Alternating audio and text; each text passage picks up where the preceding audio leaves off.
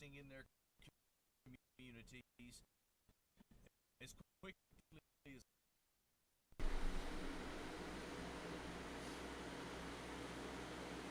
best thing for me to do while I'm here is A, report the story and not become it.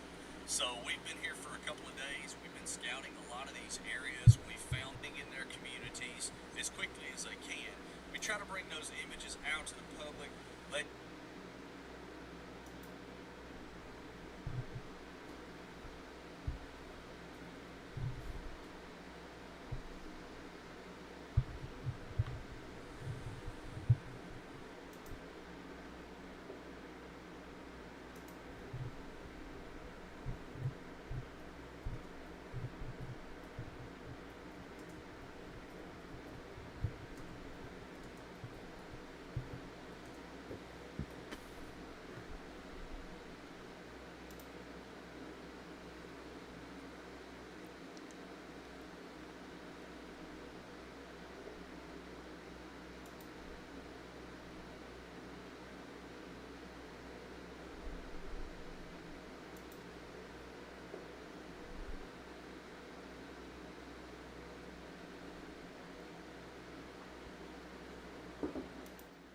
Hey guys, good morning to you. Just kicking off our Hurricane Idalia coverage with Brett Adair here.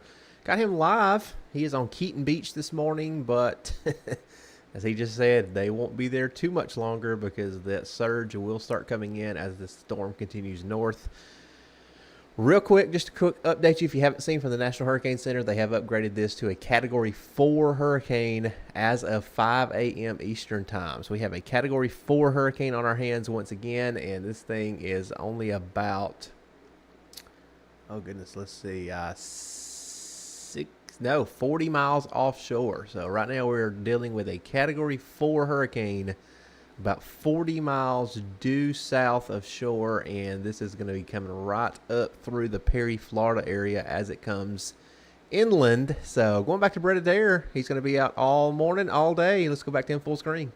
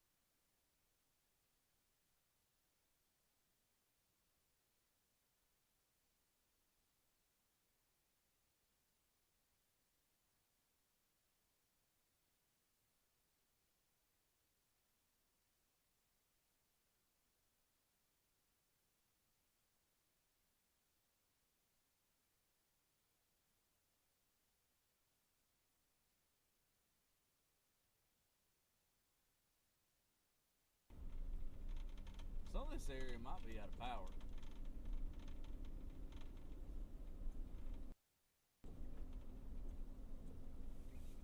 Hey, where the heck is Adam and Steven and them? They were do what? I don't know. Those houses back there.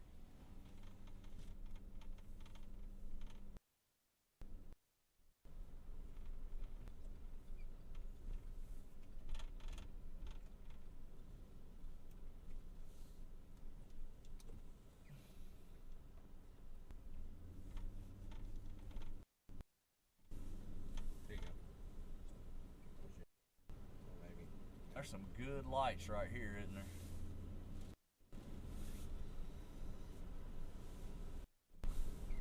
That eyewall's trying to drift west again.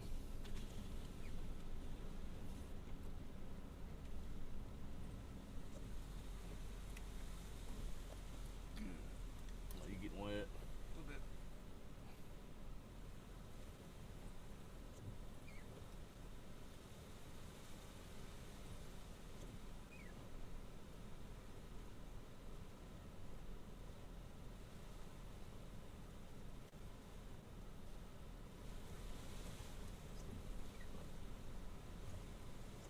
Got it.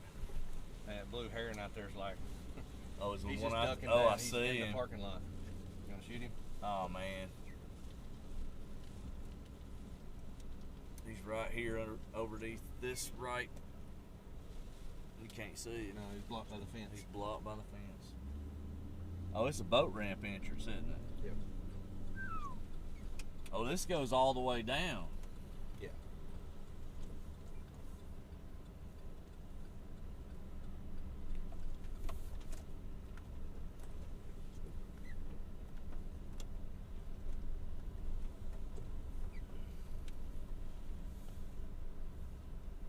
Okay. I see where we're gonna be now. Well, there's. Yeah.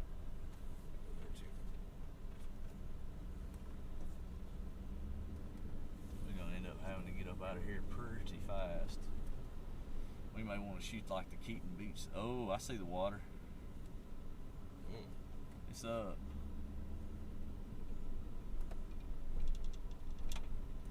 That's way up. Look at the water. Water's already right there to the top of the ramp. Yep.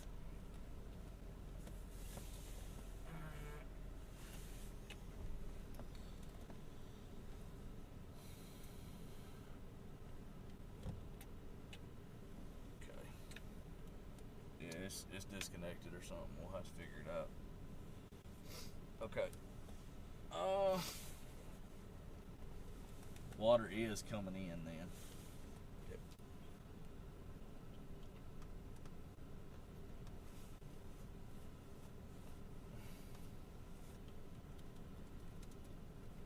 Lucio got a Rhino Line Tahoe. Yeah. That's him right there. Now maybe Stas. Okay. He's with. I think there was Stephen Jones. Okay. Remember Stas had the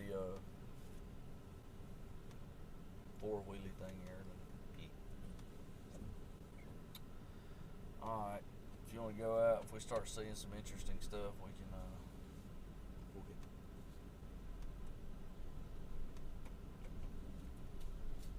Oh my goodness. What did they find? 120 knots in the eastern eyewall, it looks like.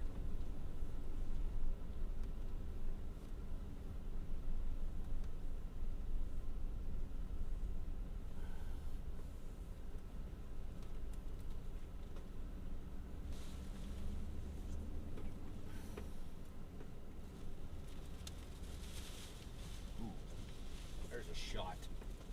down the road. There you go. Look hitch. You ain't gotta cut that on, cut it Okay. off.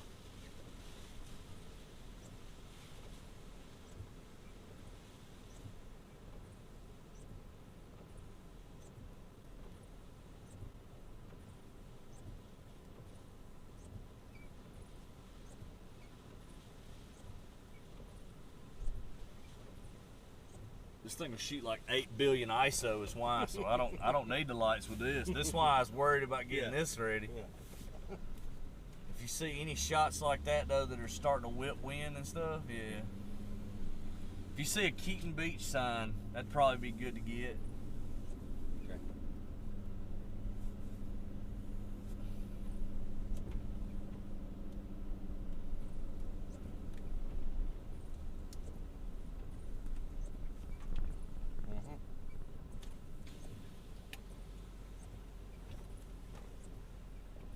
Cut that off.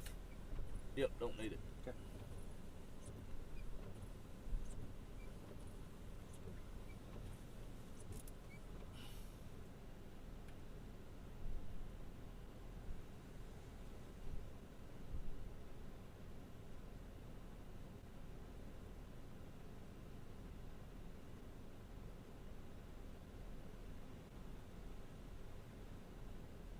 Got it. It's crazy how good this thing is with such little light. I remember vividly that night in Shipley at that gas station. We couldn't even hardly Where's the Keaton Beach sign at? down there. Is it? Yeah. All right, get me that. Get me to that sign, and I'll get it, and we'll. Welcome to Keaton Beach. There it is. You know what? Right here. That works.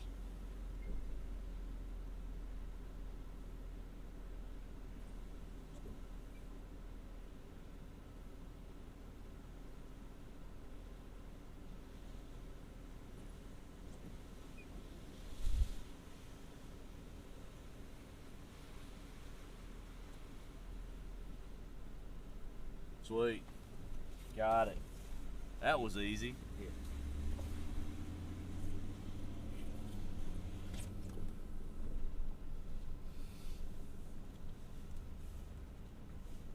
Guys, we're currently moving around right now, getting a few shots. We're down on Keaton Beach. We're going to go back up toward Perry, I think, as this moves toward the north, because not really any good spots down here. So what I'm going to do, Heath, is I'm going to cut this down, but I'm going to cut this on our face only. Cool.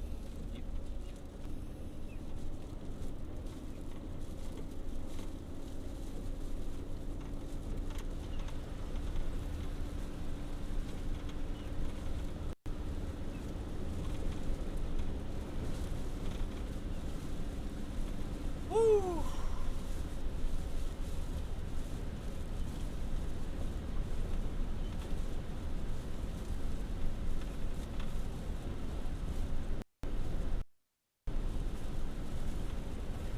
Come on, sunshine. Yep.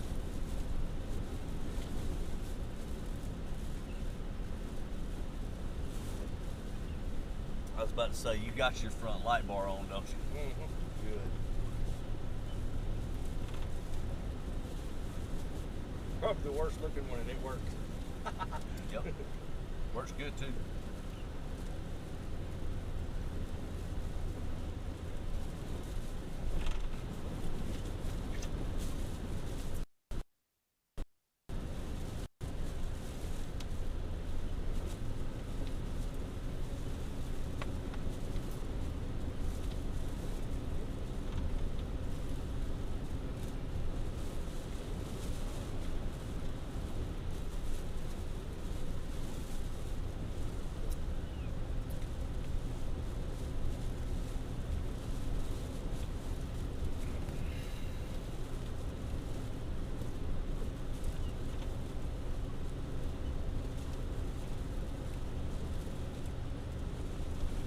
I know who that was in that Tahoe.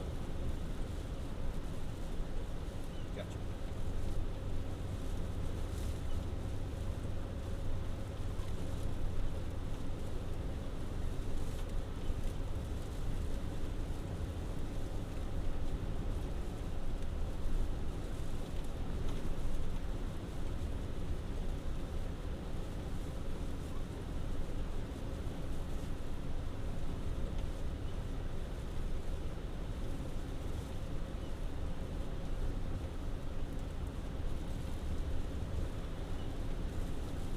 which road's gonna have for sure trees all over it? Which one? Radcliffe Road, the one we were on yesterday. Oh, ain't no doubt. I don't think there's any doubt about that one.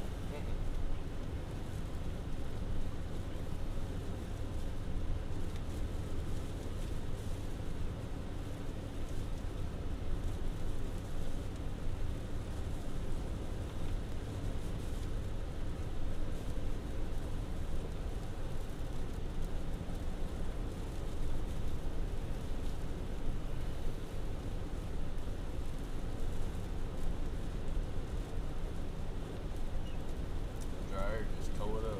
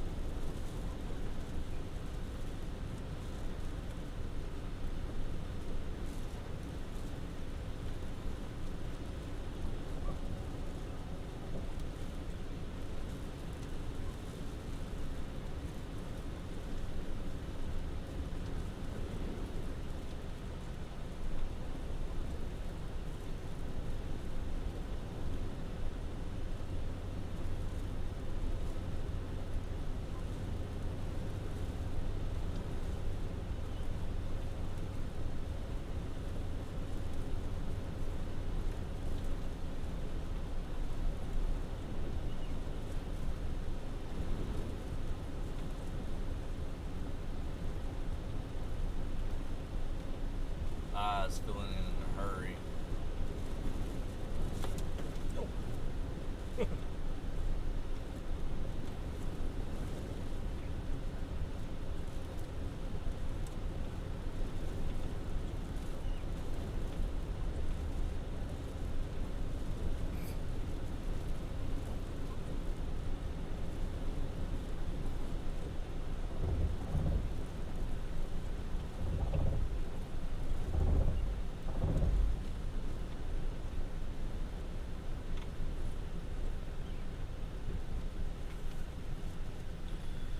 We may actually be able to go out there to Keaton Beach.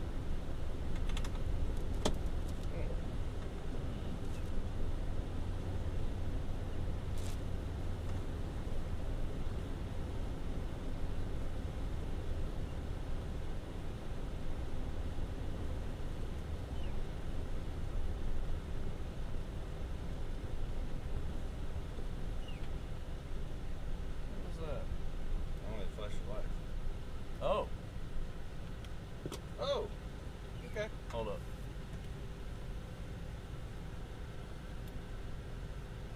Now what we do with this? Cut the light on real quick up top. There it is. Sorry.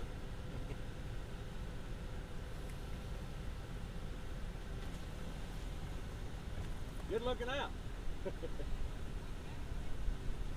Huh? No. No, we're good. We just came up.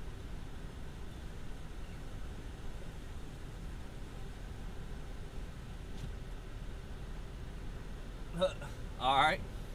Hold on. Let's go ahead and start recording because we just never know, right? Tree down here.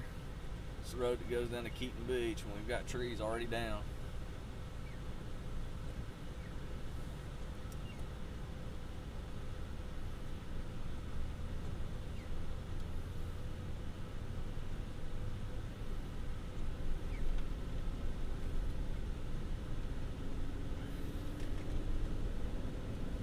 What's this highway?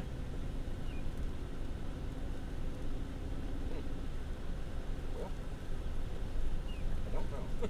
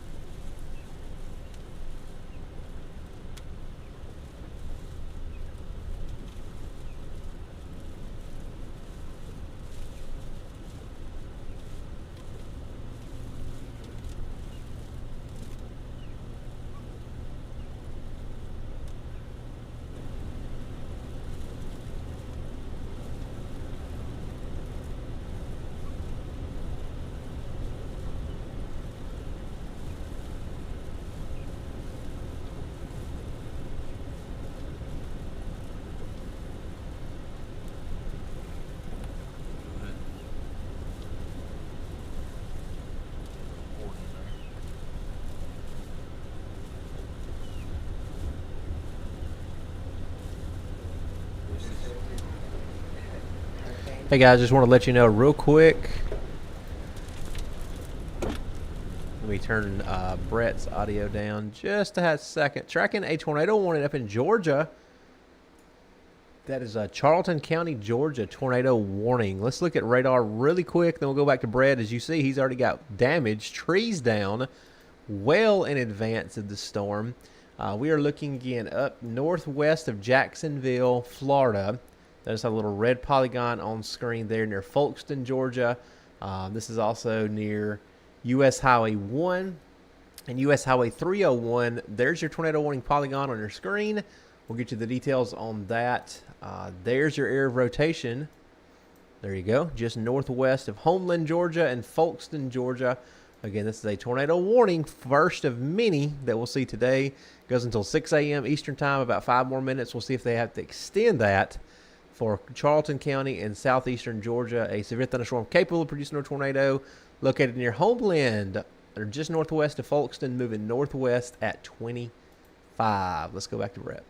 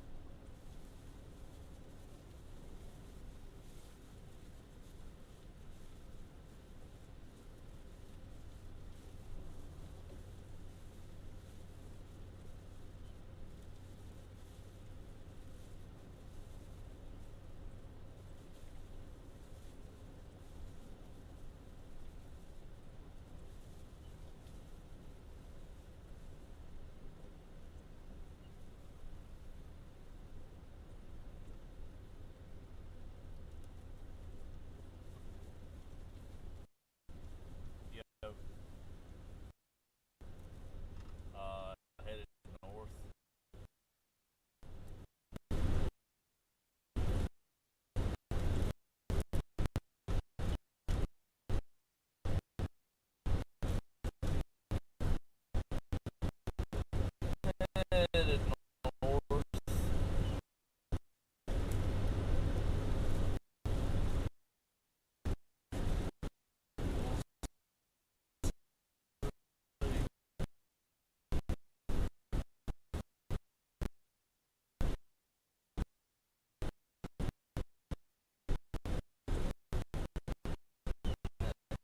Got anything going on really yet.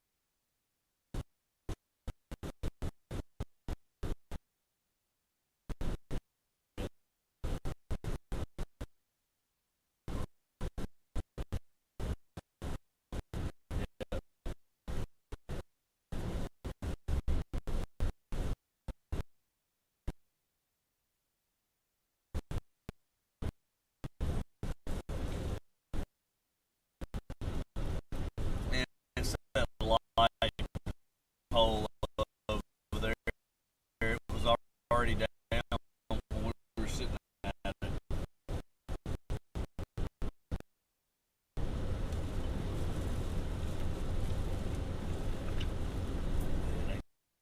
It ain't worth it. It ain't worth it. Petromol, all this stuff just sold to everybody. Water breaking. Oh. Big. Yeah, and blew a quarter of the tree out in front of it. It's blowing all the debris. I swear, this is gonna be stupid stuff. My eyes like becoming massive.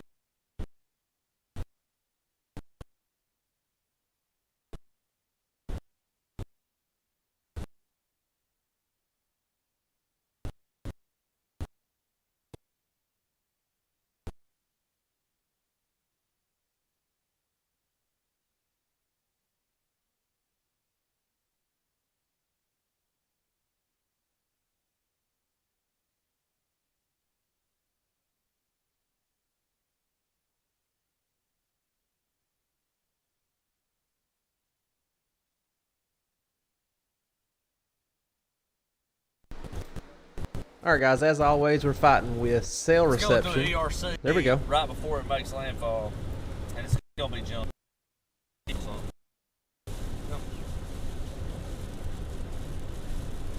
Oh, we're coming. We're already almost back to Perry now. Like, we're just south of y'all, not far at all.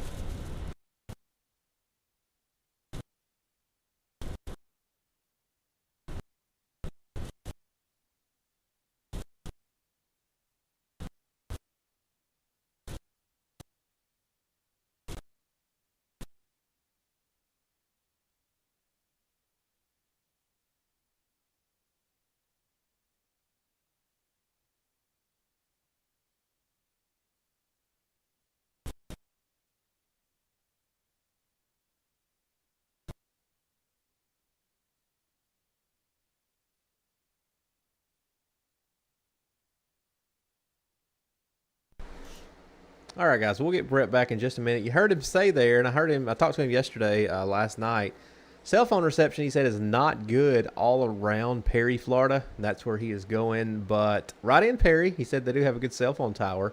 So we should get him back here in just a second. Let me update his location real quick on the banner at the bottom, and then we'll go back and we'll take a look at radar. And there we go. We do have our surge cams loaded in. Give it just a second. Those will load, and we got Brett up there in the top corner. Let me rearrange that a little bit because he was not live when I did that, and that's a little weird. So let's put him. There we go. And those surge cams are refreshing. That's why they disappeared on me. But the top one in the top left, let me get these straight, and I'll tell you where we are looking at. So when we lose, where they're dark, we'll get some daylight here probably within the hour. The one in the top left, that's our St. Mark surge cam right above my head. The one down there on the bottom right, that's our Keaton Beach surge camera. That's right where Brett was just a few minutes ago. So again, we'll be able to keep an eye on those surge cams throughout the day today. And while we have Brett, of course, we're going to be staying on his dash cam feed. But if he goes down and if we lose him for any reason, we'll be able to go to these surge cams and we'll be able to watch these full screen or not for the remainder of the day today. Notice there, right above my head again, the St. Mark surge cam. A lot of wind, but don't see any surge just yet. The storm is going to be continuing to go north, and we'll see that surge come in. Let's go back to Brett.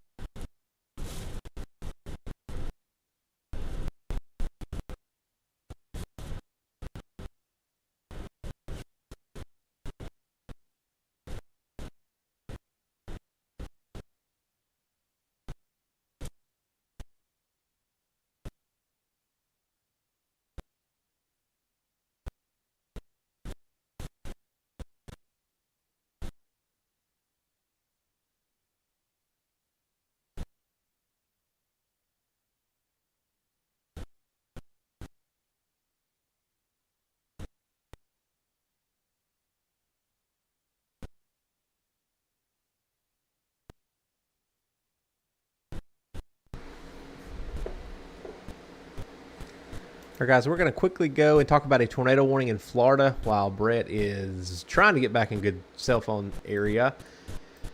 Just issued down here southeast of the Fort Meade, Florida area. This includes Frostproof, Hillcrest Heights, Avon Park, and Berea, Florida. Notice our polygon there on the screen. That's a brand new tornado warning for Highlands, Hardy, and Polk counties in Florida.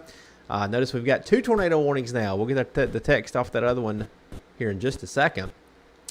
We're tracking the northern cell, tornado warning until 6:30 a.m. Eastern time. This is just issued at 6:03. A severe thunderstorm capable of producing a tornado is located 8 miles west of Avon Park, moving northeast at 45 miles per hour. Again, this is a radar indicated rotation. Let me get it to where we can look at storm relative velocity. There's your couplet just east of Lemon Grove, Florida. And that's going to be crossing State Highway 64 between Lemon Grove and Avon Park right now, moving up towards the Frostproof area. There's your second area of rotation down to the south. This is another tornado warning for Highlands County, Hardy County, Polk County, DeSoto counties in Florida. That goes until 6:30 a.m. At 6:03, severe thunderstorm capable of producing a tornado is located 7 miles northeast of Arcadia, Florida, moving northeast at 45. That one's going to be impacting the Wauchula area around 6:20 Eastern time. So again, 2 tornado warnings in Florida and 1 in Georgia right now.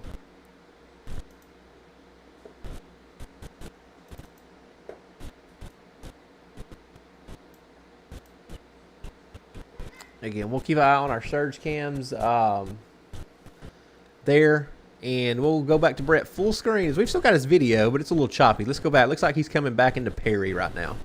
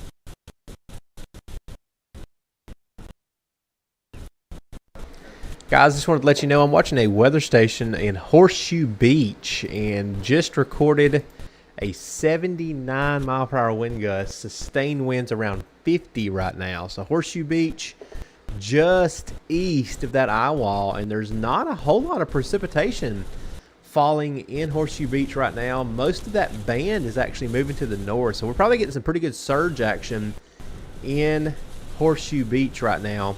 And I tell you what, this thing is going to come crazy close to our surge cams that we've got put out. So we may have a direct eye wall hit on one of our surge cams here in just a little bit. Let me show you what I'm talking about. There's your eye wall. There's Horseshoe Beach there to the right. And again, just had a wind gust to 80 miles per hour, 79 miles per hour in Horseshoe Beach. Sustained winds between 50 and 60 right now.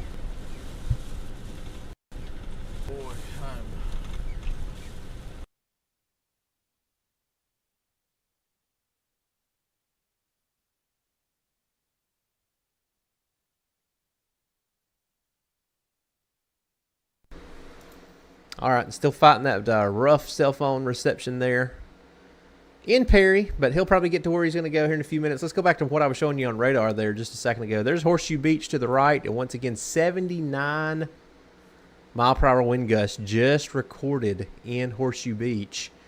Probably getting a good deal of amount of surge coming in as well. I think I just lost that weather station. We were watching one down in Cedar Key earlier that was gusting up to near hurricane force, but it looks like we have a pretty large power outage in Cedar Key right now, and we've lost that wind data. So there we go, 81 now. 81 mile per hour gusts recorded in Horseshoe Beach. Sustained winds right now are, my goodness, anywhere between about 40 and 60 miles per hour on the real-time gauge I'm looking at over here. So we go 71 on the real-time. So yeah, we're getting big-time wind now coming into Horseshoe Beach and likely surge coming in as well.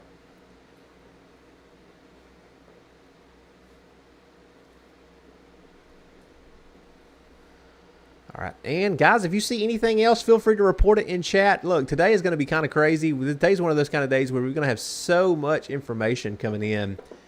It's going to be hard to keep up with everything. So you guys feel free to jump in chat. Let me know what you're seeing. Anthony, thank you for that. 6 a.m. update, 1:30 at 942 millibars. That is crazy. That thing is still strengthening. I think it was, what, 940? What was it at 5 a.m.? Was it 945? I'll have to go back and look. Oh, it's 940. Thank you, Anthony. So that's come up a little bit. That's good. I was thinking that was down from the earlier update. So thank you, Anthony. Was 940, now 942. Notice what we've got going on. See that big area just east of the eye that don't have any precip? That's where we've got some dry air that's wrapped into the system.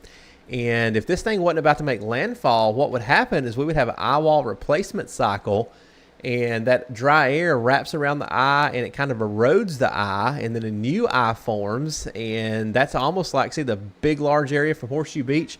It's almost like we've got a secondary eye wall forming that is much, much larger due to that dry air that got in. So the small one is the original eye, the large one's about to be the new eye.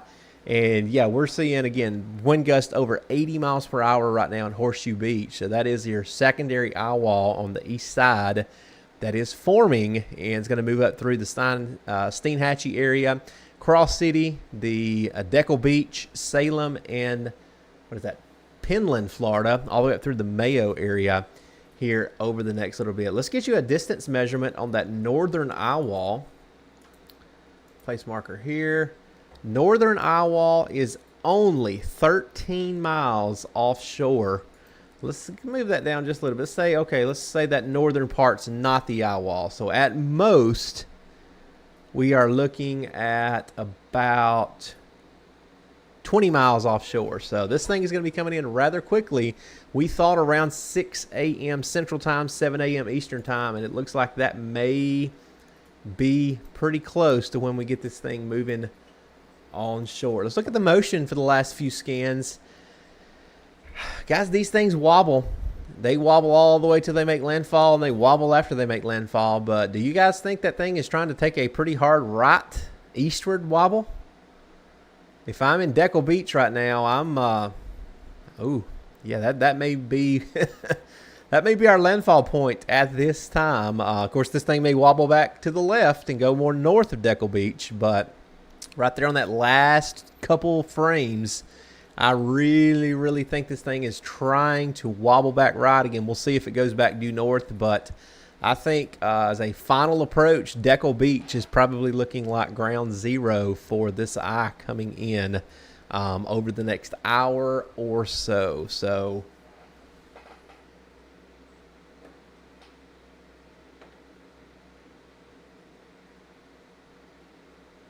still waiting on Brett's feed to come back. He is in not Mayo. Where's he at? It's early, guys. Where is he at? Perry. He's in Perry, Florida. I'm like, what's the town name? Did you guys get any rest last night, or y'all been up all night watching?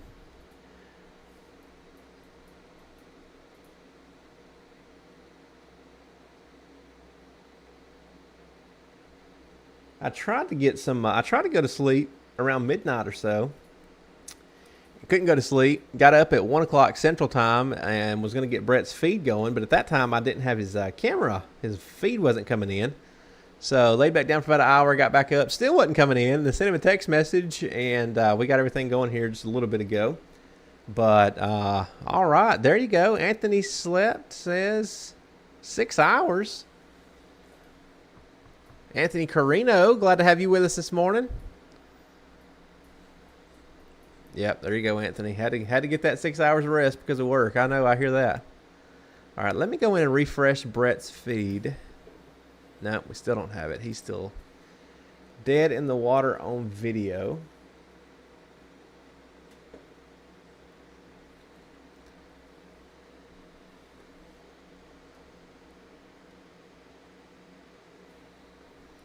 All right, maybe we'll get his feedback here in just a minute.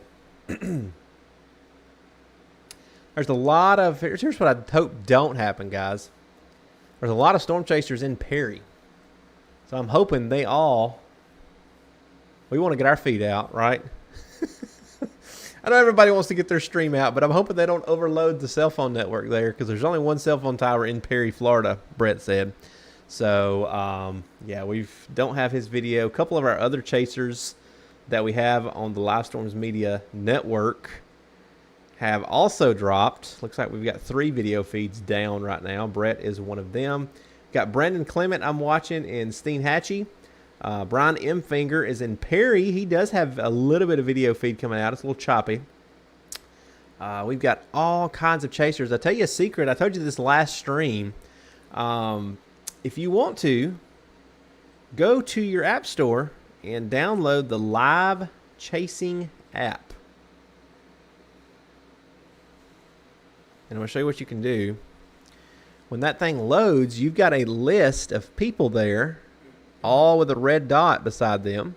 And you can click on any of their names, and you can see their live video coming across the app. So, again, the app is called Live Chasing. Go to the App Store, free app. Don't have to pay a penny to download that. And you'll see all of the Live Storm Media feeds coming in this morning and throughout the day. Again, guys, this is not going to just be a one and done kind of deal. This is such a strong system. It's going to take most of the day to come inland and start winding down. Widespread wind damage expected with winds gusts over 100 miles per hour. Remember, too, I want to talk about a little bit about wind speed. So we talked about this on a couple of our live shows. If y'all watched our Live Storms Media specials for the last 2 nights or so. 3 nights, I think. I think we've been live ever since, oh, Lord, I don't know, Saturday night or Sunday night. We've done a lot of those. Greg. Good morning, Greg. There you go. Brett's father in here. We appreciate you tuning in. Yeah, we were happy to have you watching our live show again last night, Greg. And, yeah, watching Brett and your daughter in Chiefland. Yeah, I know he's been talking to Lindy there a lot the last couple of days, trying to make sure everything is all right there in their neck of the woods. But we'll hopefully get his feedback here in just a minute. I keep watching our other system, and he's offline everywhere, so they're still in the dead zone. But one thing we were going to talk about with the wind speeds, just remember the National Hurricane Center wind, that's a sustained wind. So when they say 130 mile per hour sustained winds, that is a sea level My son brought up a good question about that a few minutes ago. Where is that measured? Is that up in the air? Is that 100 feet off the ocean? That's actually a surface level wind observation from the drop signs that they drop out of the Hurricane Hunter planes. So again, 130 mile per hour is your surfaced wind speed out in the eyewall.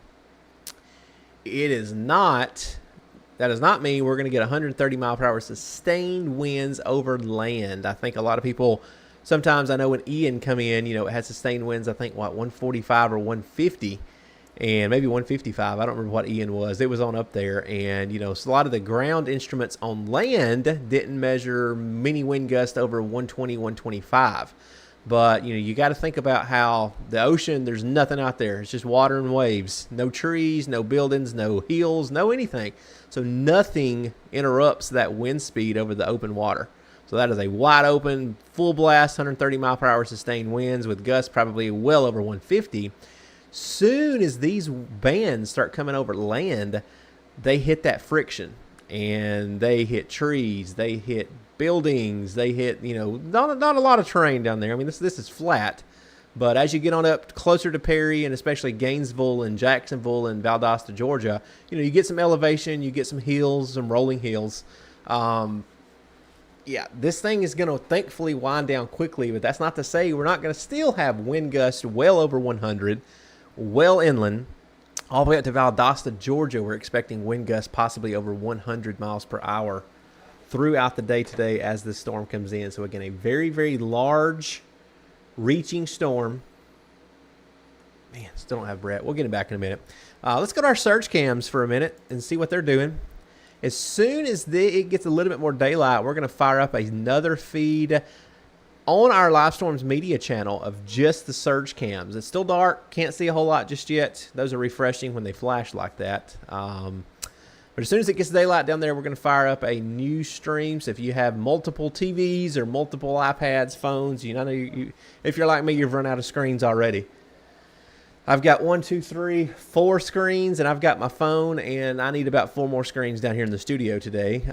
But if you have another screen that you can devote another feed to, is what I'm trying to say, we'll get our live surge cams going on the Live Storms media page here probably within the hour. I think I scheduled that to go live at 6 a.m. Central Time, 7 a.m. Eastern. Only reason I haven't turned them on yet is because, as you see, it's still dark, so I want to wait until we have a little bit of daylight on those before firing off that live feed. And there's not, thankfully, a whole lot going on there either location yet. Again, if you're just joining us, we're looking at Keaton Beach there on the right-hand side. It's dark, but that's going to be an incredible view. I'm telling you, that Keaton Beach is an amazing view as soon as we get a little bit of daylight. And then St. Mark's surge cam, we do have a little bit of lights there. You can see the parking lot. You can see the wind blowing. Let me take that full screen just for a minute. There you go. And notice, oh, there comes somebody. Some brave soul out braving the elements this morning. Don't see many of them out. I bet that's a storm chaser. But again, we'll keep an eye on all of our camera feeds today. Again, that is our St. Mark's surge cam at the top, right above my head. Keaton Beach on the right, Brett's dash cam, which we've still lost up there, up on the top right-hand side. We'll get him back, hopefully. We kind of plan today on backup content. So if we lose Brett for an extended period of time due to data outages or otherwise, that's why we've got the surge cam. So we'll sit here, we'll talk about the updates, we'll talk about radar, and we will take the surge cams full screen. If something should happen at any point today, I think we'll be good on data. Hopefully, I don't want to jinx it, but I think we'll probably be okay until that eye gets on shore. And then once that eye wall gets on shore, all bets are off as far as if we're going to be able to keep our cell phone towers active or not.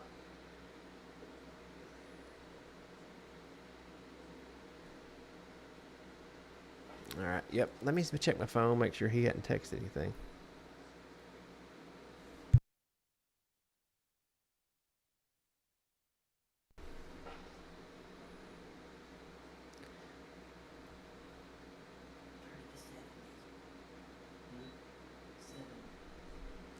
All right, yep. Brett's in a dead zone, so let's go back and look at radar for a minute, and let's see if we have any more tornado warnings. What I'm going to do is I'm going to take his camera down, just down here to the bottom, so it's not blocking as much of the radar window. There we go. I like that. So as soon as he comes back, we'll see it live there in the bottom right hand corner.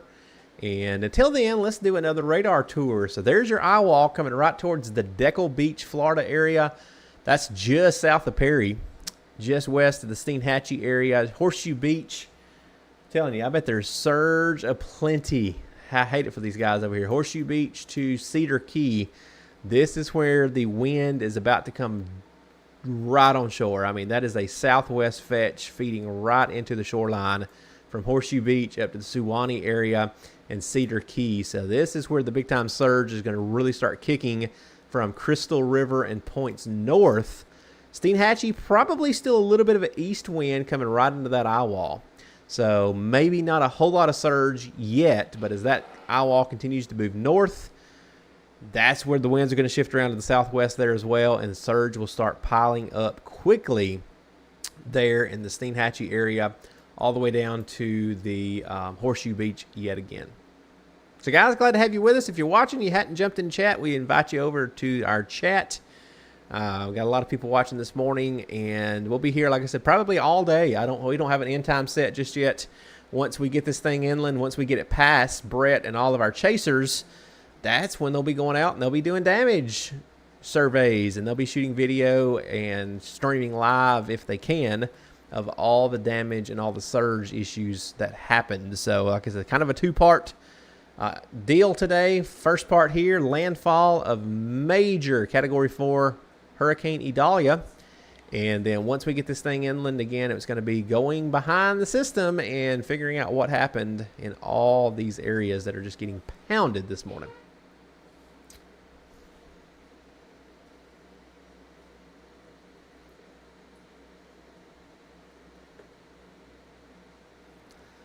I'm trying to check our weather station that I'm watching off cam here. In Horseshoe Beach, they still got power there. 81 degrees. Very close to that center of circulation. Barometer still falling. 29.04 inches. 983 millibars. So look, guys, that's what it's crazy how hurricanes work. Horseshoe Beach, due east of the center. Let's get a distance measurement on that. The rate that the pressure falls in hurricanes just blows my mind. So Horseshoe Beach is only 20 miles east of the eye wall. All right, 20 miles east of the eye wall. Their pressure's at 983 millibars. And in the middle, it's 942 millibars. So you've got literally a 40 millibar pressure difference in 20 miles. That is what makes you wind. Because if you guys remember anything about high school or college and having the atmosphere science classes, the atmosphere does not like change. It tries to equal everything out. So when you've got a very, very deep, strong low pressure area, which is the eye of a hurricane, that pressure in there is so low, the atmosphere tries to fill that void with air. What is that? That's wind. So what happens is you've got all this wind rushing towards that eye, trying to equalize the pressure. That's how the atmosphere works. So the tighter that gradient, the stronger your wind speed. That's why we've got a Cat 4 hurricane now instead of a Cat 2 is what we had when we went to bed last night. So again, the greater the pressure change over a short distance, that's why you really get the high winds. And again, crazy. I'm about to lose this weather station. I keep watching over here. It keeps flashing white. The whole page keeps going down. But I keep holding my breath. We're wanting to, last update, it was south winds at 71, gusts to 79 in Horseshoe Beach. And, oh, we got it back. Yep. Are we still live? Yep, we're still live. South winds ranging between 60 and 70 miles per hour sustained in Horseshoe Beach. They're right on the, which way is that? That way. That way. All the way over there to the right-hand side of your screen, right above Brett's frozen dash cam, you see Horseshoe Beach there. And again, sustained winds around 60 to 70. And we're having multiple frequent wind gusts. 280. I mean, I got there 73, 48. That's about a 2-second update I'm getting on this instrument pack over here. And can't imagine the roar, you know, just the noise of the wind. And again, being at night too, not having any daylight, it just makes it even worse because, as Brett said when we were on our show last night, if you guys were watching, it's a lot, I won't say easier, it's a lot more comforting to be able to see what is coming at you in these big storms versus landfall in the middle of the night, no power, no anything but loud noise, roar, and everything crashing around you, and you don't know what's blowing at you. So that's why we were hoping we could keep this thing just offshore until we got daylight down there. Let's go back to our search cam, see if we're getting any kind of daylight on those.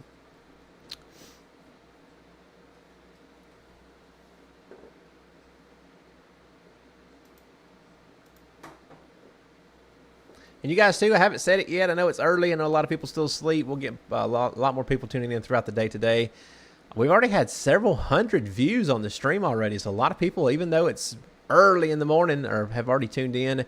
If y'all can, go ahead and hit that like button. We don't get anything out of that. We keep saying this. But YouTube, if that like button goes higher, YouTube sees that, and they will... what's the word? Recommend. It's early, guys. They'll recommend this live stream to more people that may be on YouTube watching hurricane information today. So if y'all can, hit that like button for me if you haven't already. Once you hit that like button, you can't do it again the rest of the day today. So you've done what you need to do. And again, we appreciate you guys tuning in. We're going to be here all day today, probably well into the evening hours. Lord, I don't know. We'll probably be live all the way through the afternoon, maybe up to dark tonight. We'll have to kind of play it by ear and see how everything goes today.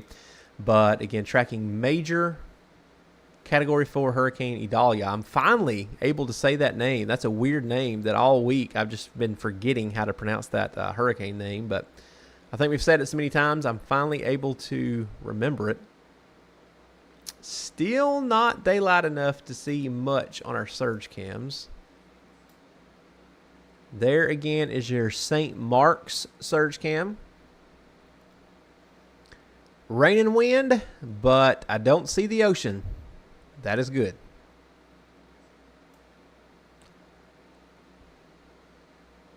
And then the other one that we've got here are Keaton Beach.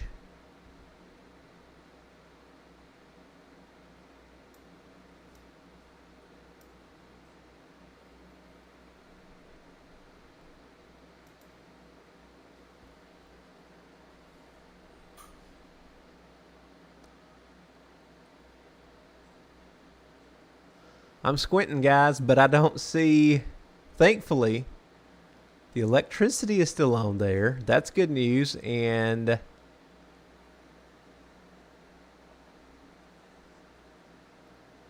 I don't see anything yet like waves crashing where they're not supposed to be. So, again, good news there on our Keaton Beach camera.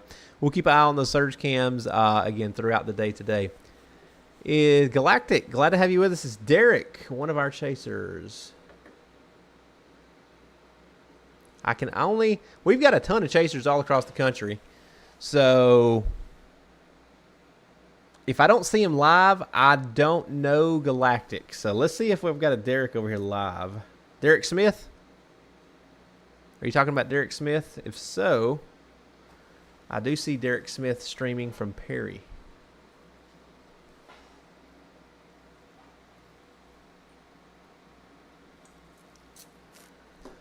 Yep, there you go. He is a Live Storms Media chaser. I've got his name up there. His feed has went down.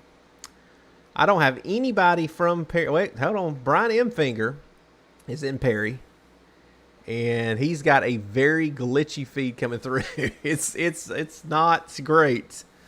It's streaming about 2 frames per second. So, now we're about to lose him. Yeah, we've unfortunately, I think we've had some data drop out there near Perry already.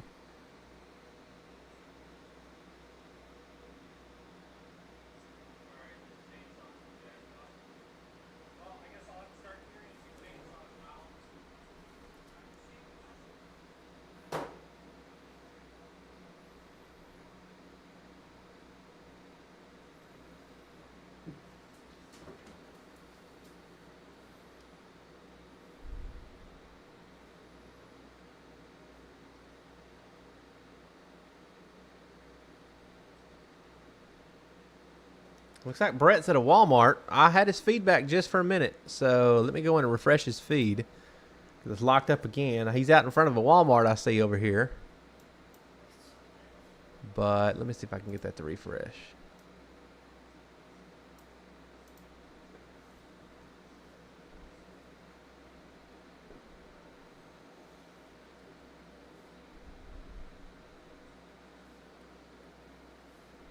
Brett's stream is trying. It's trying. Oh. I heard him for a minute. There we go. We've got him back. Let's take him full screen for a minute.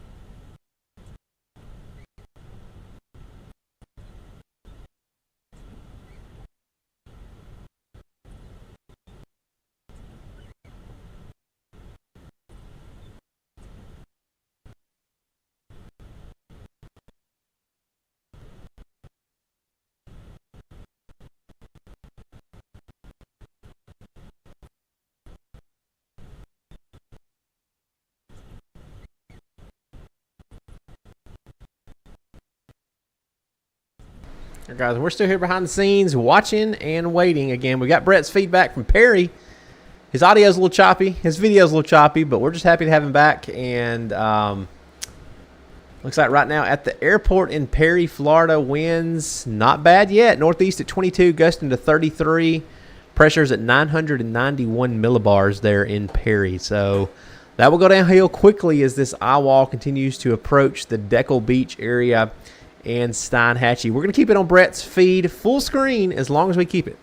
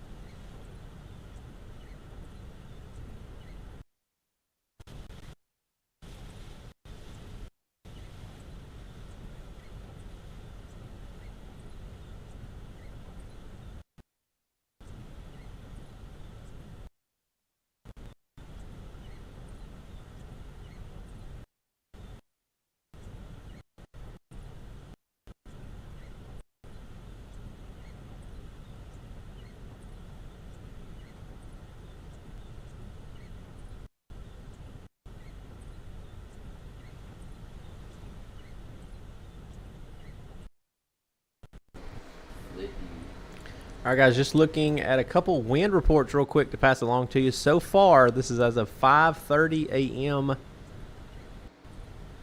Ooh, what time zone is this? Central Time. So 6:30 a.m. on the East Coast. So far, max wind gust 73 in Cedar Key, 95 in Horseshoe Beach, 82 in Keaton Beach, 43 Tallahassee, 34 in Gainesville. So again, max wind gust so far. Horseshoe Beach, 95 miles per hour. Keaton Beach, 82. Cedar Key, 73. Let's go back to Brett.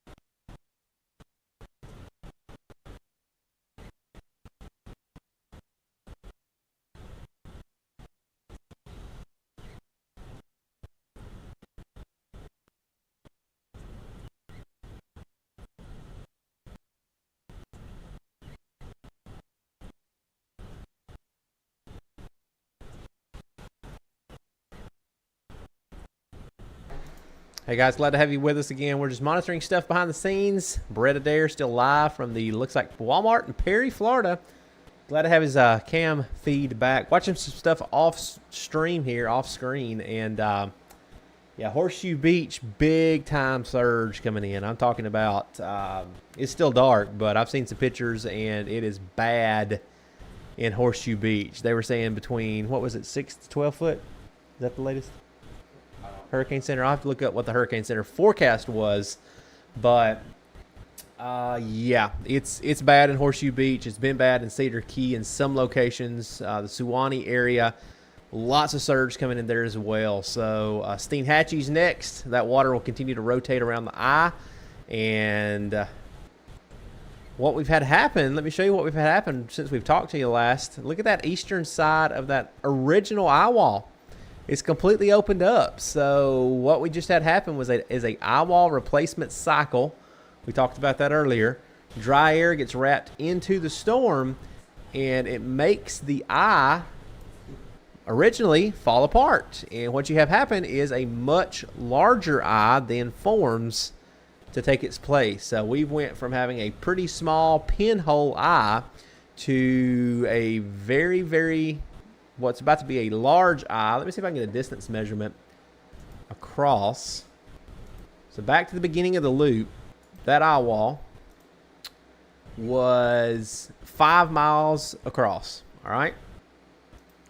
Now, if you count all the way over to what's just on shore near Horseshoe Beach, that is 25 miles across. So we have significantly increased the size of the eye due to that eye wall replacement cycle that is just about to come on shore there near Deckle Beach. At this point, at this time, unless we see another jog left or right, it looks like that landfall is going to be very near Deckle Beach. Thank you for that, Anthony. I was about to see if we had an update. NHC website put it back down to 940 millibars, moving north-northeast.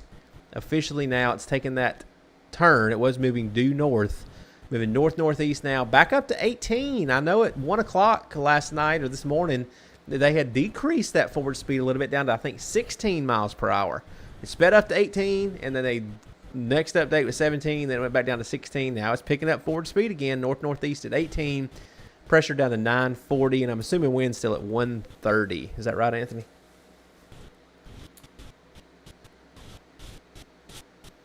Yeah, we are literally within probably less than an hour for official landfall from the National Hurricane Center. They'll do a special update whenever we have landfall and released another advisory, and it will also say where the official landfall point is. So again, current time 6:47 a.m. on the East Coast. We're wanting to get daylight pretty quick. Hopefully it should be getting daylight here in the next 30 minutes or so there in where our chasers are in Florida. So we're keeping our eye on our surge cams as well. Watching them off screen on another monitor. Still dark. Still not a lot to see on those, so I won't show you those just yet. But thank you for that, Anthony. But again, winds at 130, moving north-northeast at 18 miles per hour. Pressure back down. Was up to 942, back down to 940 millibars. We're going to continue here behind the scenes. We're not going anywhere all day. I'm going to just be watching wind, watching reports, watching. How many screens do we have? 1, 2, 3, 4, 5, 6, 7, 8, 9, 10. We got like 11 screens down here in the studio today going with all kinds of different stuff on them. So if you see me looking around like my head's on a Ferris wheel or whatever, yeah, that's why. I've got screens everywhere. So what is it? Oh, wow. All right, guys, we're going to go back to Brett Full. We'll be here behind the scenes watching stuff.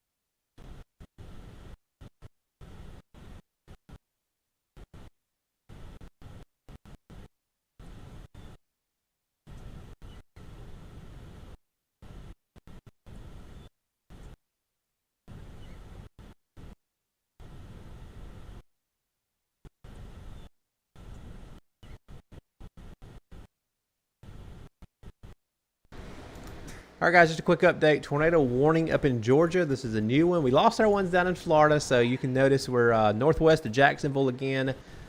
We're northwest of Brunswick, Georgia. Brand new tornado warning just issued just a second ago. This is going to be for Brantley and Wayne counties in south central Georgia. Tornado warning until 7 a.m. Eastern time. Storm moving northwest.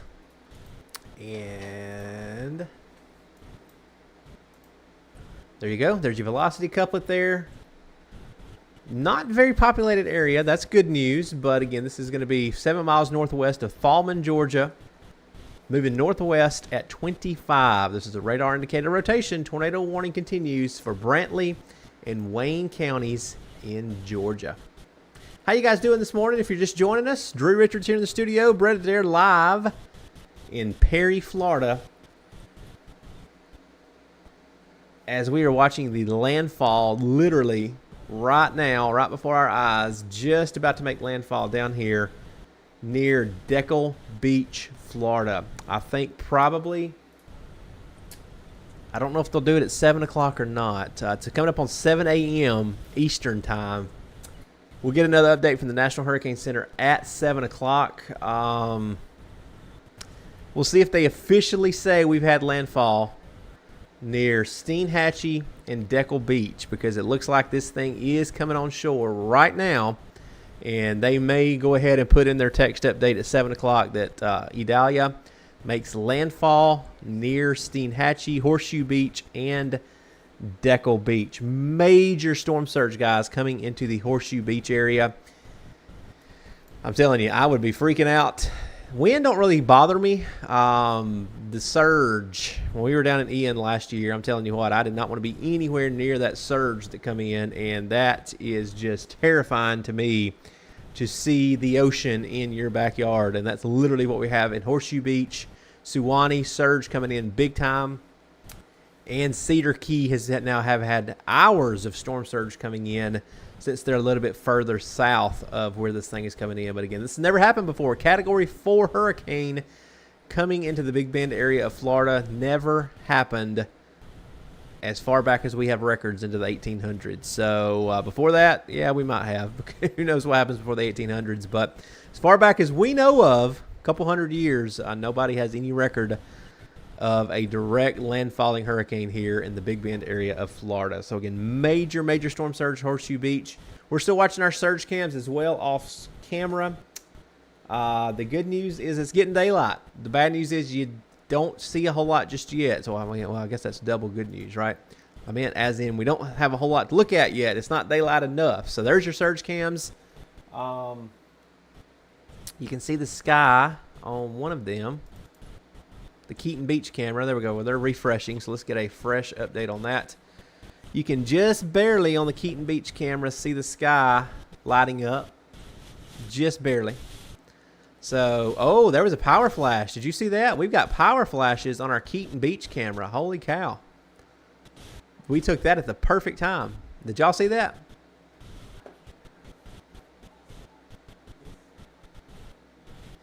Oh, man, more power flashes. Check that out. Let's take that full for a minute.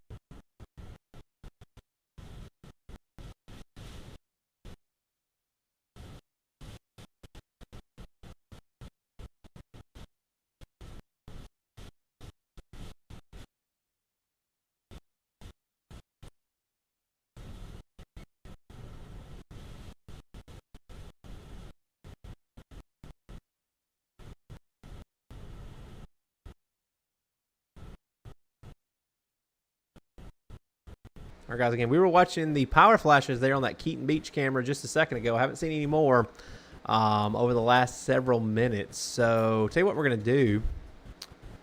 I'm going to load in our... We're going to keep it on this dual screen here just for the next little bit. Let's do this.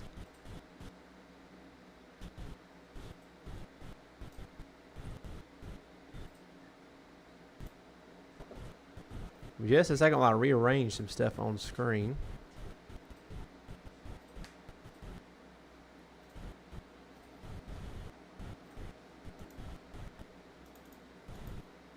There we go.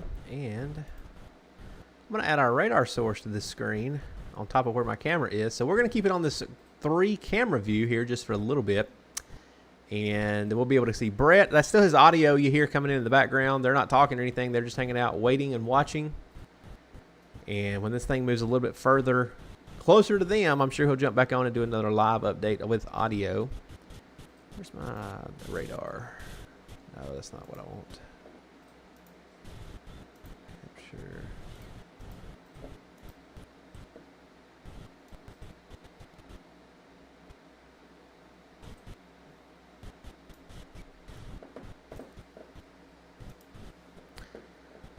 And all right, guys, we're going to keep that up here just for a little bit. We're going to keep Brett's audio up as well. I'm not going anywhere. I'm just hanging out here behind the radar image. So I'm going to keep monitoring what we've got coming in with the reports, and I'll be back here in just a second. Yes, Ray. I don't know about Dave. Hang on. Let me check that, Ray.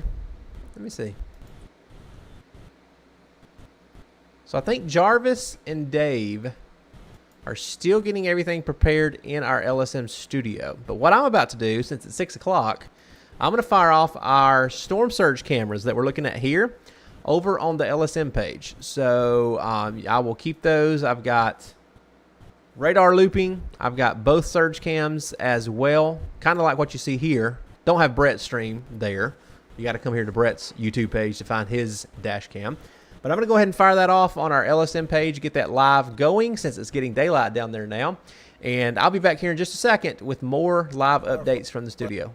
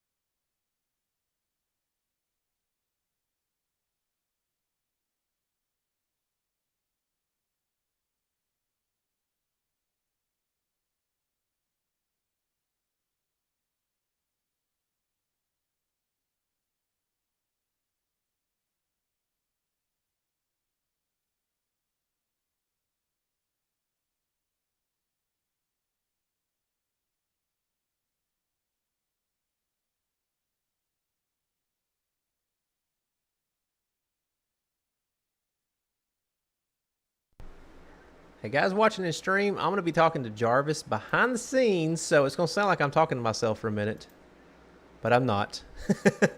So, hey Jarvis, I'm here now. Can you hear me?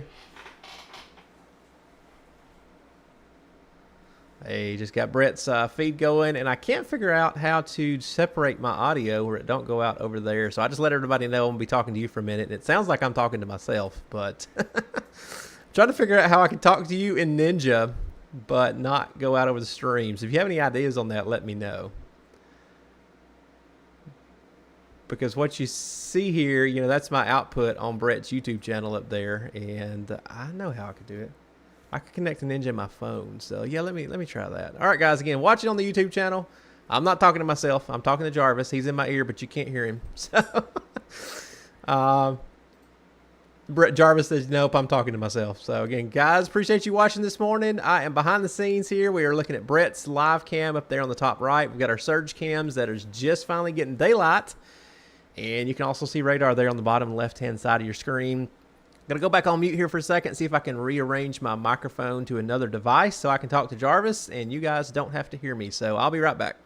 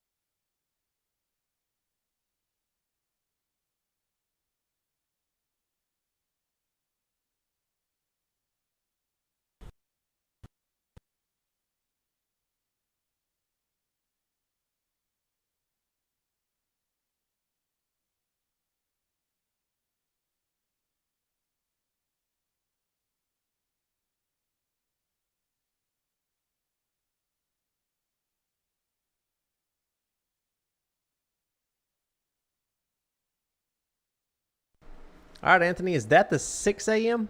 update? If so, good. We're already seeing rapid weakening. Don't matter. Still 125. Yep, there we go. 29.6 north, 83.8 west, 55 miles northwest of Cedar Key. Maximum sustained winds 125 as of 7 a.m. And minimum central pressure up to 947. The headline says catastrophic storm surge and destructive winds occurring in the Florida Big Bend region. So again, we've got, they do say a eyewall replacement cycle has begun. Maximum sustained winds now 125 miles per hour with higher gust. This change in wind speed does not diminish the threat of catastrophic storm surge and damaging winds. Within the last hour, a Seaman station on Cedar Key measured sustained winds of 47 miles per hour with a gust of 55. A weather flow station at Appalachia Bay measured a sustained wind of 43 with a gust of 55. And then a Florida Coastal Monitoring Program tower near Lake City, Florida, reported a sustained wind, a wind gust of 51. So, again, a very large wind field with this storm. And again, Anthony, thank you for that. Got that first. 125 and 947 millibars as of 7 a.m. Eastern time.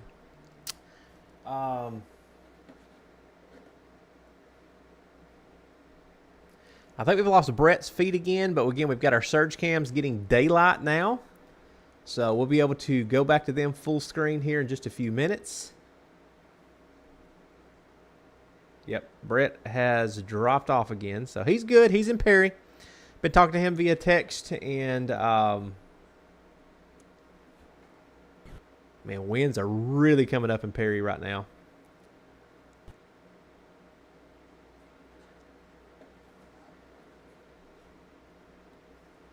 And I'm watching some pictures. Major storm surge issues again in Horseshoe Beach right now. They're probably going to have the worst storm surge, I think, of anybody from this storm in Horseshoe Beach, Florida. They are right there on that right eye wall, and every bit of the high winds are coming around the storm, and just, I'm talking about plummeting right into Horseshoe Beach with, I can't even tell you how much storm surge. It's a lot of surge coming into Horseshoe Beach. Easily taller than I am. I'm about 6'3", and it would easily be over my head from the pictures I'm seeing coming out of Horseshoe Beach. So just we're thinking our thoughts and prayers out with those guys. We've got waves. I'm looking at a little pavilion there, and we've got waves literally crashing almost at the roof of the pavilion. So that roof's probably about 10 foot tall. So, yeah, we're going to have some horrible, horrible images coming out of Horseshoe Beach, I'm afraid. Now and later today, once the storm surge recedes and we see what damage it has done. Anthony says Cedar Key was getting some good surge as well. Yeah, they were, Anthony. They probably still are getting a pretty good amount of storm surge. Again, Suwannee, Cedar Key, and Horseshoe Beach is just getting tons of storm surge coming in on the right-hand side of that storm. But again, we are looking at radar there. Like I said, I'm hiding out behind the radar. Let me turn that off for a minute so you guys can see my camera. But again, surge cams are what we're looking at there. Let me refresh the one there on Keaton Beach because I think we lost it for a minute. Yep. So notice the winds still coming in there, getting stronger in St. Mark's. That's the one right above my head. Keaton Beach will be back up in a minute. We've got more daylight on it. You can start to see the sky on my other monitor over here. And that is, let's get a location for where Keaton Beach is.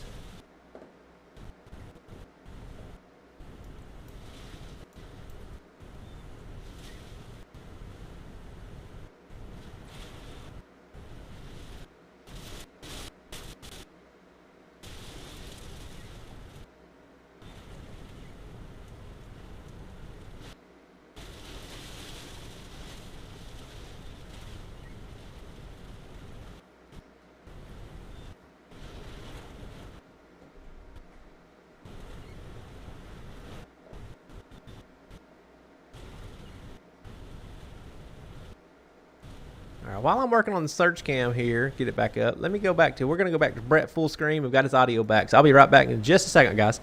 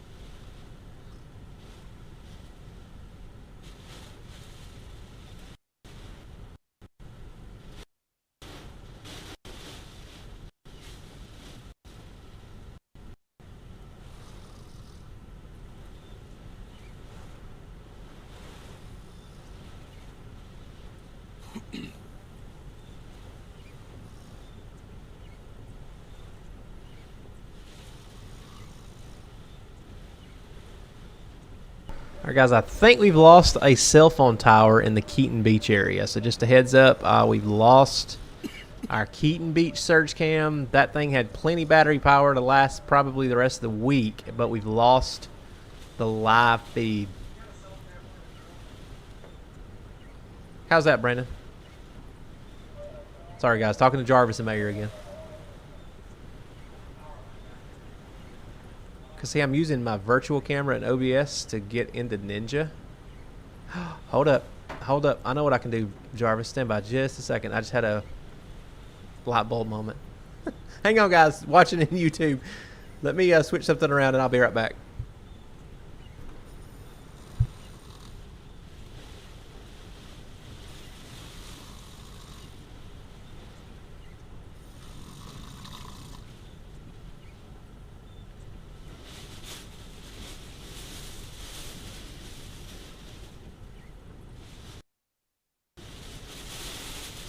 There we go.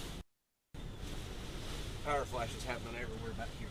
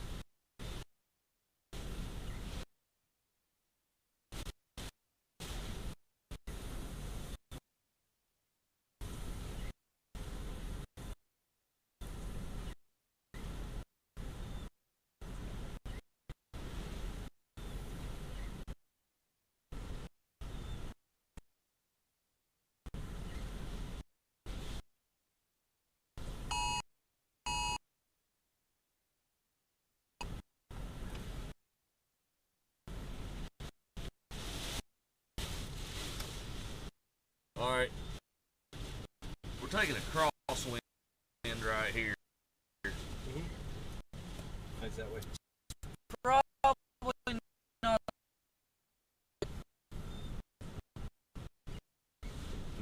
Probably need to have some kind of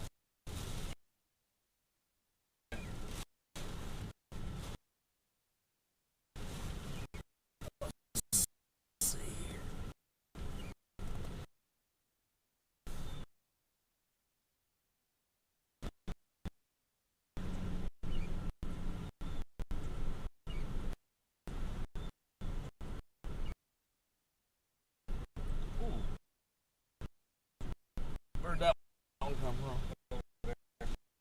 Same area? Yeah. Okay.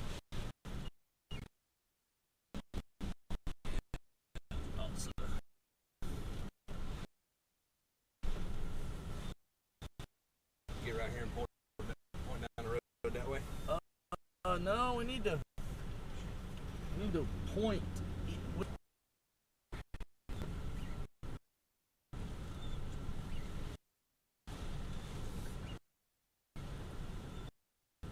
Oh, power. I tell you, let's go look at this. Okay.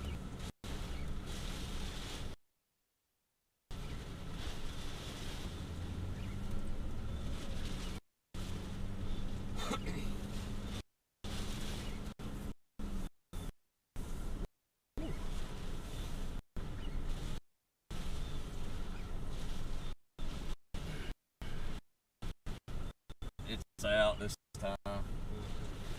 Hold on. Probably need to take so one of the buildings that we can get up against where the winds that are back here in a minute. That back window could be a problem. Let me see what the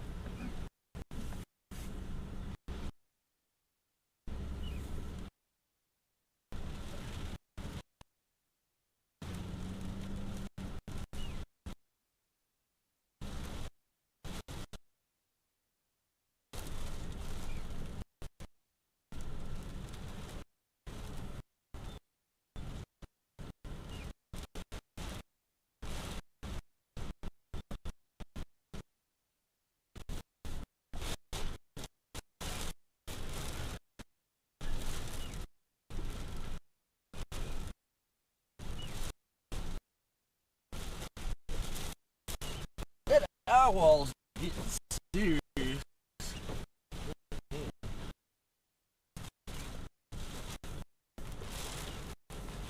Is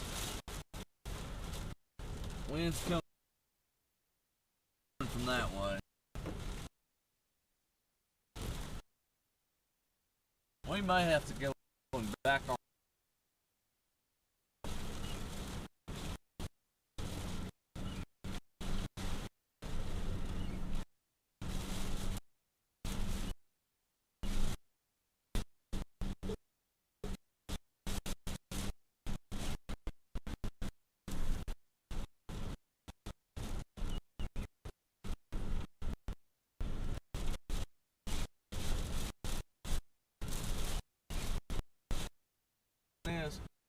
Yeah.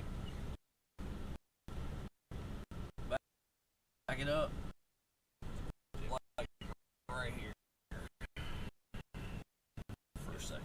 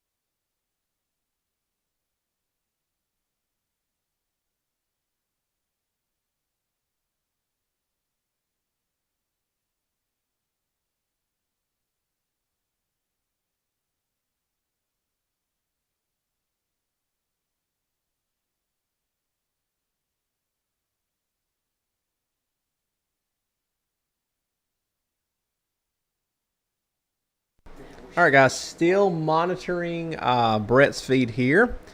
Looks like we've still got his video, but we've lost his audio for a minute. So just wanted to let you know, still here behind the scenes, monitoring information coming in. Again, if you're joining us in chat, thank you. Good morning to you. We are tracking Hurricane Idalia. Idalia. That's still hard to say. I don't care how many times we say this. It's just going to be a weird name to me. But again, let us know in chat where you're watching from today. A lot of you guys and gals have already tuned in here this morning. Was just over talking to Jarvis. I figured out how to split my microphone, so now I can talk to Jarvis, and I'm not sounding like I'm talking to myself. So again, appreciate you guys for tuning in.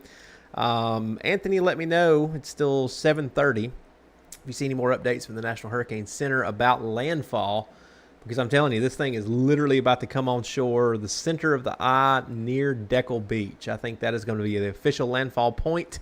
We thought that a couple hours ago when we come on live, and it's looking like Keaton Beach is going to be it, unfortunately, for those guys and gals there. Down to a Cat 3, still going to be a major landfalling hurricane in the Big Bend area of Florida. And again, I'm telling you what, we've got some major storm surge happening in Horseshoe Beach and Cedar Key. So we'll continue to keep it right here. Brett's in a Walmart parking lot in Perry, Florida. Winds are up, gusting right now to 42 at the airport in Perry, Florida, which is just south of town. So as long as we keep power and data coming from the airport, we'll be getting pretty good wind measurements until it probably goes offline. But again, last report as of 6:30. Wait a minute. Oh, no, 6:55. There we go. 6:55 Eastern, 7 o'clock Eastern time. Winds east-northeast at 35, gusting to 48 at Perry, Florida, where Brett is. So right now, wind gust to 50, but it's going to get a lot worse before it gets better. Let's go back to Brett full screen, watching that tree. What is it? Looks like a mossy oak tree there that we're watching. Let's go back full screen, guys. I'll be here behind the scenes.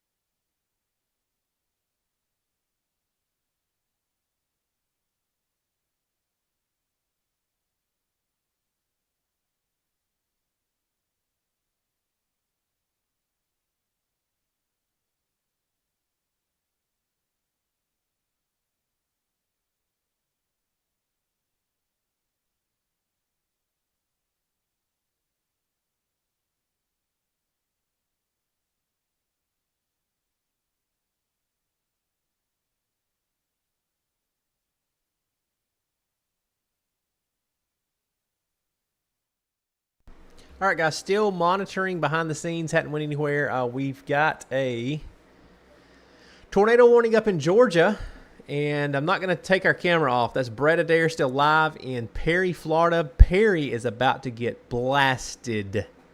I'm talking blasted by this eyewall. Real quick, there you go. There's Perry. There's Brett's location in Perry. That eyewall is just south of town right now, so we are about to see winds really increase really rapidly on this live feed.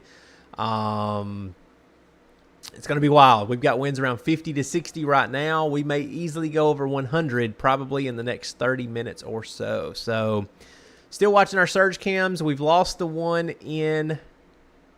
Oh, we're getting it back. Keaton Beach trying to come back. Let's make that full screen just for a minute. So, oh, no, we lost it. So we've lost, I believe, a cell phone tower in Keaton Beach. Probably just went offline.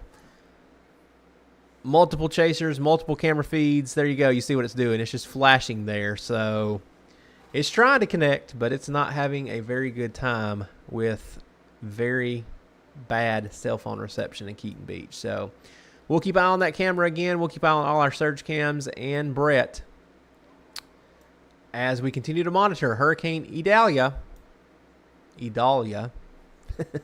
moving inland right now. Has made a landfall, waiting for an official word. Anthony, have you seen anything official from the Hurricane Center saying that we've had landfall happen? I'm going to jump off camera again. I'm going to check for that, and we'll see if we have an official landfall statement from the National Hurricane Center, probably saying near Deckle Beach. Be right back, guys. Let's take Brett back full.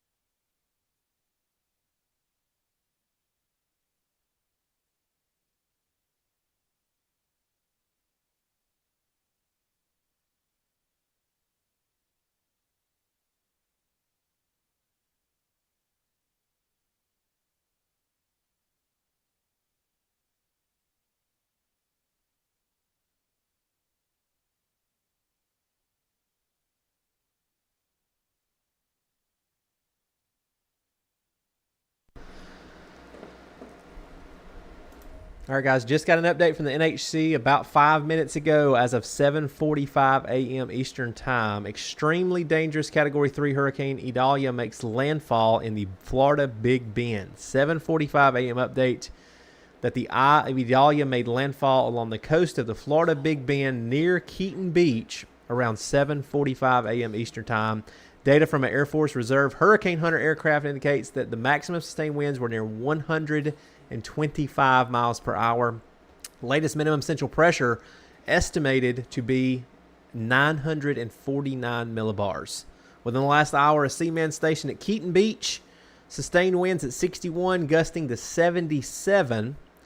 And then another weather station at Hampton Springs, Florida, reported a wind gust of 68 miles per hour.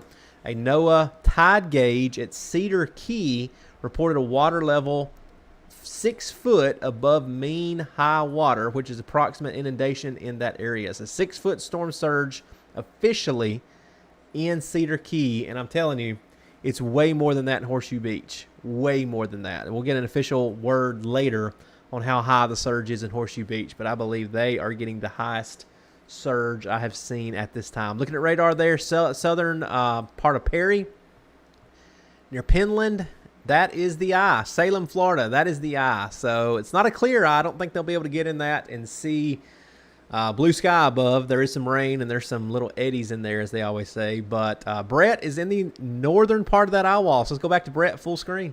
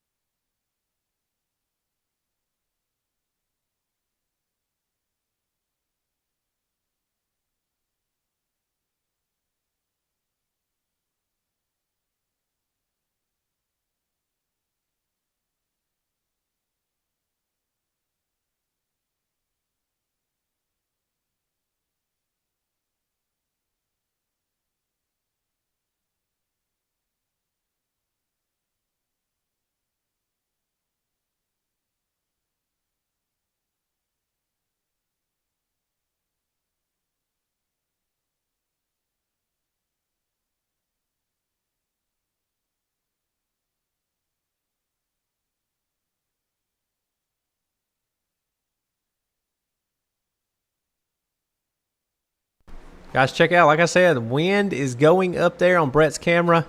Keep it in full screen here because we don't want to miss what's going on. But he's in a Walmart parking lot, Perry, Florida. Look at that. There's flying debris. Did y'all see that back there by that gas station awning? Looks like we had a piece of tin or something that just flew off the building there. Telling you what, I'd hate to be. I hope there's nobody in that camper that we're looking at because they could easily... winds could easily topple that camper there off on the right-hand side of your screen. But again, guys, appreciate you tuning in. If you haven't already, hit that like button on here. We are streaming live with Brett Adair in Perry, Florida. Northern eyewall of Hurricane Idalia now moving into Perry. And we have had official landfall as of about 10 minutes ago.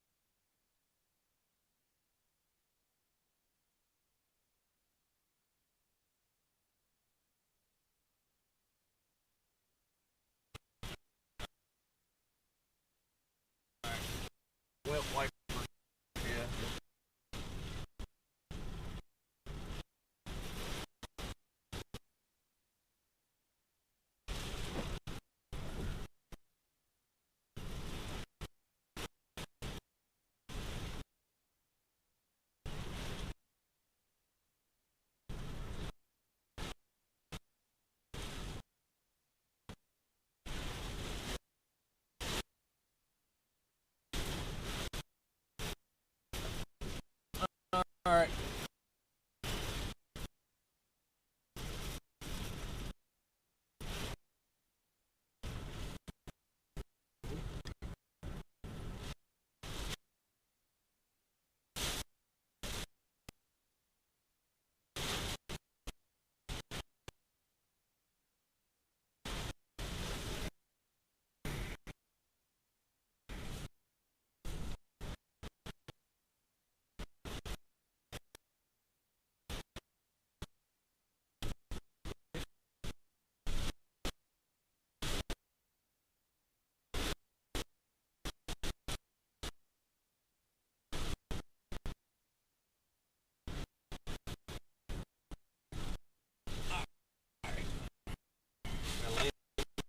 Against that truck.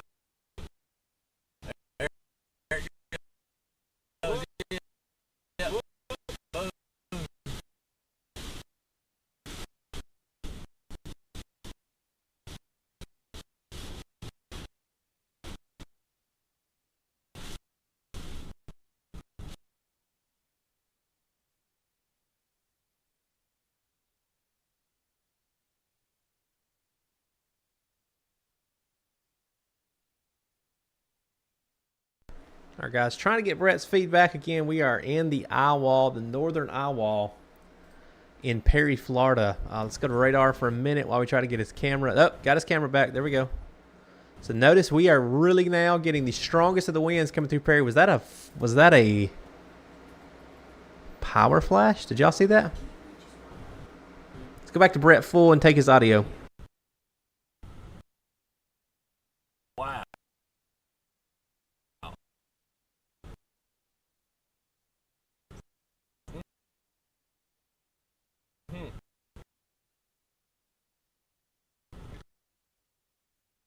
That's lightning? Yeah.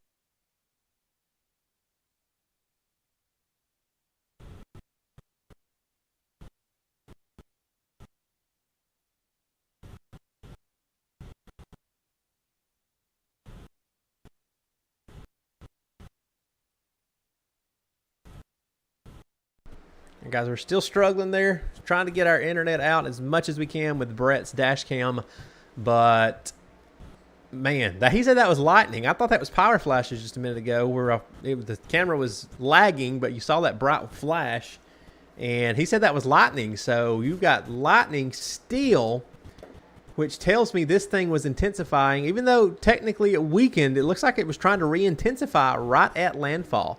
Because normally when you get lightning in the eyewall, that means it's getting stronger. You've got vigorous updrafts, and it's enough to produce lightning there in the storm. Right now, Perry, Florida, as of 7:35 a.m. Eastern Time, about 30 minutes ago at the airport.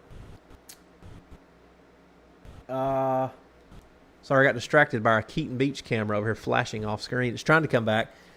Perry Airport, northeast winds sustained at 39, gusting to 64 miles per hour. So we are almost at hurricane force wind gust in Perry as of 30 minutes ago, and I guarantee you we're well over that now with this eyewall coming in. Again, there is radar. There's Perry. There's Brett in Perry, Florida, down there in the corner, and there you go. That's what he's dealing with. Northern eyewall coming into Perry right now. Let's go back full screen.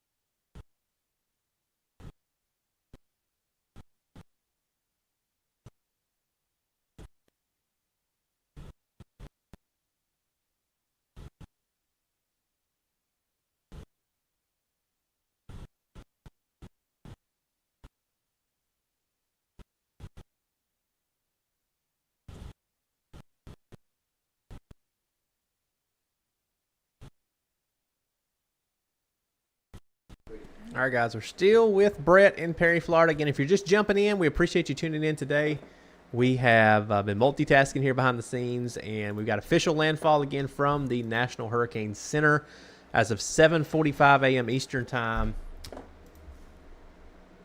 on top of Keaton Beach, Florida. One interesting thing that I want to show you here on radar real quick. The winds are so strong in this eyewall. See that little tornado symbol over Penland, Florida? The algorithms of the radar think, look at that. They think we have a major tornado coming into Penland because that is how the radar works. It is signifying that we have a large area of rotation near Penland. Well, guess what we do? That area of rotation is the eye of Hurricane Idalia. That is our rotation product that we use on air, usually looking for tornadoes. In this case, that's not a tornado. That is the dead, well, I won't say dead calm. It's probably got some little vortices and some probably crazy winds now coming into Penland and Athena, Florida, just on the south side of Perry. So that is where our eye is. It's contracted a good bit. It's was very large when it was moving in, and now it's almost had that little smaller circulation area that's redeveloping now that it's moved inland right near Athena, Salem, and Perry, Florida, as that eyewall continues to move north-northeast at about 18 miles per hour. Just incredible velocity readings there. I mean, that's well in excess of 100 miles per hour. Right here over Perry, radar estimating 104 mile per hour winds right there where I have my mouse, east of Perry, Florida. So incredible winds with this major landfalling hurricane coming into the Big Bend area of Florida. Wanted quickly to go to our surge cams. We still have our Keaton Beach, Florida, pink, freaking out. We've lost a cell phone tower, I believe, there in Keaton Beach, so that is why you see that pink shade of color. And trying to look through, you'll see that refresh here in a minute. It's hard to see through the pink, but I see the dock. I see structure still standing, so that's good news.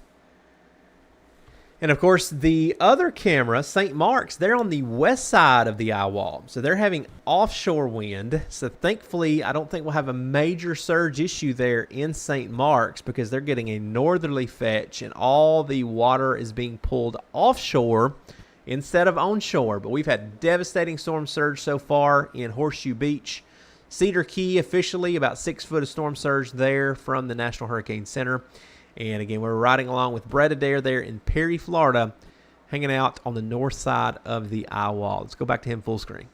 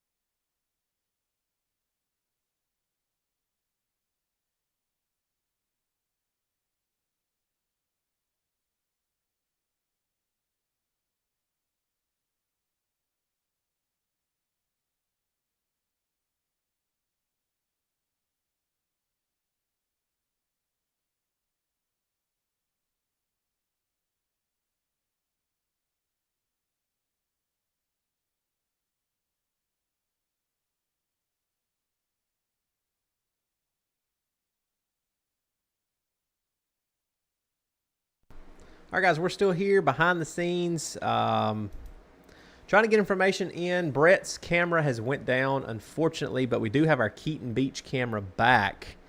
So what I'm going to do, I'm going to set up that where we can take that full screen here just for a second. Bear with me while I build this out. Duplicate source.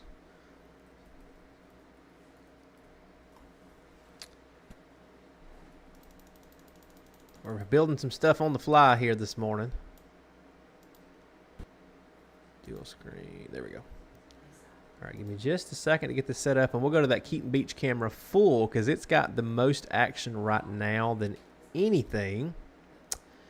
And then we'll also keep Brett's camera full screen when he comes back. Again, we've lost Brett temporarily, but we hope to get his video feedback here in just a minute. But things are getting rough. I see some kind of tarp or something there. You see that whatever that is blowing around. But let me get this loaded up full screen for you.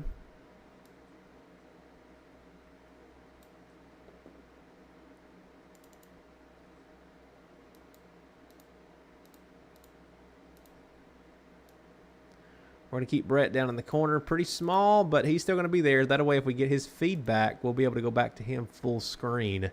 But let me switch you over to that. There you go. There's your full screen Keaton Beach camera.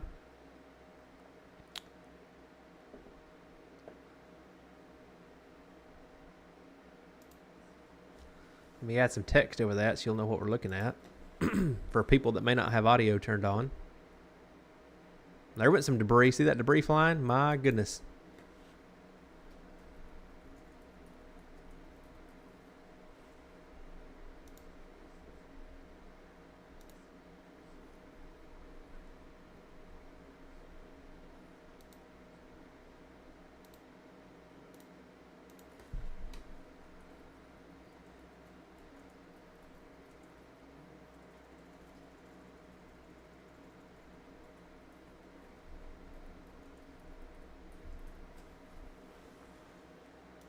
Give me just a second, guys. Still here with you, building a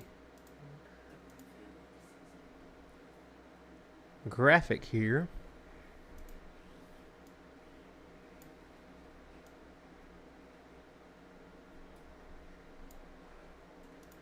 There we go. Now we got a nice little text bar on there.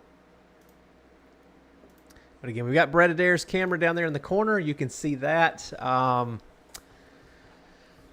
We hope to get him back in a minute. He was moving. He had moved from that Walmart parking lot the last time I saw his video feed. But yeah, he's dropped completely offline now. So we'll get his feedback here in just a few minutes whenever he gets cell phone coverage again. Just as a quick peek at radar, there you go. Eye of Hurricane Idalia just south of Perry, Florida, near Penland, Florida. Continuing to move north-northeast, about to cross Interstate 10 near Lee, Newbern, and Madison, Florida here probably over the next 30 minutes to an hour. Let's go back to our Keaton Beach camera full screen while we wait on Brett's feed to come back. Guys, I'm not going anywhere. I'm just muting my mic. I'll be behind the scenes here looking at radar, looking at reports, and we'll keep this Keaton Beach cam up until we get Brett's dash cam back, and then we'll go back to his dash cam. Don't go anywhere.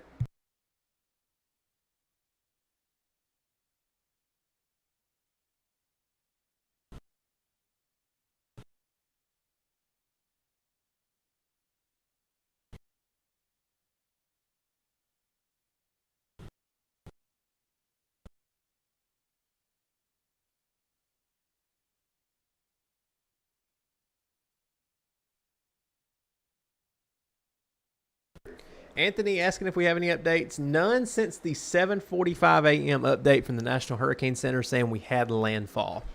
Let me see while we're here if we got a 8 a.m. update from the National Hurricane Center. We probably did, but I've been so busy trying to pull all the other information I haven't looked for it yet. So Anthony, hang with us for a second and we'll see if we have an update.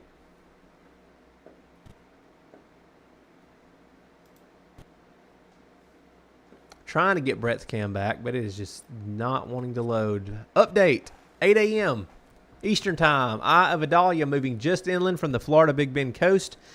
Catastrophic storm surge and damaging hurricane force winds continue as of 8 a.m. 29.9 north, 83.5 west, about 10 miles southeast of Perry, Florida. Maximum sustained winds still 120 miles per hour, moving north-northeast at 18 miles per hour. Minimum central pressure now up to 950 millibars, or 28.05 inches. That's incredible, guys. So if you got a barometer at home, like right there on the wall, I've got normal pressure, about 29.91 inches, or around 30 inches of mercury. Or on the millibars, that's about 1,012 millibars, I think that is. So again, 950 millibars. That old dial barometer only goes to 28 inches. So again, 2805 on the inches of mercury barometer. That thing would be all the way almost off the dial if we were in the eye of Hurricane Idalia right now. So incredibly low pressure, incredibly strong winds. And unfortunately, I mean, there are trees that are just completely sheared off and where this eye wall come through. Near Perry, just south of Perry, we've got it just looks horrible. It looks like a tornado, literally a 5-mile wide tornado just ate all the treetops off. Incredible damage I'm already seeing coming in. Of course, we'll have more of that damage footage throughout the day today. We're going to be hopefully kicking off our Live Storms Media studio coverage. Dave, unfortunately, I've been talking to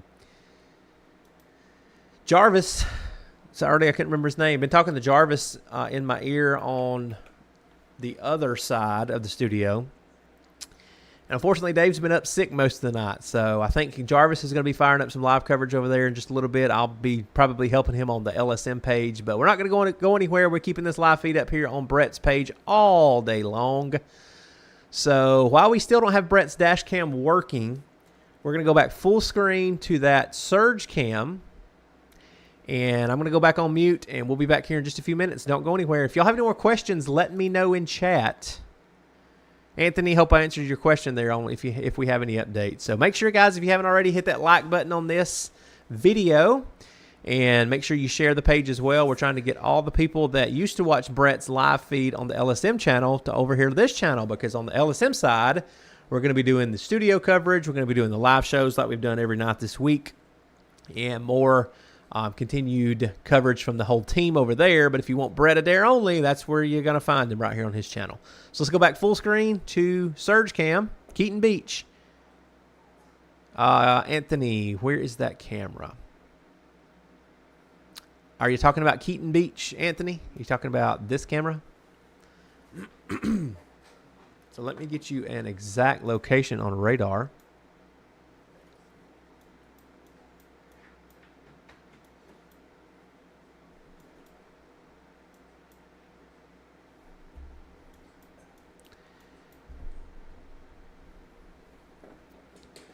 Keaton Beach is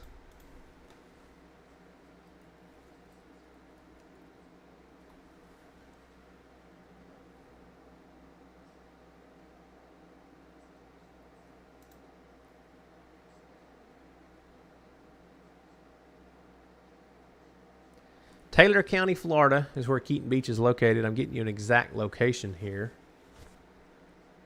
because we looked at it last night on the live show, but it's so early and I've been up so long, I don't remember exactly where Keaton Beach is, so stand by.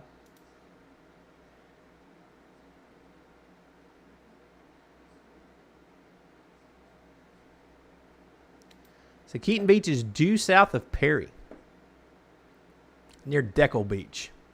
So right where this thing come on land, that's literally where we are looking at this camera. So amazing to see these structures still standing. They just survived the eyewall of a Category 3 hurricane.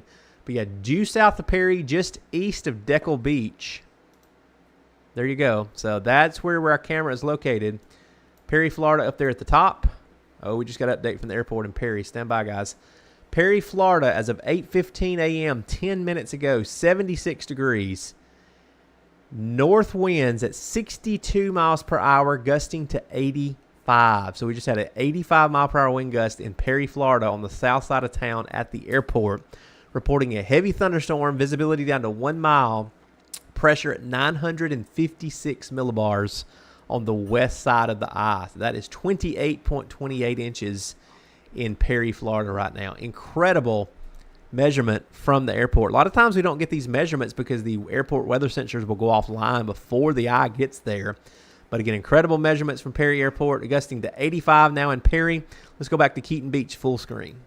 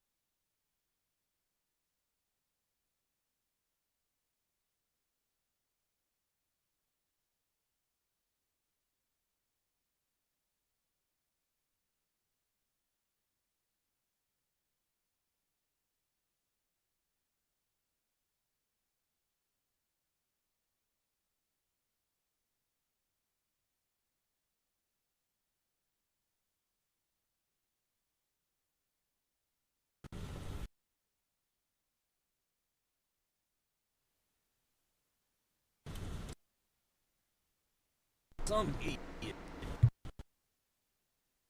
Guys, I think we're about to get Brett back, so we're going back to him full screen for a minute. I'm going to keep that Keaton Beach camera in the corner. Look at that idiot there, out in front of his truck. Y'all see that? Look at that idiot.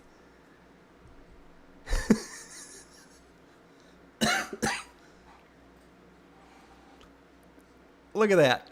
That is just, you can't fix stupid, right? That's what you don't do, guys, in the middle of an eyewall. Yeah, Anthony, just got back to your chat. Sorry about that. Hope that answered your question on where Keaton Beach was. Just south of Perry. We're going to keep that freeze frame on there, going back to the Keaton Beach camera, because there's a special person living their best life outside their vehicle in the middle of 100 mile per hour winds.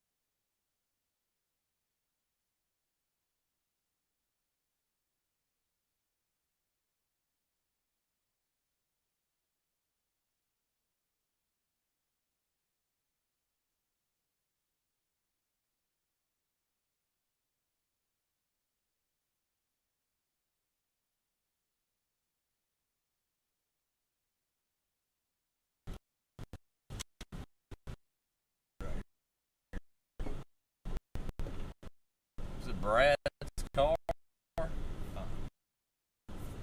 There's a trailer park, dude.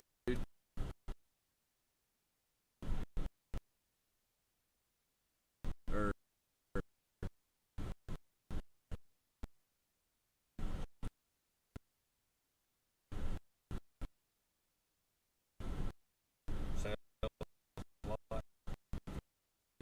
yeah.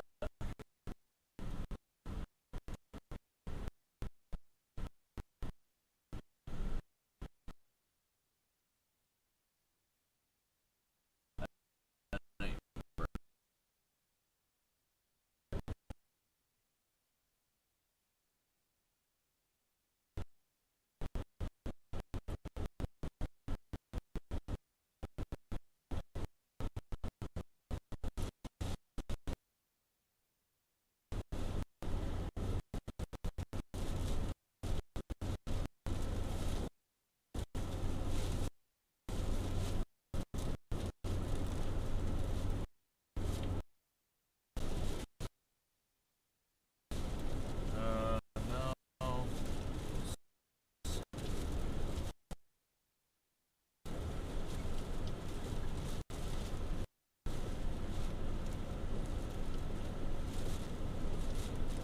Gummit.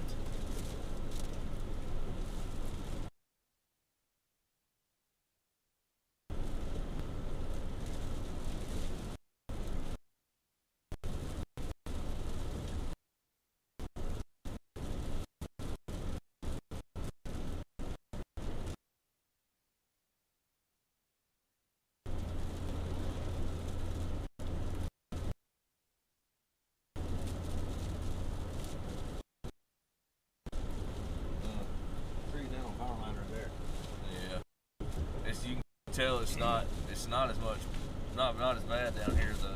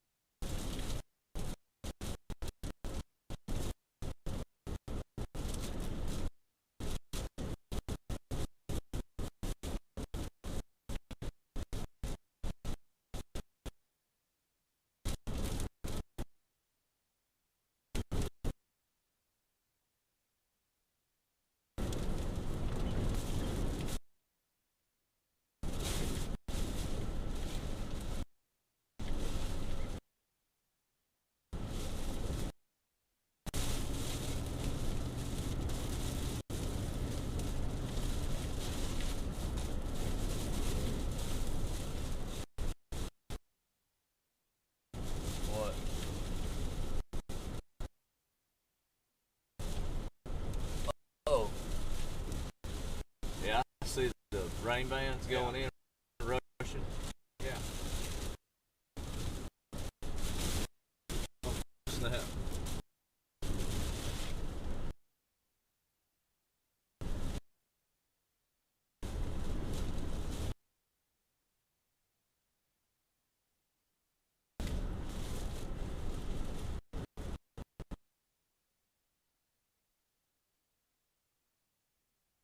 Other side of the eyewall,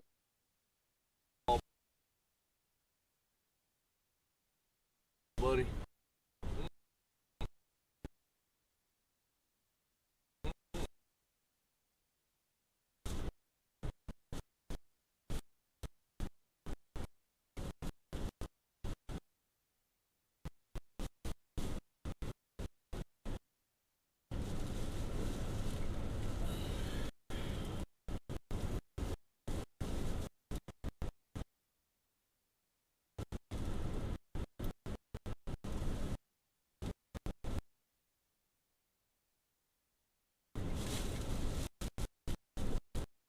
Let's get all that we can in terms of content right up.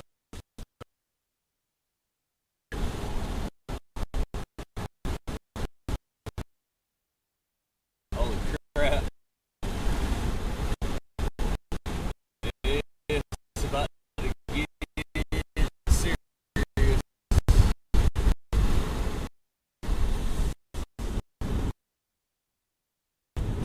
Collector's item. Now,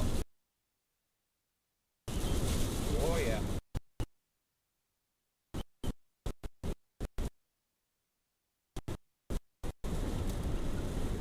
it even looks like a wall cloud right there. Look. That's what caught my eye. I was like,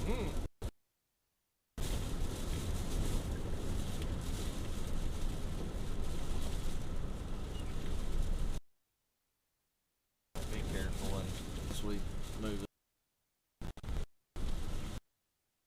Ain't too much. That awning. Look for stuff. So I just peeled a little bit there. Not much. That's just a metal roof too. oh, dude. Cam locker. Facility.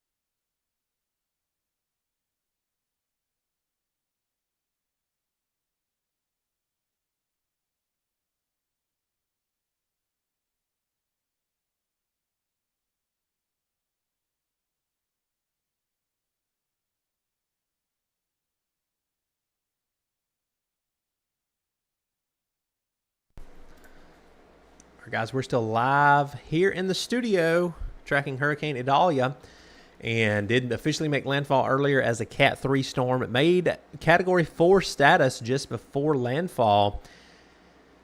Continuing to watch radar, continuing to watch Brett's dash cam. We've lost him again due to very, very bad cell phone coverage down in that area. But we'll be getting him back from time to time. Winds officially gusted to 85 miles per hour there in Perry, Florida. If you're joining us, if you have any questions there, feel free to hit us up in chat. We are monitoring chat. We are monitoring reports as they come in. Guys, it's bad. Cedar Key up to Horseshoe Beach, Steenhatchee now, Suwannee.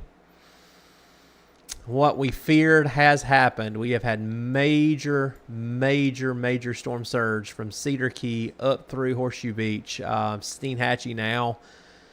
I'm going to go out on a limb and probably say Horseshoe Beach got the worst. We'll have to see if it... I haven't seen many reports from Crystal River. So we'll have to see how far south that major surge extended. I'm sure they're getting surge down here. You're getting surge all the way down to Newport Richey and the Tampa-St. Pete area.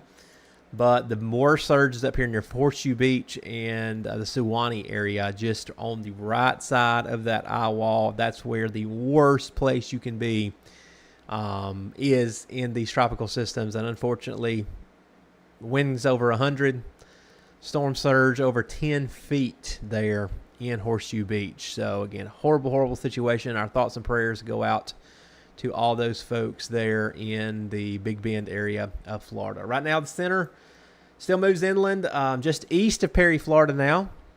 Brett's still in the thick of it, but again, we've lost his connection due to very low and spotty cell phone coverage down there. About to cross Interstate 10. That white line you see there is Interstate 10 going east to west across Florida. And it's about to be moving into southern parts of Georgia here over the next hour or two. So this thing is a fast mover, moving north-northeast at 18 miles per hour. Here in about 10 minutes, we'll come back and we'll get you the latest from the National Hurricane Center, as they do have another update that they'll be releasing here at the top of the hour. Latest update as of 8 a.m. Eastern Time. Maximum sustained wind still at 120, moving north-northeast at 20 miles per hour. So it's picked up even more. I'm sorry.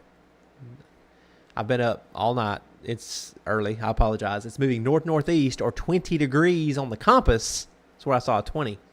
North-northeast movement at 18 still. Pressure at 950 millibars. We'll go back to our full screen surge cam. And as soon as we get Brett's camera back, we'll go back to him full screen as well. Guys, stand by for about 10 minutes. Let me get some reports. Let me get some more wind gust reports. We'll be back here with another live studio update here at the top of the hour.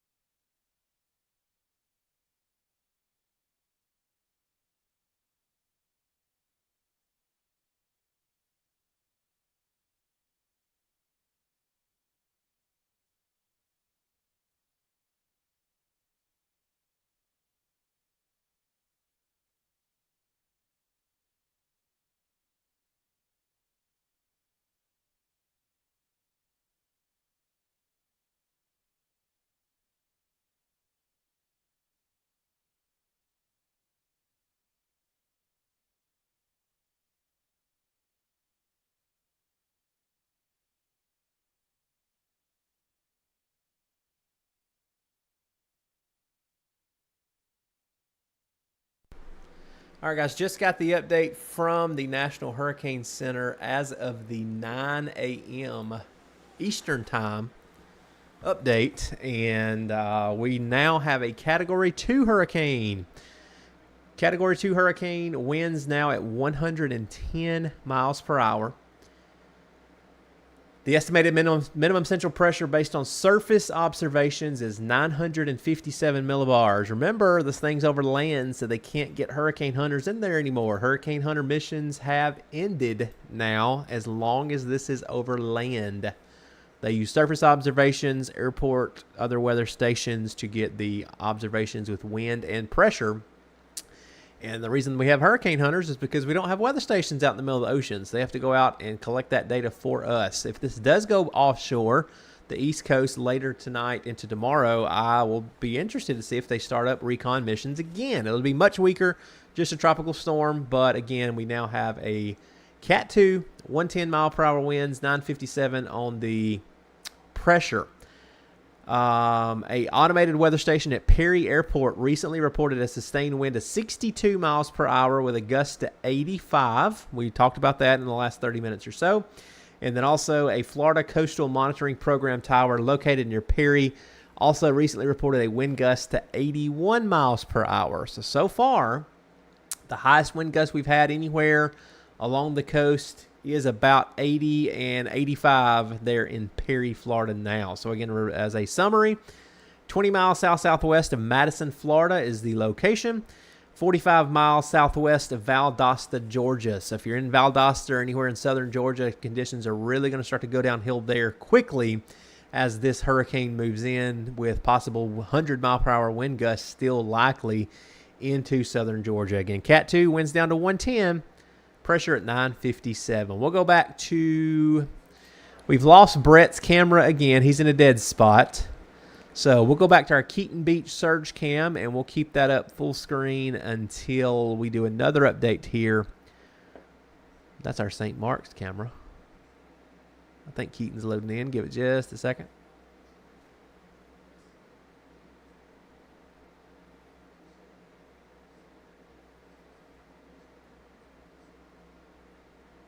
Okay, I think we lost our Keaton surge cam, so let's take St. Mark's full screen, and we'll change that text for you. And again, we'll keep the Brett's camera down there at the bottom, so if it comes back, we'll take his camera full screen as soon as we get him back.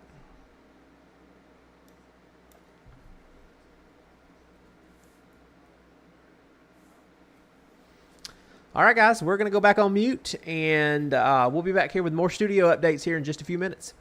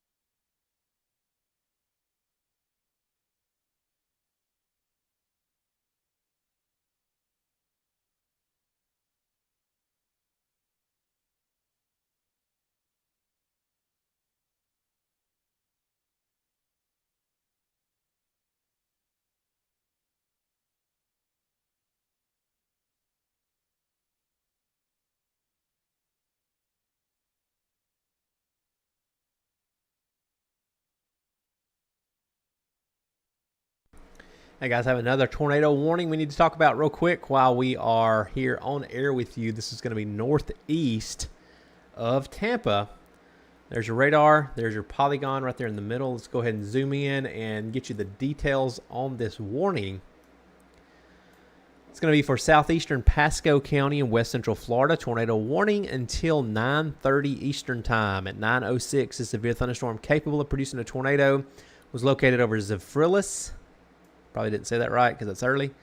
Moving northeast at 35 miles per hour. This is a radar indicated tornado. Locations impacted include Zephyrillus, Florida, Dade City. Good Lord.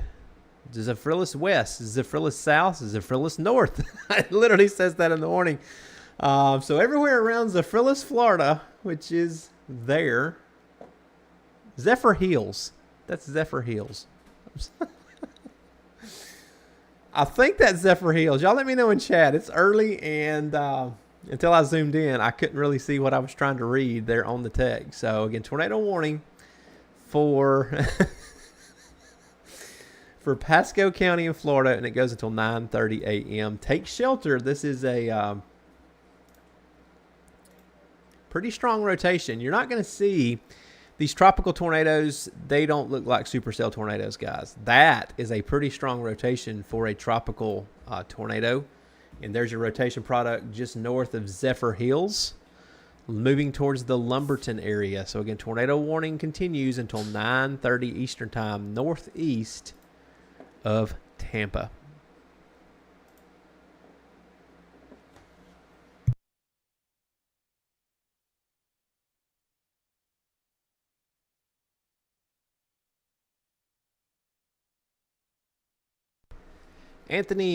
Greg.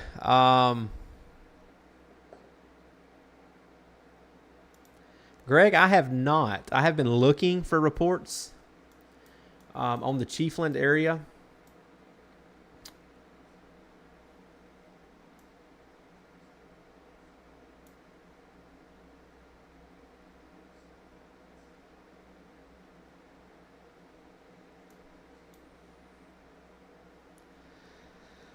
That is, that could go either way, Greg. That could either be good news or bad news since we don't have any reports out of that area. So I will continue to monitor Weather Service information. And yes, Greg, if we have any other reports, I know your daughter lives there in the Chiefland area, Brett's sister. So if I see anything, I will break back in and let you know. But so far, I've just had a 51 mile per hour wind gust at Gainesville. And then again, we had an 85 mile per hour wind gust in Perry. But I haven't seen anything yet there in the Chiefland area. So if I do, I'll break back in and we'll let you know. You guys don't go anywhere. I'm just behind the scenes watching all my screens.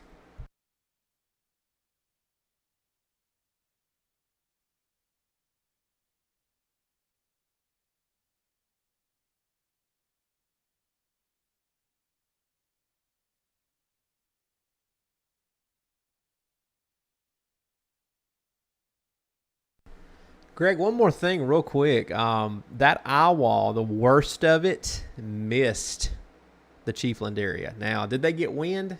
Oh, yeah. Hurricane force wind gusts? Probably yes. But if you notice on that loop there, there's Chiefland right in the middle of the screen. And they barely got brushed by the eastern side of the eyewall.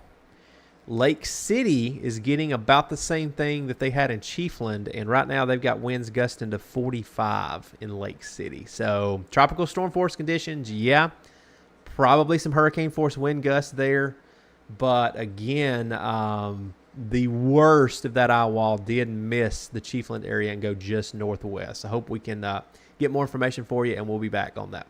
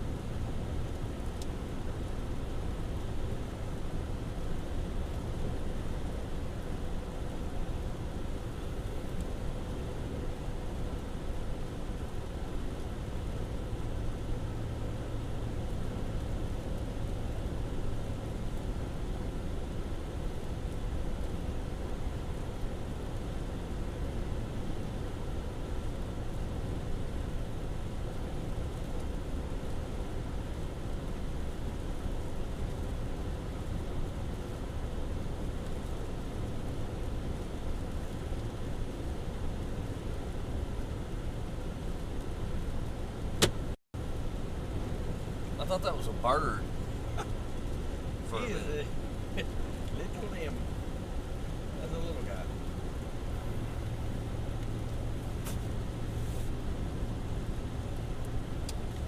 Derek's in trouble. Yeah.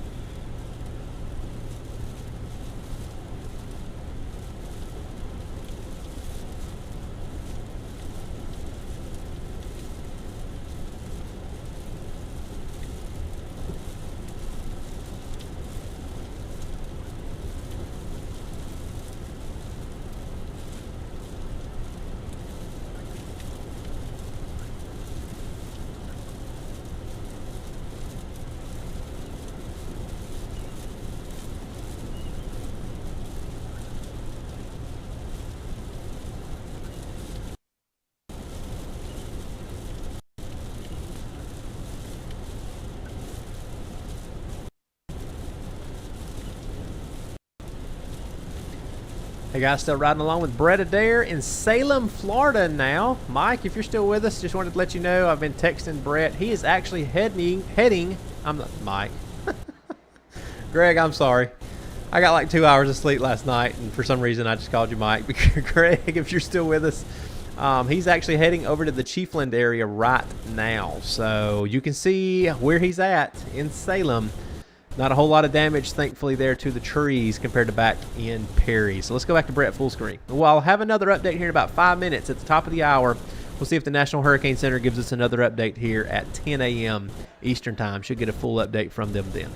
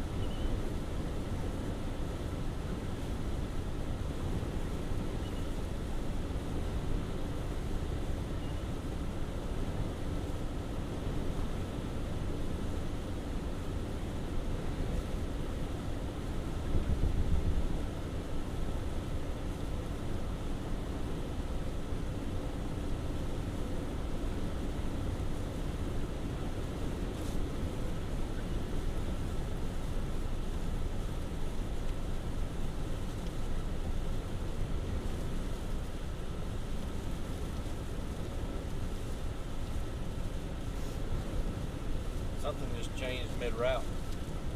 It said we had 8.9 miles left, and all of a sudden it told me to flip a U. No joke. Oh, you missed the turn. No. It said 8.9 miles until the next turn. And then all of a sudden it told us to flip. Well, yeah, we probably need to flip because that goes down to the river. We'll be alright. There comes the water.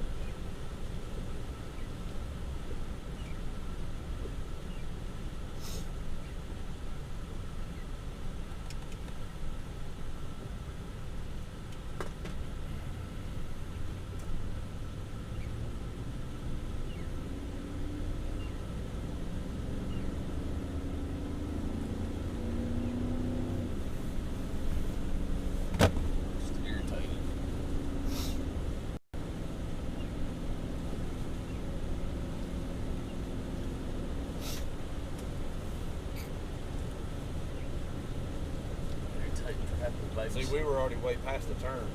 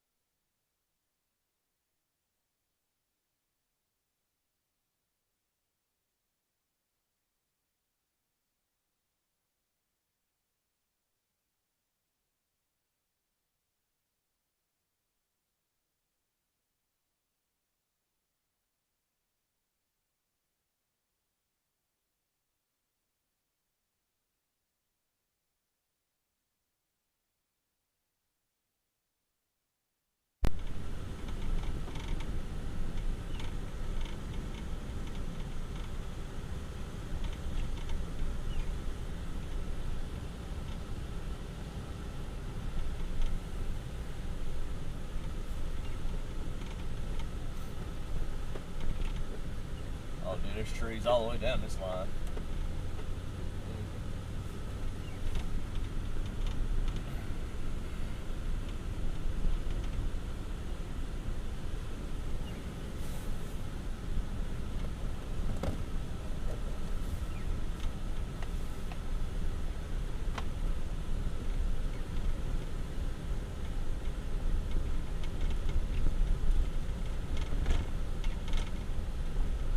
Believe me if I told you that the center's in Georgia? The storm will be over here in the next 2 hours.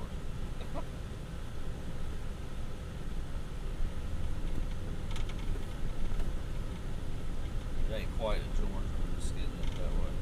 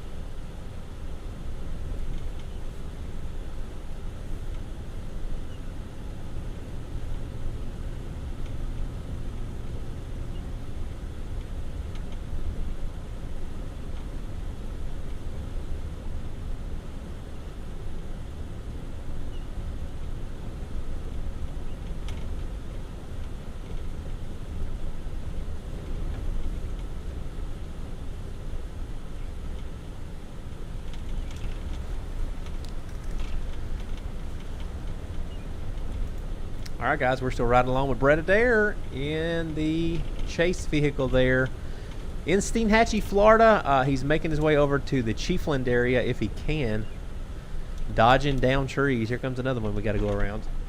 But right now I want to give you a quick update from the National Hurricane Center. As of 10 a.m., damaging winds now spreading into southern Georgia, according to the Hurricane Center. I'm going to leave Brett's audio on, so if you can't hear me over Brett, let me know, and I'll turn it down just a little bit, but I'm going to leave Brett's audio turned up. The maximum sustained winds now near 105 miles per hour with higher gusts. The minimum central pressure is now at 964 millibars. Valdosta, Georgia just gusted to 63 miles per hour just a minute ago. And then Madison High School in Florida reported a wind gust to 67 miles per hour just a minute ago. So again, summarizing, 10 a.m. Eastern, 5 miles east-northeast of Madison, Florida is your center. Still a Category 2 hurricane, 25 miles south of Valdosta, Georgia. Maximum sustained winds 105, moving north-northeast at 18 miles per hour. Other than that, how's the wind down there? the surge continues down south. Cedar Key up to Horseshoe, big-time surge. But that's all for now, guys. We'll be back.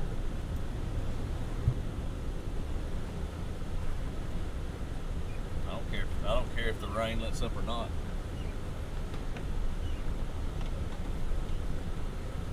Clement's down there, so that's the only thing.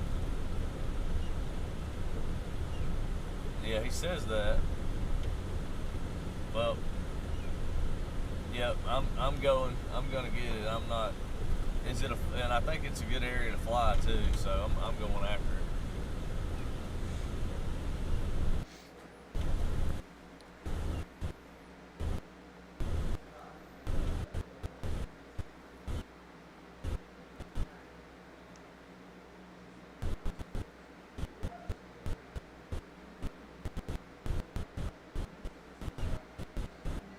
Yeah. Yeah.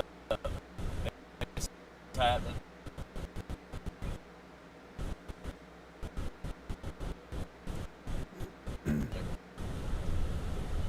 It's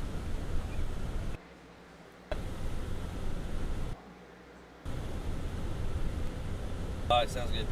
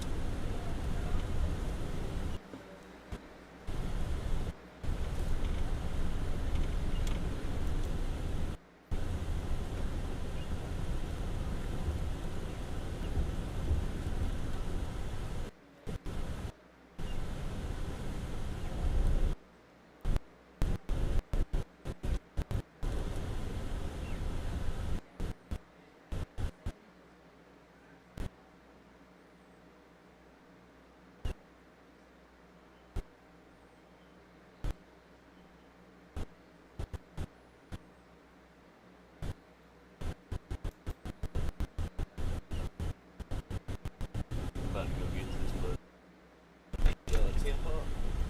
Okay. Frog up, you know what I'm saying? So.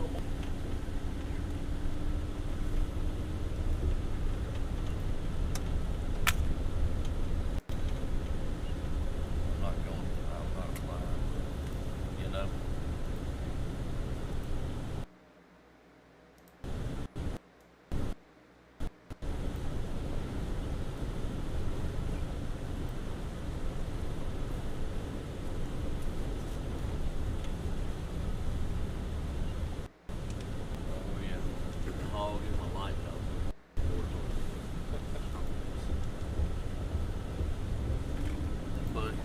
Nice of you to show.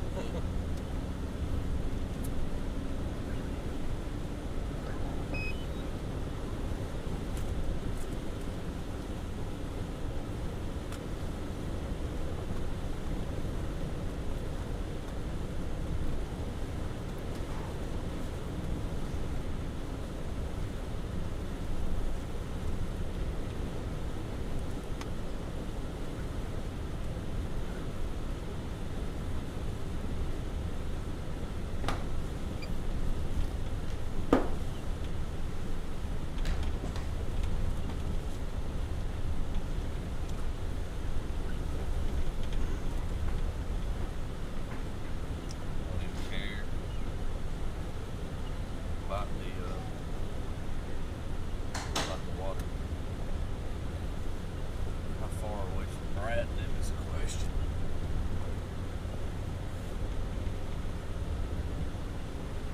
Not far. We're gonna get in here by him and stand hatchy. This neighborhood, we're gonna get a video feed on it. Good God. It got pretty rough down here too.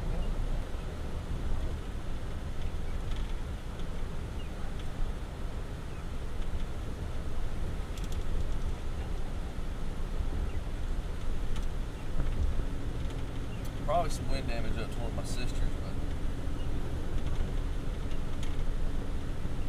but I feel better about their situation. Yeah. Other than the water. Yeah.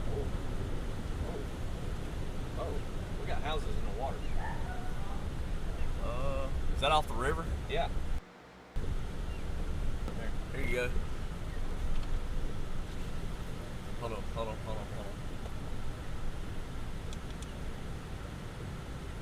Do me a favor.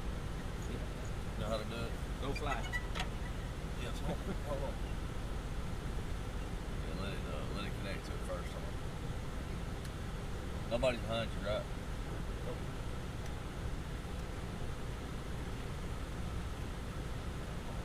Launch it that way so it won't get blasted in the rain before you can take off. Here, I'm dropping the lens down. Ready? Okay. Alright, push it out. Ready? Yep. Clear up top. No lines from it anymore. Maximum flight altitude reached. Where's it flooded at? Right here. And then that whole river, Did there's I go houses to the on wrong? it. Oh, I'm on the wrong side.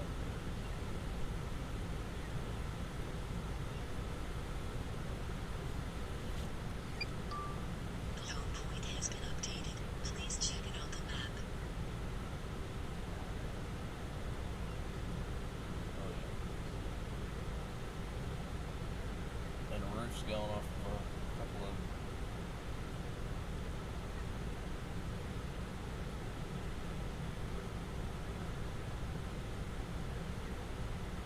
Well, that's construction.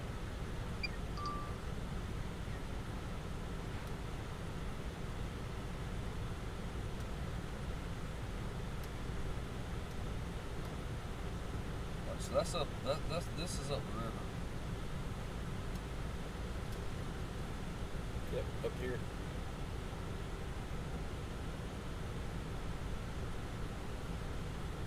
There's gonna be a lot more water down that way. All right, I'm trying to. Yeah. I'm gonna fly it back to you. Ready? Yeah.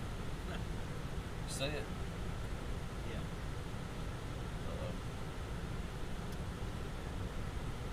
You want to take an immediate look down, click the right index finger button inside your grip. See it?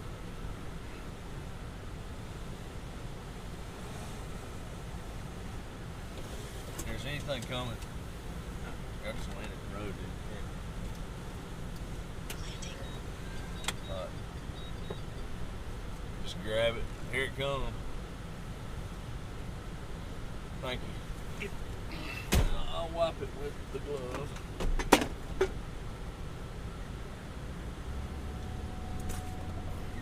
Dang, come man.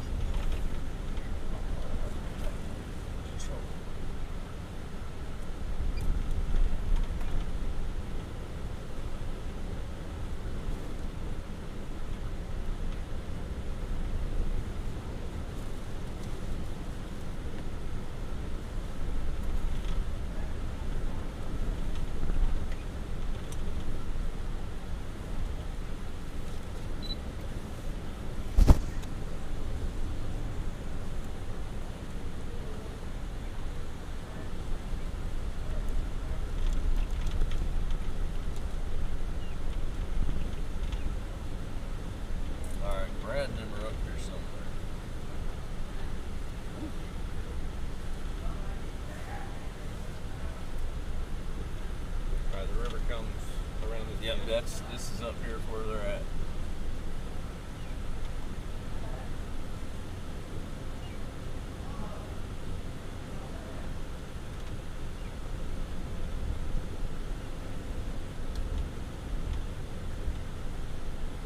The old shucker shack. They're right up here somewhere.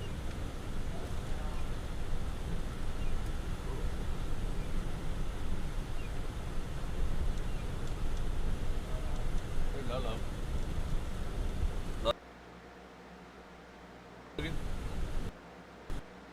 Oh yeah, here we are. Here we are. Yeah, here we are. You go down there? Okay. Good. Hey. Anybody? Ed and one other. Look. Here's one. Ready? Here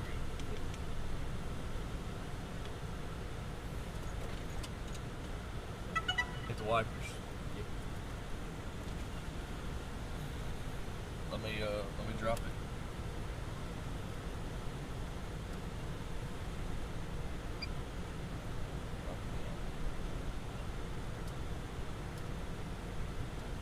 All right, ready? Go. Put it up. Takeoff. Home point has been updated. Clear Please straight check up. it on the map.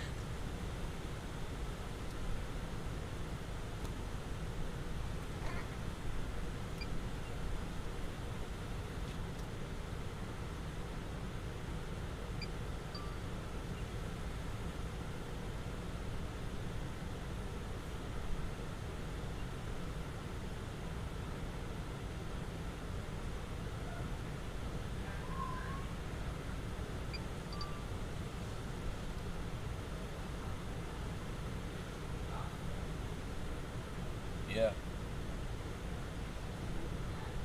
I don't know.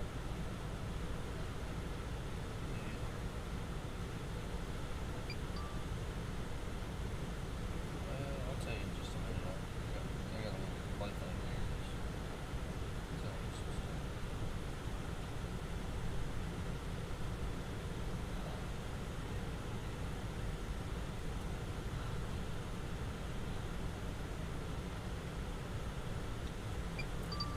Mary. Oh man.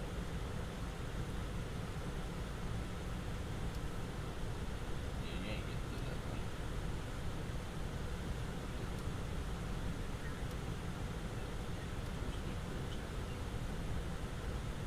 Oh, I'm just trying to go there. Yep. Yep.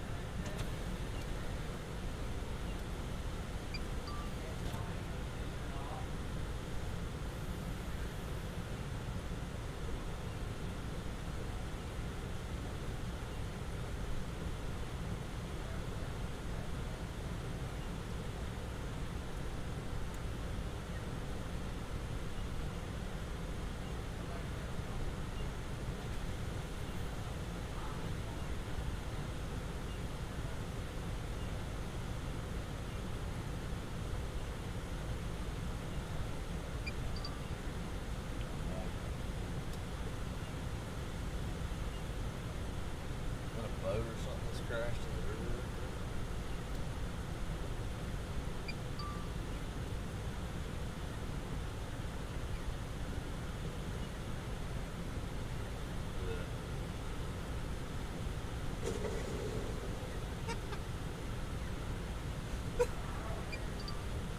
Brad, there is a dock float there.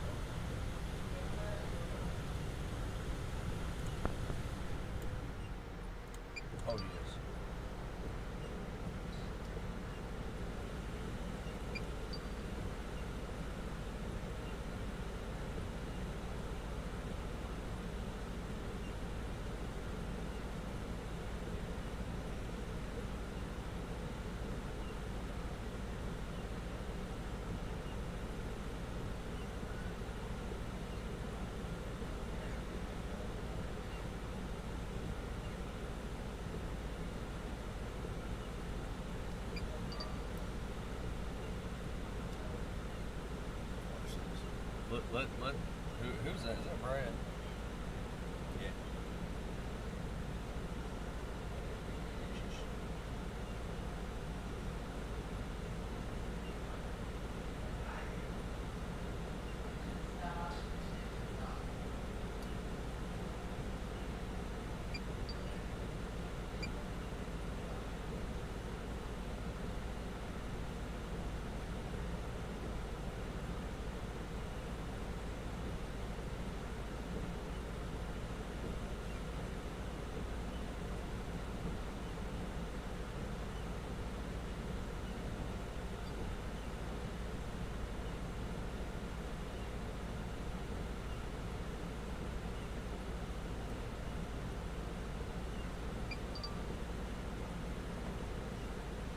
Hey, you good?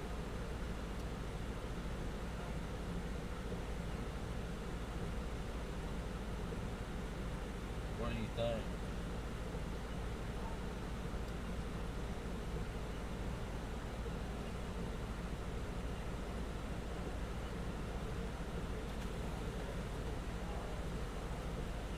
Just hang out here a little longer and we'll walk around. All right, let me know. Once this quits.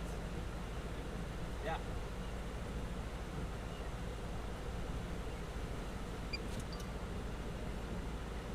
Let me know. Let me know. I'm down here in Steinhatchee. It's messed up with a surge up the river.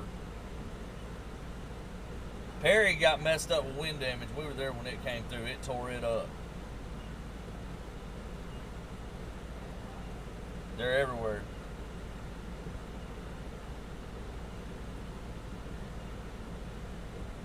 All right, sounds good. Let me know. All right.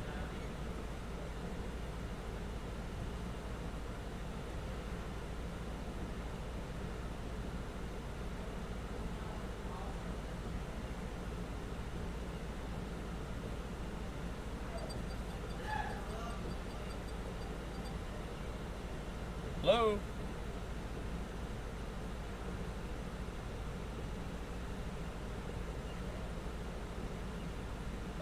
Sure.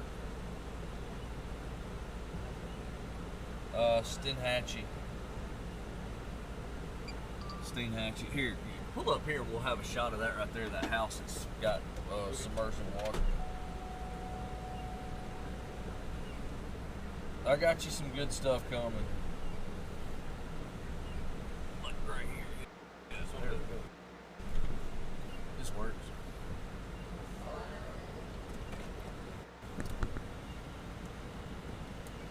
Watch this. Watch this. This is some crazy stuff. Is that good? Yeah. Watch this. See that? You got lines directly above you. Yeah, I know. Stop sign right by you too. Yeah, I know. I see.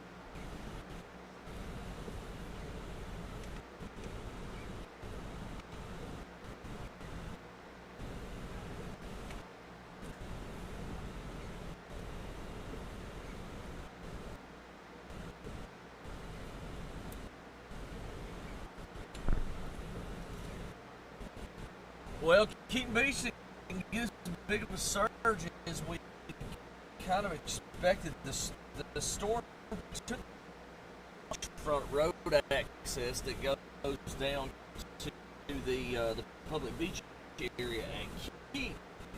So definitely saw some of that from what we understand.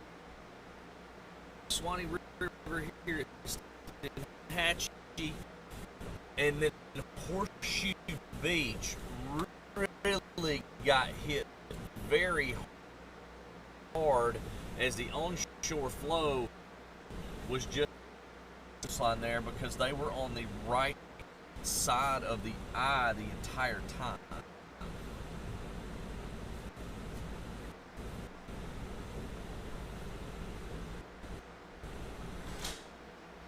We're pretty quickly. I believe the center is almost into Georgia already, so this system is moving very, very quickly off toward the northeast. It's north of Interstate 10 now. We should start seeing, now that we're getting the relaxing of some of the winds, we should start seeing some of this fall just a little bit, but we've got an afternoon. I think it's close to 3 o'clock, so we're going to see an extended period of above normal tide levels. So while the water may recede some, you may see it inch back up as we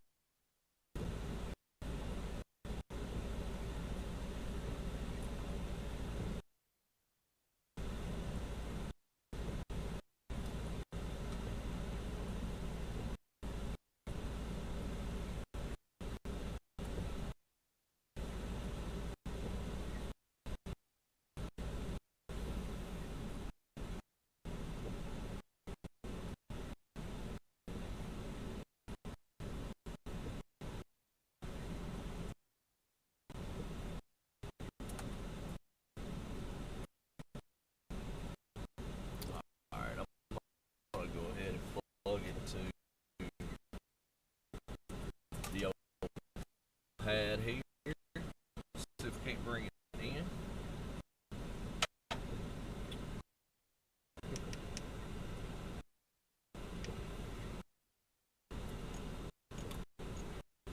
I forget that it does that stupid.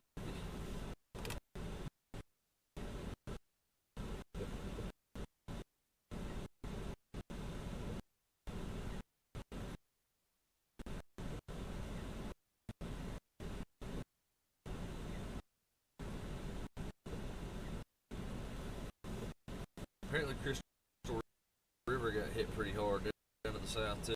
Oh boy. Weird. Wow, dude. Hold on. We pulled the video. I didn't know. Yeah, that's a short cable.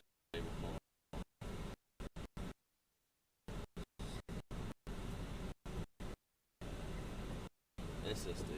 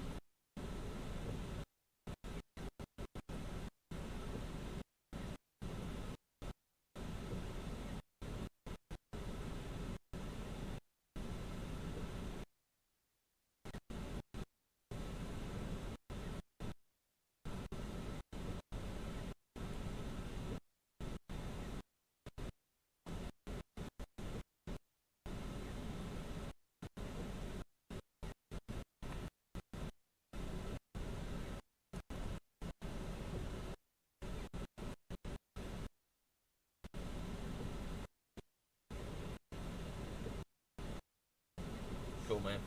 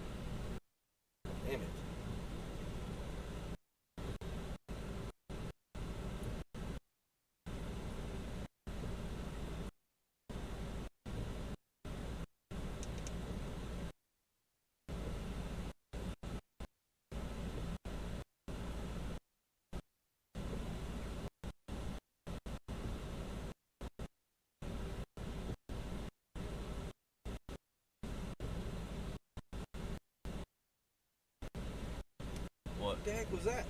What was what? I think there's a fish right there. Probably in the water. Yeah.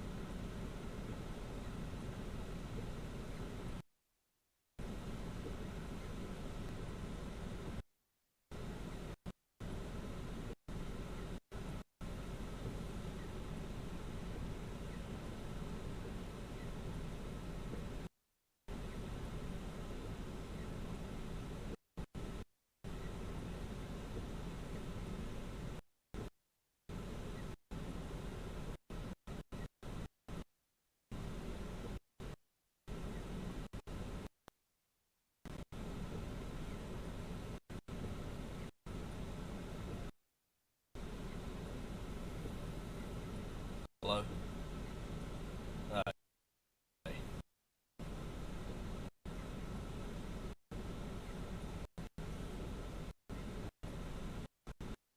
Yeah. Oh man, I'm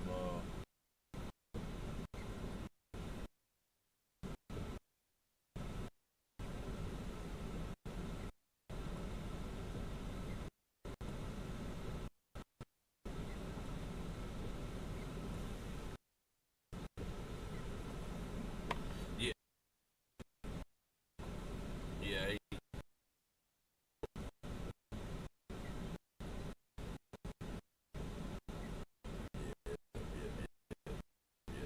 No, I'm in Steinhatchee now.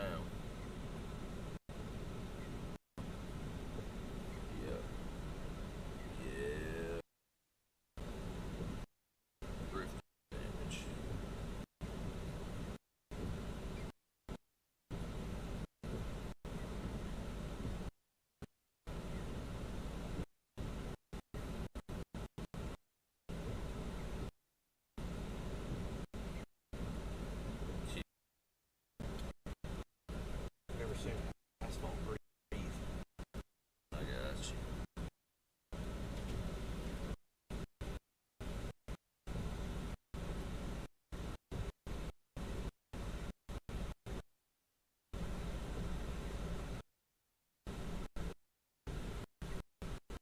Yeah, I got it. I got audio back up now. I had to cut it off. I muted it every now and then when I'm trying to do some certain things, business and whatnot.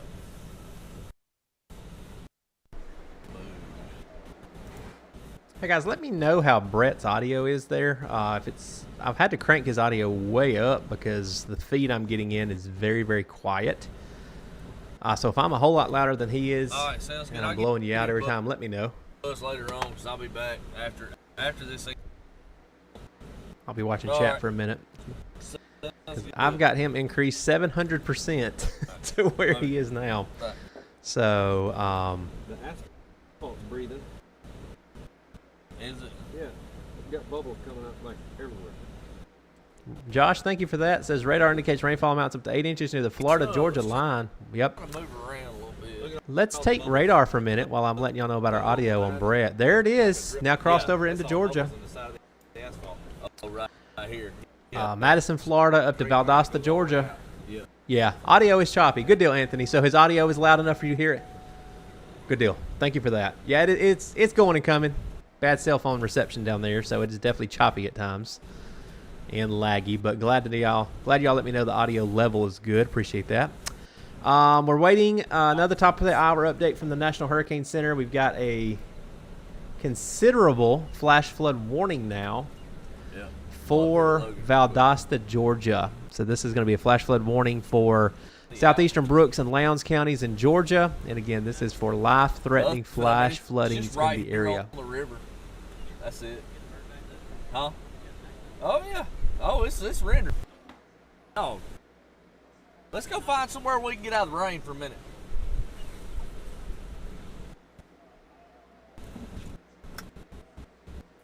Guys, if you haven't seen it, stay here. Don't leave us. But we've also got another stream going over on our Live Storms Media channel. Jarvis did a good job getting that together earlier today. And we are showing... Hold up. These houses down here's got water. We are showing multiple live cams over there, and we've got radar looping, we've got power outage information. So if you've got an extra TV in your home or office, you got an extra iPad, something else you can throw a stream on, go over to the Live Storms Media page. A lot of people over there watching right now, and again, you'll see multiple chase cams, you'll see radar, you'll see power outage information looping through from time to time. So keep it right here with us, though, as we continue to ride along with Brett today. Hey, Sarah. Glad to have you with us. Jess is here. Jess says ISS is about to fly over the hurricane. I'm so tired, I'm just going to mess the hurricane's name up if I continue to try to say it today. Idalia. Wind down here got rowdy. But we're not going any further. Nope. Good God, it's a tree, son. Uh-huh.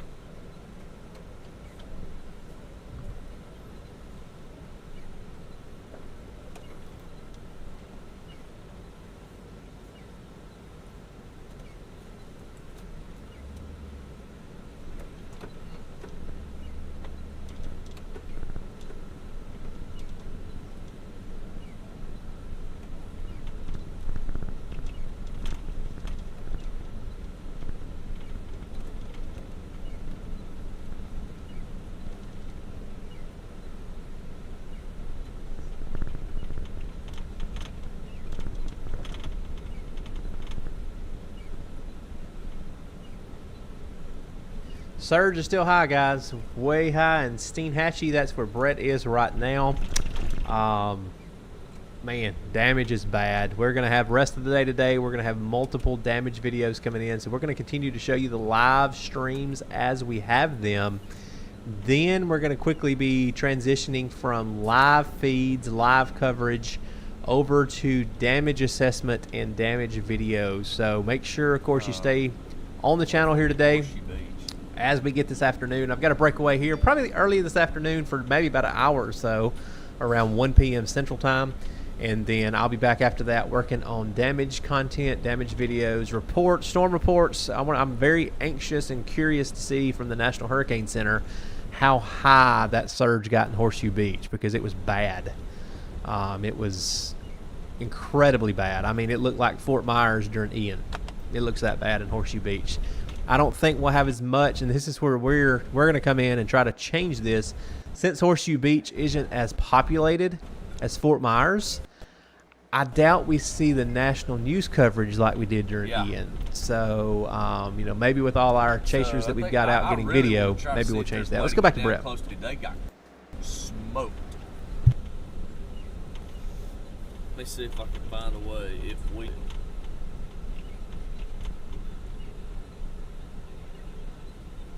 Yeah.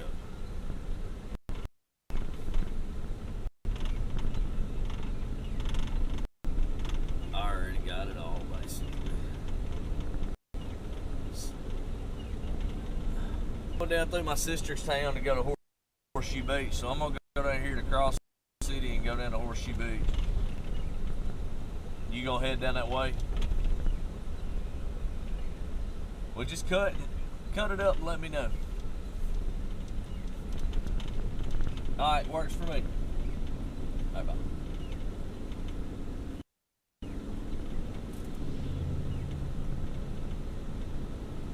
I mean, yeah, the river's right there, so.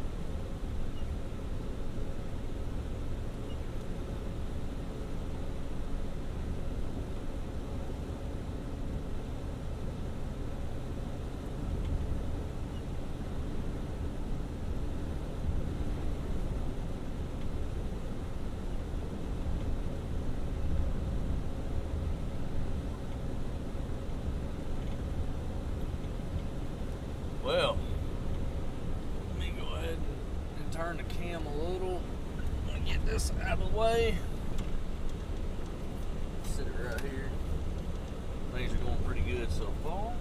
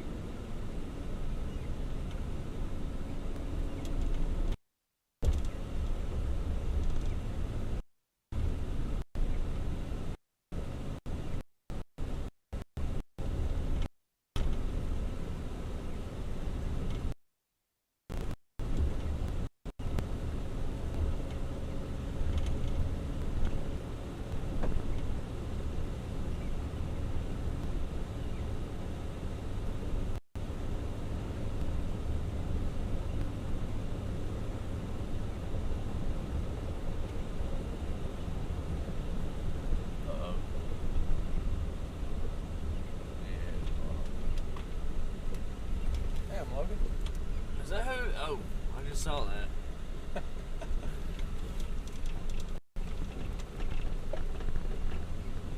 I didn't even realize that was Logan up there in the front. Yeah.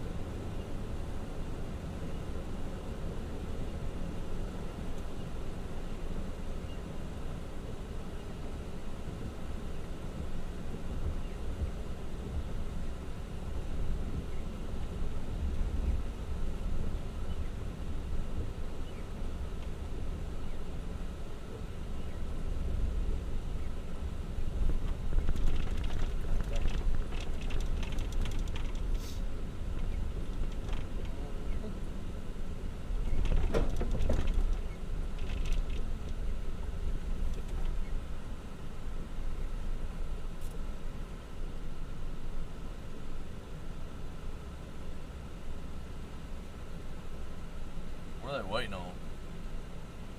Something coming. Oh, just like a street department. Utility. Florida DOT.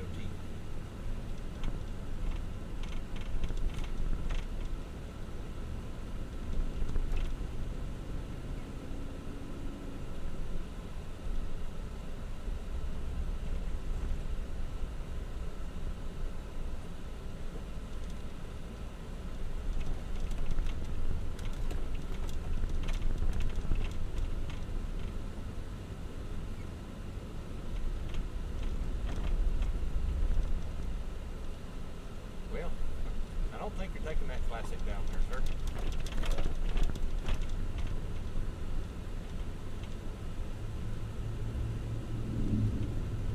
Maybe he is. Them, that one. Call my sister.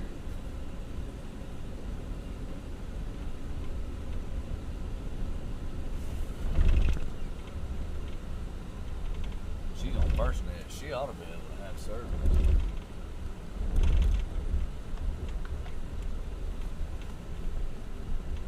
Logan's gonna stop here at the gas station.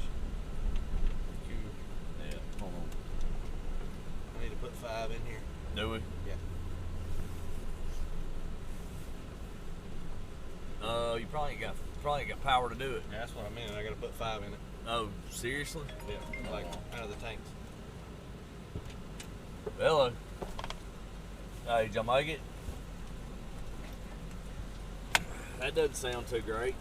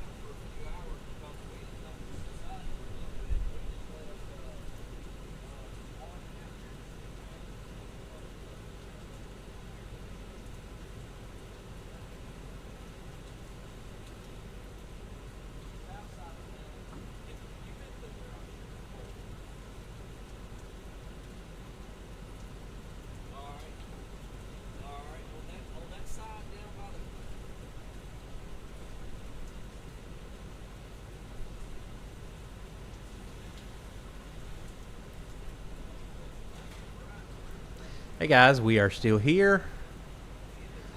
Checking on stuff, monitoring stuff behind the scenes. Good gracious. Lots and lots of flooding. Steinhatchee, where Brett is, the whole town, I heard, is underwater. We've still got a lot of surge in Horseshoe Beach, Cedar Key. It's going to take a while for all that water to get back out into the ocean where it belongs after we had so much surge come inland. But again, good morning to you, Tanya. Glad to have you with us. Brett is stopped at a gas station here. Power is out, so they're not able to refuel the fuel tanks. I'm sleepy, guys. I'm sorry. It's been a fun time this morning. My brain is working, but my voice is not. It's not keeping up this morning, so I apologize in advance if I mess up a few words here. It's just it's part of it. But we're tracking Hurricane Idalia, still moving up into South Georgia. Come on, because it's top of the hour. We're going to see if the National Hurricane Center update comes out here in just a minute. So far, last update was at 10 a.m. Fix my mic here for a minute. I'm going to mute so I don't blow your eardrums out while I adjust my microphone, guys. Give me just a second.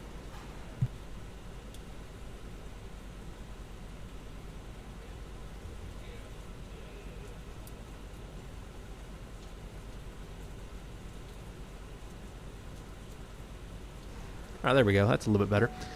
Waiting on an update from the National Hurricane Center as of 10 a.m. 1 hour ago Eastern Time. Damaging winds were spreading into southern Georgia. 10 a.m. update said the maximum sustained winds at that time were now near 105 miles per hour. Minimum central pressure up to 964.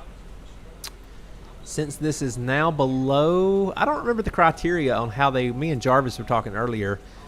I don't remember the criteria on when they do hourly updates versus when they go back to the 3 hourly updates. They had kicked in doing hourly updates earlier this morning prior to landfall, and we've had hourly updates all the way through 1 hour ago. And I think, I'll have to look this up when I have more sleep. I think it is when we have a major hurricane approaching landfall, the National Hurricane Center stops their 3 hour updates and they turn on their hourly location and strength updates. If any of y'all know that in chat, let me know, because again, I used to know that. It's been years ago. I forgot the criteria, but again, we were getting hourly updates from the National Hurricane Center. So far, I don't have anything showing for the 11 o'clock Eastern hour. But again, I'm glad to have all y'all here. Make sure you share this today. We're going to keep this live stream going for the duration as long as Brett's out. As long as we have coverage, we're going to keep this live stream going. Again, there's the center of Hurricane Idalia moving into southern Georgia. We've had I-75 exit number 11 is blocked south of Valdosta due to flooding. So I-75 exit 11 to Madison Highway is blocked. Where I've got my little mouse there near, what is that, Dasher? Yep, near Dasher, Georgia. That is a storm report. It says I-75 exit 11 closed due to flooding. And notice that heavy rain band moving up through Homerville, Withers, Georgia, Lakeland, Georgia. I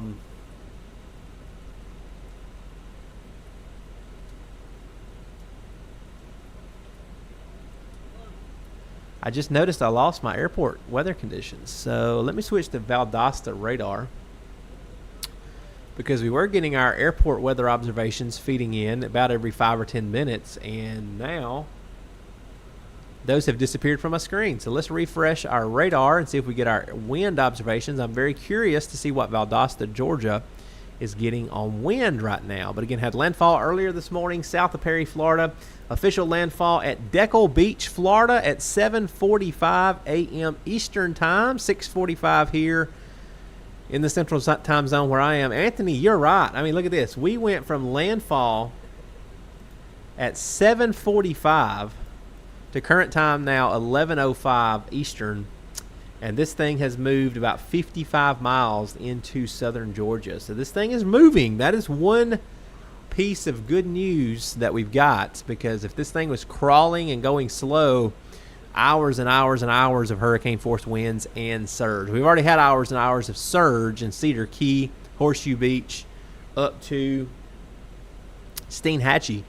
But hopefully, again, we'll get that wind to start relaxing, and hopefully some of that water will start retreating offshore. Do have our wind observations back. Let's zoom back in. Valdosta as of 9:53 Eastern. So that's an hour ago. Northeast winds gusting to 67 miles per hour. Minimum, or I'm sorry, pressure at that time was 984 millibars.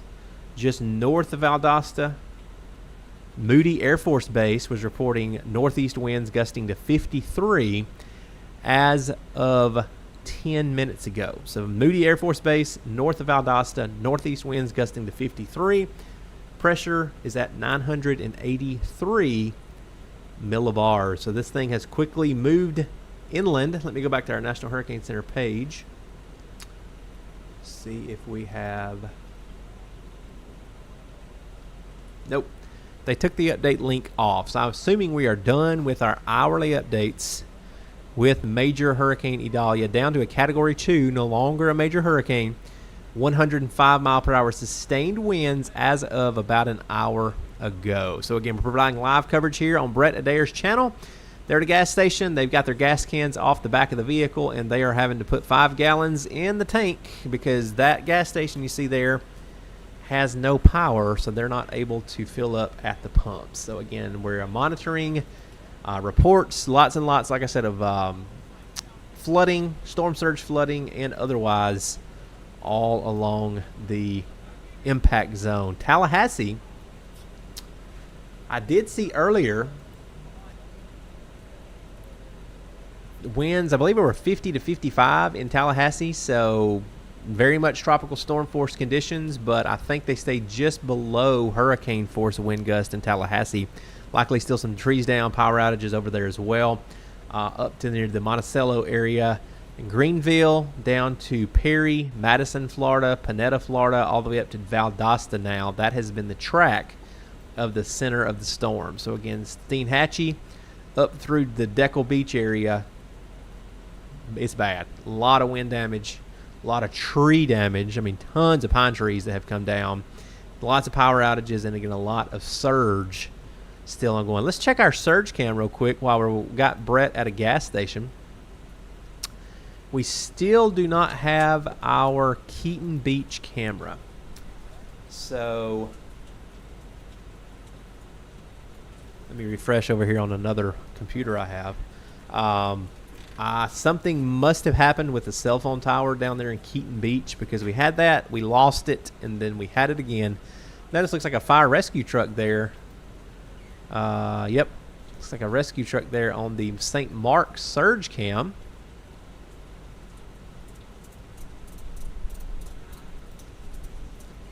But the good news here, this is where Brett thought we were going to have landfall, right in St. Mark's. Good news for St. Mark's. This thing jogged to the northeast just enough to keep the St. Mark's area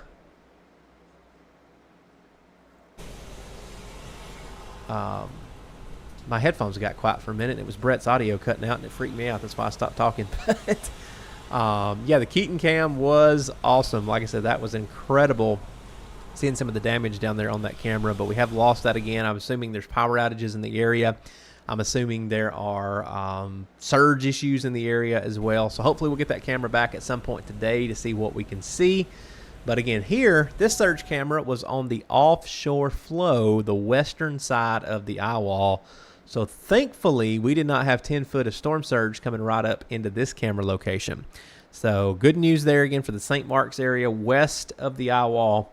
I'm talking 5 to 10 miles west of the eyewall, and all the winds were coming out of the north, pushing the Gulf of Mexico away from land, and then all that water that got pushed away from land piled back up near the Horseshoe Beach area there on the east side. So I don't have a drawing tool today on my computer, but if you can imagine all the water up here from Carabel, Port St. Joe area to Crawfordville, all this water probably is still way low. All this water is no longer there. All that water has been pushed into Cedar Key and Horseshoe Beach. So all the water that's here gets displaced to this side of the storm and pushed inland until we get those winds weakening, and all that water will go back out gradually. It's not a not a rapid thing at all, but gradually all that water will go back into the Gulf of Mexico where it belongs. Josh has seen a live stream on TikTok of about 2 foot of water in downtown Crystal River.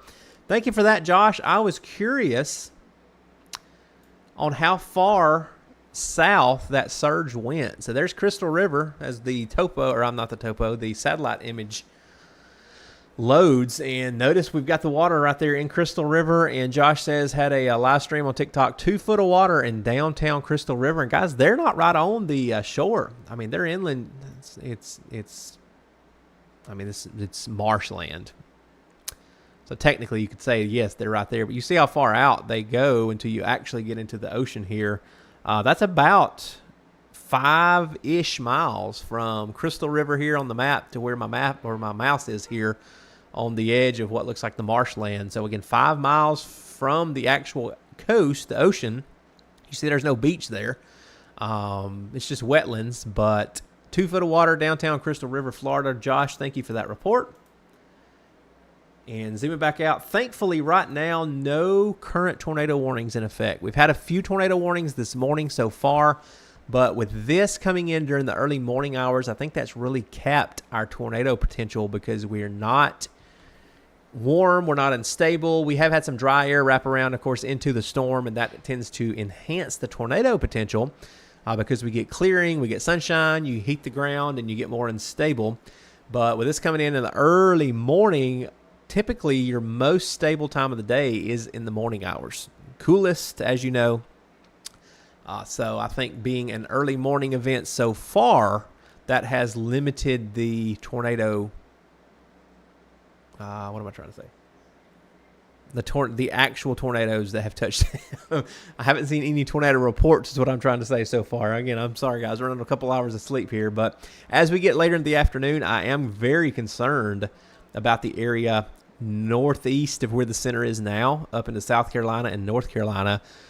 Because, again, if we get some of that dry air wrapping around the system and see some sun breaks, we may get unstable up there. And then as these feeder bands continue to rotate around the hurricane, we may see tornado issues later today in the Carolinas and possibly continuing in Georgia. So, Anthony, yes, as far as the tornadoes go, you're right. Pretty tame major hurricane on the tornado side, yes. But unfortunately, Anthony, some of the footage I've seen coming out of Horseshoe Beach, that surge is anything but tame.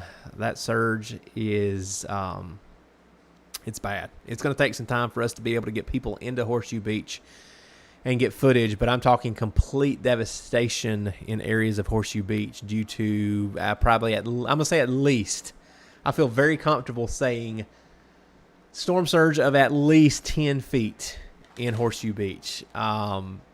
Would not shock me at all to see that closer to 13, 14, maybe 15 foot in some locations. But again, I can guarantee you we had 10 foot of storm surge based on some images I saw earlier this morning from the Horseshoe Beach area as that storm is moving in. It looks like we've lost Brett's feed again, so let's go back to our... What do I want to go back to? Let's see if they've updated our cone.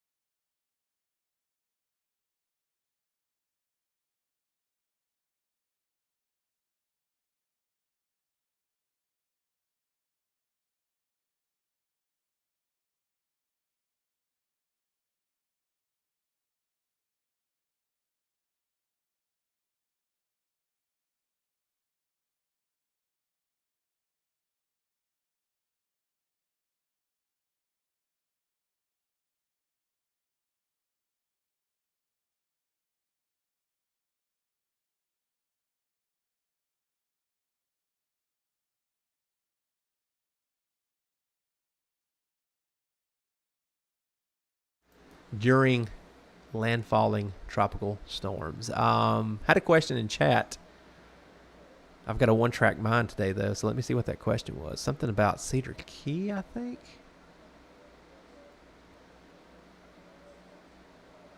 There we go. Josh, has there been any reports out of Cedar Key? Officially, I saw earlier one of our updates, 6-foot official measurement gauge in Cedar Key. So we had a 6-foot storm surge according to the Hurricane Center. Let's go back to radar since we don't have Brett. There we go. So yes, at least 6-foot storm surge there in Cedar Key. We welcome everybody again, providing live coverage here on Brett's channel on YouTube. Oh, you did. My bad, Josh. You sure did. I'm sorry about that. I'm going to fix that so that don't happen again. Stand by, guys.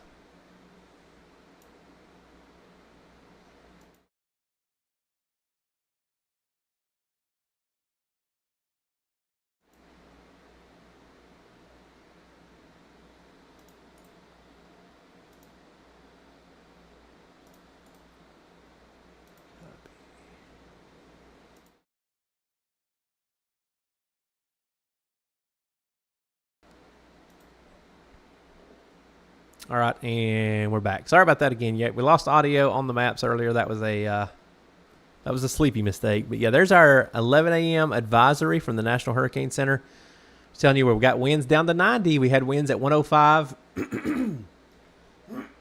Excuse me. Winds down to 90 miles per hour now. Still moving north-northeast at 20 miles per hour. Yep, I am pulling. Look, David's not here. He's feeling a little under the weather today, so I'm having to fill his shoes and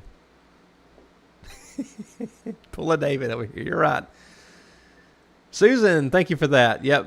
Sorry about that. I switched. We had our loop going yesterday of all these slides. And when I switch, you're not going to hear me, but I'm going to fix that in about 5 seconds. So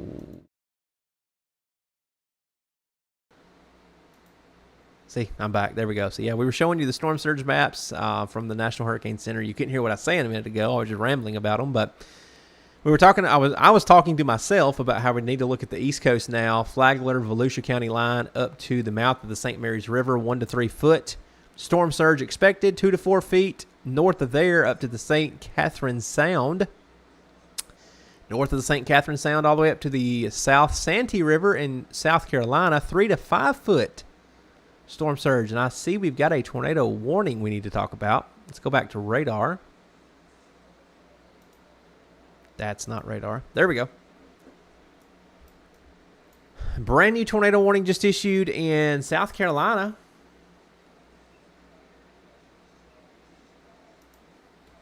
Let's go up here to our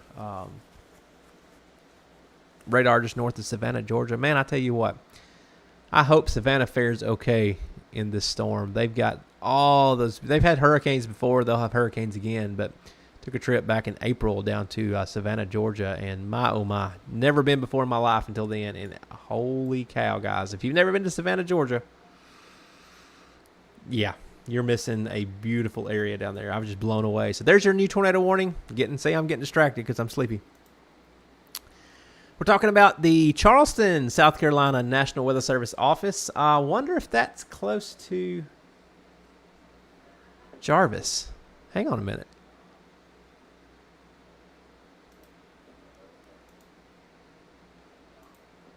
Hey, Jarvis, you still around?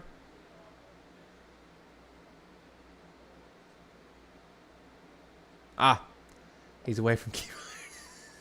I could have read. Nope. This is Jarvis is AFK.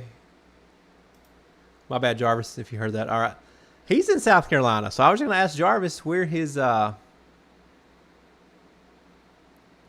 he is in South Carolina, because again we're looking at a tornado warning in Charleston County, South Carolina, near the Hollywood area. So this is going to go for until 11:45 Eastern. At 11:15, a severe thunderstorm capable of producing a tornado is located over. Oh man, I have no idea how to pronounce that, guys. Yonges Island, Yonges. Hey Siri. How do you pronounce Yonges?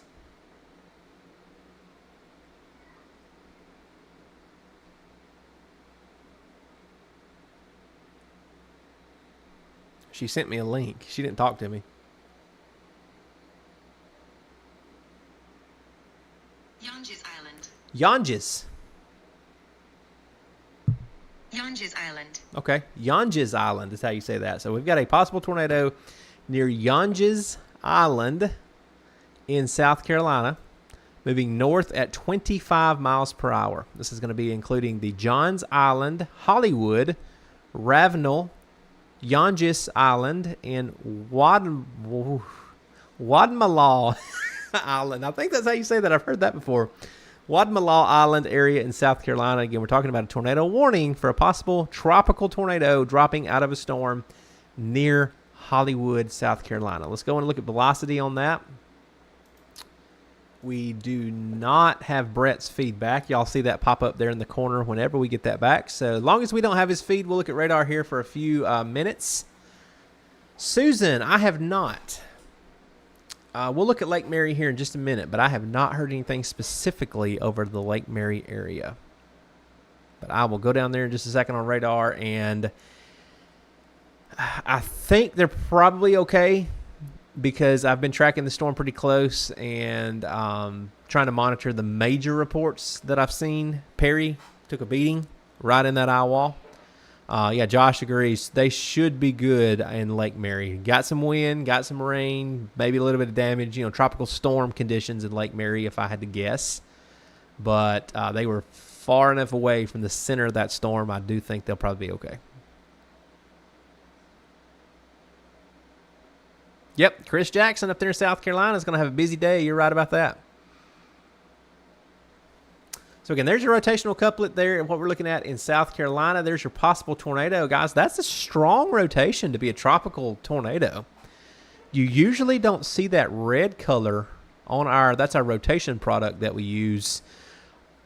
We may have a tornado down with this storm near Hollywood, South Carolina. This road up here, this little gray line you see here, that is U.S. Highway 17 that goes from the Johns Island and the St. Andrews and the Charleston area out west to the Jacksonboro area. So that may be a tornado coming into Hollywood.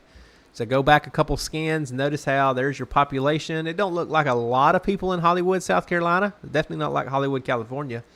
But look what's happened with this storm as it's coming right into Hollywood.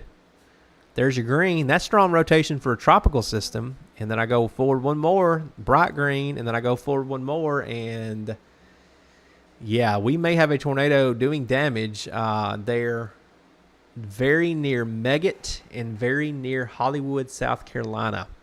Josh, there you go. Yeah, text your cousin.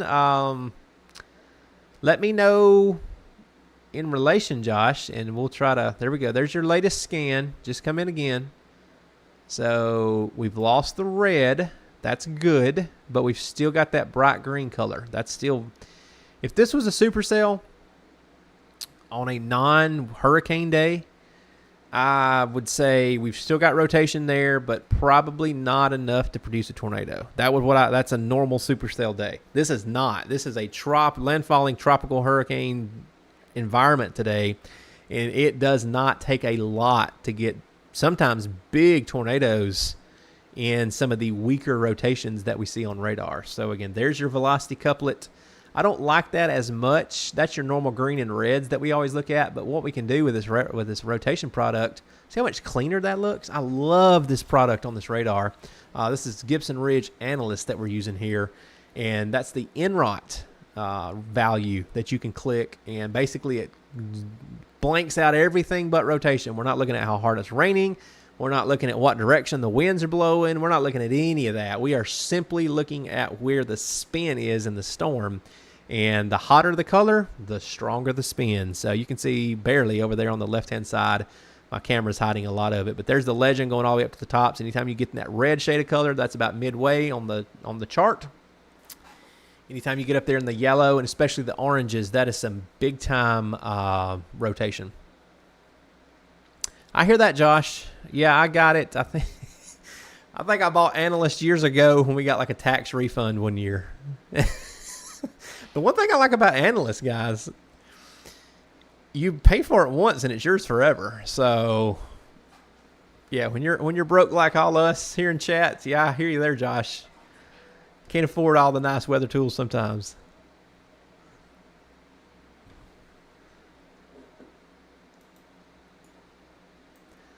Almost got a little hook on that storm. See that right there north of Hollywood? Almost like a little hook coming in from right there. And there's your little rotational couplet right on top of Hollywood right there. Yes, Anthony. Me too. Cousin is good. Said it was like a normal storm for them. Good deal, Josh. Well, depending on where they are up there, they may have a long day of hopefully more normal storms in that area. Hopefully no more tornadoes. Zooming back out again, you can see our center of circulation way back down here.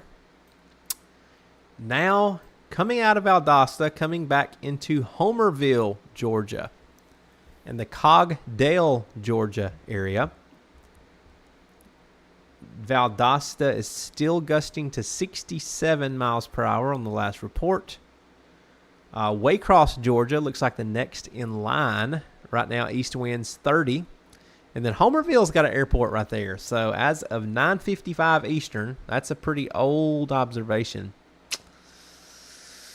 It's 10:30 my clock time, and that would be 8:55. Yeah, that's an hour and a half old. So an hour and a half ago at Homerville, we had winds only at about 30 from the east. But it's got a lot windier in Homerville since that time. All right, let's go down and Lake Mary.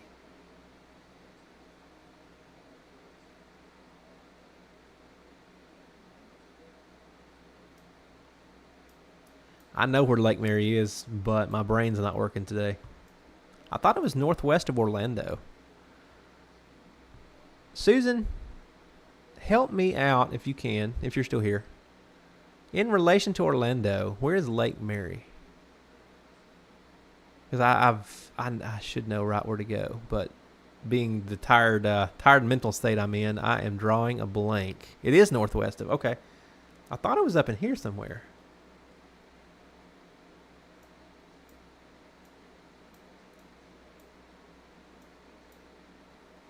North of Orlando. Okay.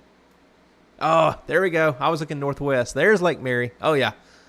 For sure. Susan, I can 150% agree with Josh. They should be good in Lake Mary since they are well away from the storm right now. I can tell you, Orlando International Airport just east of Lake Mary. Light rain being reported. It is 79 degrees. Winds are out of the southwest, gusting to about 33 at Sanford. That's not the international airport. That's Sanford Airport. So, yep, they'll be good over there. Gusty winds, maybe a little bit of damage, but nothing crazy for sure in Lake Mary. Thank you for that, Josh. Thank you for helping out with my bearings. We used to, me and my wife used to have Disney annual passes way back in the day when we only had like a kid or two. Now we've got a whole circus of kids, and we haven't been to Disney World in, my goodness, probably 6 years, 7 maybe. But yeah, that was our old Ocala down through the Okahumpka Service Plaza right there on, what is that, the Turnpike? All the way down to where you get off and go to Disney World. So that's where I remember seeing the Lake Mary signs all back and forth to our Disney trips back in the day. So I guess that's why I thought it was northwest of Orlando. All right, we still don't have Brett's camera. Let's go check on let's see what they're doing over at St. Mark's real quick. Check it out. They've got the Riverside Cafe, looks like the catering vehicle, parked back there at the restaurant. Yeah, I was like, I don't think we're live. There we go. Now we're live. It's a ghost town still in St. Mark's, but very little rain. Storm moving away. Conditions will be greatly improving there on the southwest side of the storm now for the remainder of the day. They may see some sunshine later today in St. Mark's. And thankfully, again, they were on the weak side of the storm. No storm surge issues there. All right, guys, I'm going to go on mute just for a minute because I've been here chatting with you for about 20 minutes. Just had a 48. What is that? 48 mile per hour wind gust reported at a Mesonet station in Jacksonville, Florida. So winds gusting to 50 now in Jacksonville. Remember, I told you earlier, I-75 exit number 11 to Madison Highway blocked due to flooding in Georgia.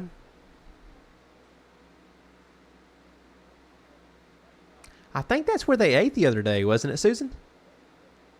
I know they ate somewhere for lunch. I was talking to Brett, and they had lunch or dinner somewhere a couple days ago, and I think that's where they ate. They said it was good food there.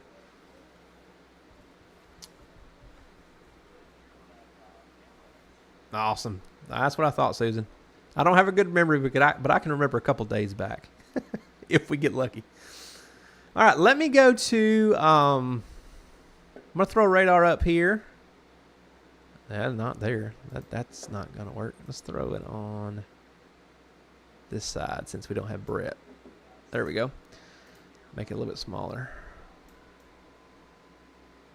So if Brett's feed pops back up, guys, we'll go back to it. But he is down in, where was he? Steinhatchee. That's where he was. So what we'll do here, just for a few minutes, I don't want to talk until I lose my voice today. I thought so, Susan. I saw the last name, and I was assuming you were Heath's mom, so I wasn't going to ask you, but glad to have you with us here. Appreciate you tuning in today. And I know earlier we had Brett's dad here in chat as well. Greg, if you're still watching, appreciate it, sir.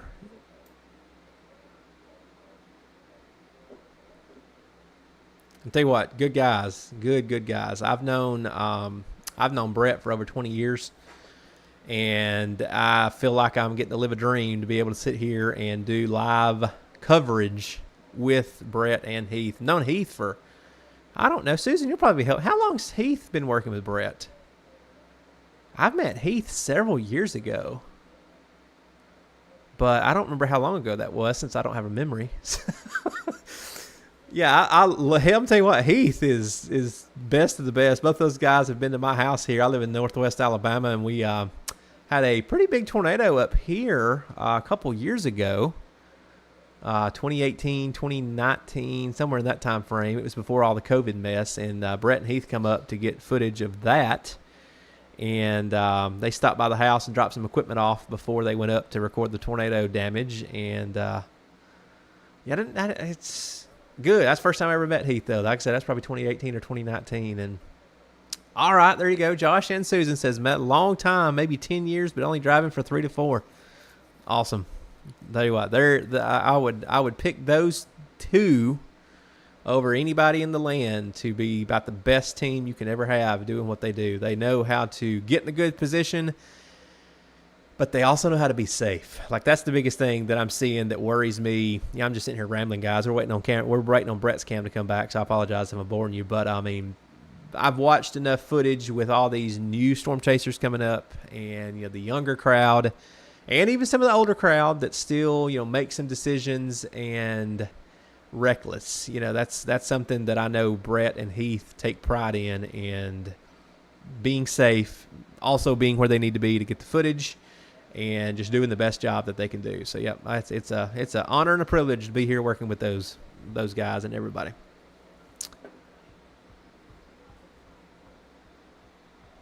There we go, Susan. All right, I didn't know that. So Heath used to ride with them and got hooked. Yes, it is addicting. It is addicting. Anthony's been watching Brett for 8 to 9 years now. That's awesome. Yep, the first time. All right, let's do a quick poll in chat. We're killing time again. We've lost Brett's feed, so let me ask y'all a question real quick for everybody that's here. Susan, you probably will. Josh, you probably will. Let's see if anybody does not remember this, that's known Brett for 10 plus years. That's what I'm looking for. Any of you guys in chat remember, and can you tell me, before Brett had Live Storms Media, what his organization was called? I'm not going to even give you any hints. That's all I'm going to say. I've got a shirt. I've given it to my sons because I've outgrown it.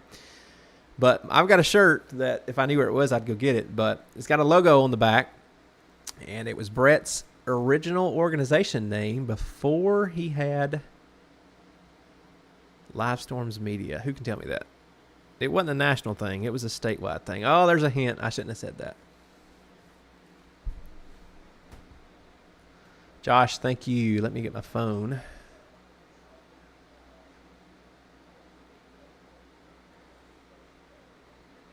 Yep, I think he worked with TVN for a while. I forgot that, Anthony. I think you're right. TVN for a while. Josh don't remember. Good deal. I stumped Josh. It's a good day. Let's see if Susan remembers. All right, Josh sent me some information from James Spann.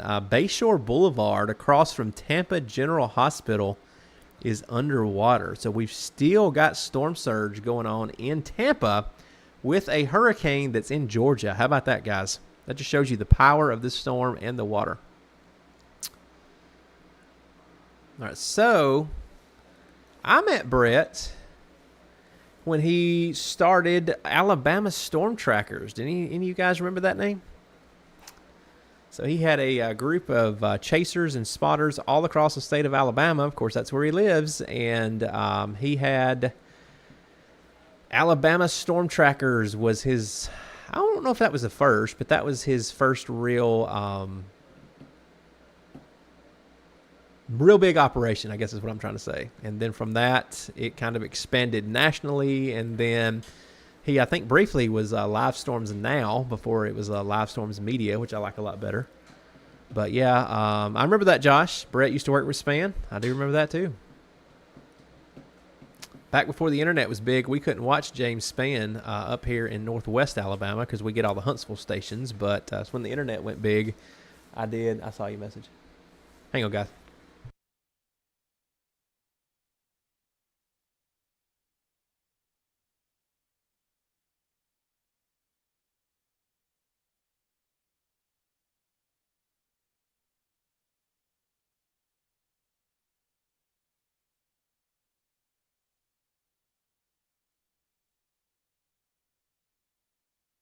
All right, guys, we're back for a minute. Yep, got to run upstairs just for a minute. But yeah, I do. You're right. That's his Twitter handle. I didn't even put two and two together either, Anthony. Yeah, Bama Storm Tracker is his Twitter handle and the YouTube name here. Yeah, Alabama Storm Trackers was the. There you go, Anthony. I'm tired. I didn't even. I probably would have thought about that on a normal day, but there you go. Susan says, I know you wish you could go with them. Have no idea what Brett was before LSM. Heath actually met Brett when he wrapped his truck years ago. Yeah, I know. Heath is a killer. He does the vehicle wraps. And I didn't know that about Heath until about a month ago. Because I've known Heath again for years. And Brett always told me that he's got a guy that does vehicle wraps. And I was like, oh, cool. Brett's got a guy for everything. I didn't know that guy was Heath. Yeah, Heath is multi-talented. All right, guys, I got to step away just for a minute. And we're going to go to Keaton Beach Cam. We're going to keep the radar up there in the corner. We'll put that on loop. And I got to run upstairs, get a drink refill, and I'll be back here in just a few minutes.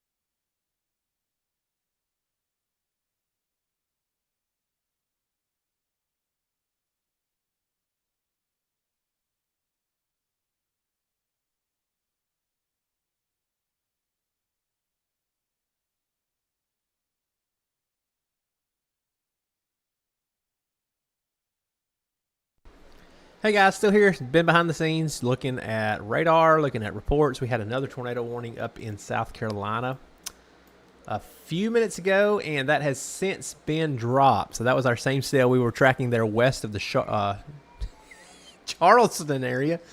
But that tornado warning has been let go as rotation is a little bit weaker, and so far no reports of any tornadoes touching down west of Charleston. Big time feeder band coming into Charleston though.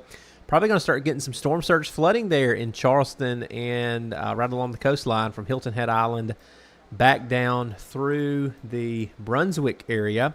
Maybe as far south as St. Mary's, but St. Mary's is reporting a south wind, so probably not the right angle. Water's going upshore like this in St. Mary's. And up here when the coast curves, that's where you've got an onshore flow in Hilton Head Island. So we'll have to see if we have any storm surge reports starting to come in up in that area as we go throughout the afternoon. But guys, we've got a serious situation ongoing there in Valdosta. Just wanted to come to you real quick and do another update. That big, bold, green polygon you see there. Did my microphone just flash? Did y'all see that? Man, I'm losing my mind.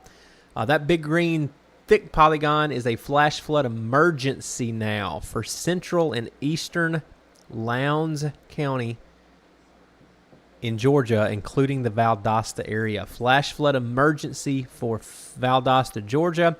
At 11:01 a.m., Doppler radar indicated thunderstorms producing between 3 and 6 inches of rainfall in the area. Additional rainfall amounts of 1 to 2 inches are possible in the warned area. Flash flooding is ongoing or expected to begin shortly. This is a flash flood emergency yet again for central and eastern Lowndes County, Georgia, including Valdosta. This is a particularly dangerous situation. Seek higher ground now. Josh says we had a CC up there in South Carolina. Josh, I stepped away for a minute to get me some breakfast. I'm on Charleston next rad. I'm assuming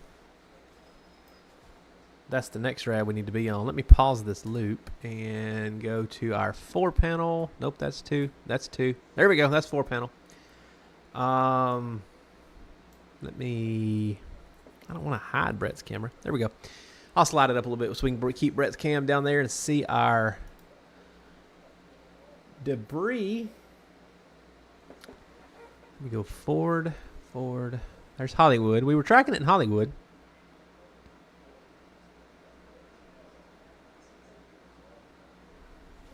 Don't see anything yet.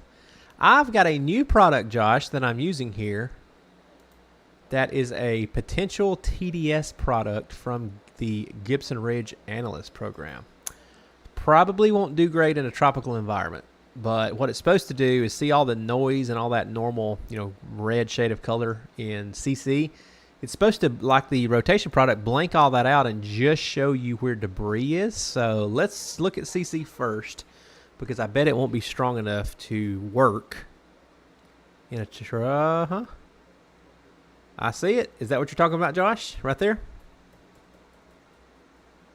Yep, right there north of Hollywood. What we're looking at is this lighter color here that may be tornado debris. Yeah, I agree, Josh. That's something. What I will do is I like to put a marker there and then see what it does here in all our other panes. That marker shows you the debris. There's rotation, perfect match. There's velocity, perfect match. And you're not going to get a debris ball on that week of CC drop. But, Josh, good eyes. That is, I think, definitely some tornado debris. Yeah, it's not strong enough. So here, this is our, again, that is a brand new product in the latest version of Analyst. It's called PTDS. It's Potential TDS Signature. And what it does, it's a scale of 70 to 100%. And when the algorithm picks up on debris, it starts showing that debris as color over here on this image. But again, probably not going to be a great thing to use today. So I'm going to turn that off. We'll go back to regular CC. And because, again, it takes I won't say a strong tornado, but it takes a decent tornado and a decent debris signature to use, and we're not going to have that today in tropical tornadoes. You're right, Josh. We got them CC drops in Bama, don't we, buddy?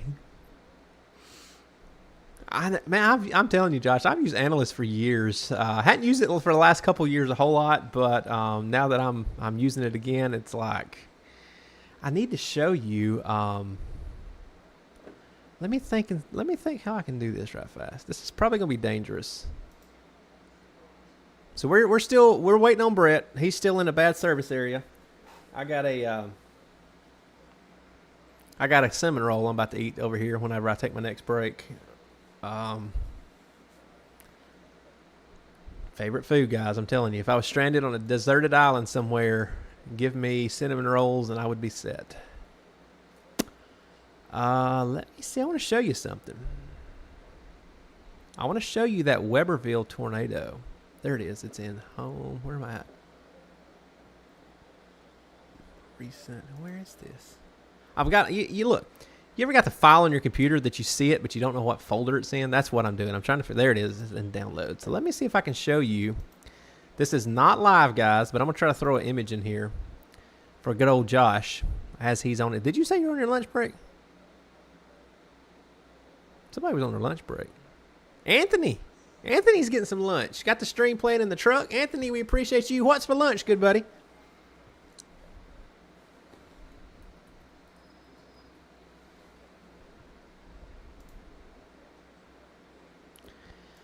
Josh, I'm going to try to show you what I was trying to show you there. That didn't make any sense. I apologize. Weberville debris ball. There it is. So I love Analyst too because you can save screenshots. And so that is not live. Again, that is not now. But that is that Weberville, Michigan tornado from, what was that, a couple weeks ago? So that is looking at the exact same thing I just looked at a minute ago. And again, that's not live. This is the Weberville tornado. Top image there, top left, that's your base reflectivity. You see the little purple dot, and you see the little, what I love about it as well, that icon with the line under it. That is your TDS symbol. So when you have rotation in Analyst, it shows you that little triangle, and the brighter the triangle, the stronger the rotation. But what it also does now in the 3.0 version, it puts that little line underneath it to let you know that it's detecting debris. So there's your velocity couplet again, top right. Bottom right is your VROT. I'm sorry, that's your NROT, your rotation product that we keep using. And on the left-hand side, that's not CC. That's that new algorithm that shows you can see the scale over there on the left-hand side. The white is 100% chance that is tornado debris in the air. So that was a crazy night when I was tracking that tornado, again, coming through Weberville, Michigan. And, again, it's just a very clean look to me. A lot easier. You know, obviously on CC, you know, it was a huge hole there. Huge dropout. I mean, it was clear as a bell. But I like that because it doesn't show all the other colors around it. It just shows you where there's debris falling out of the sky. So again, not live, not now, but that was crazy to see in real time.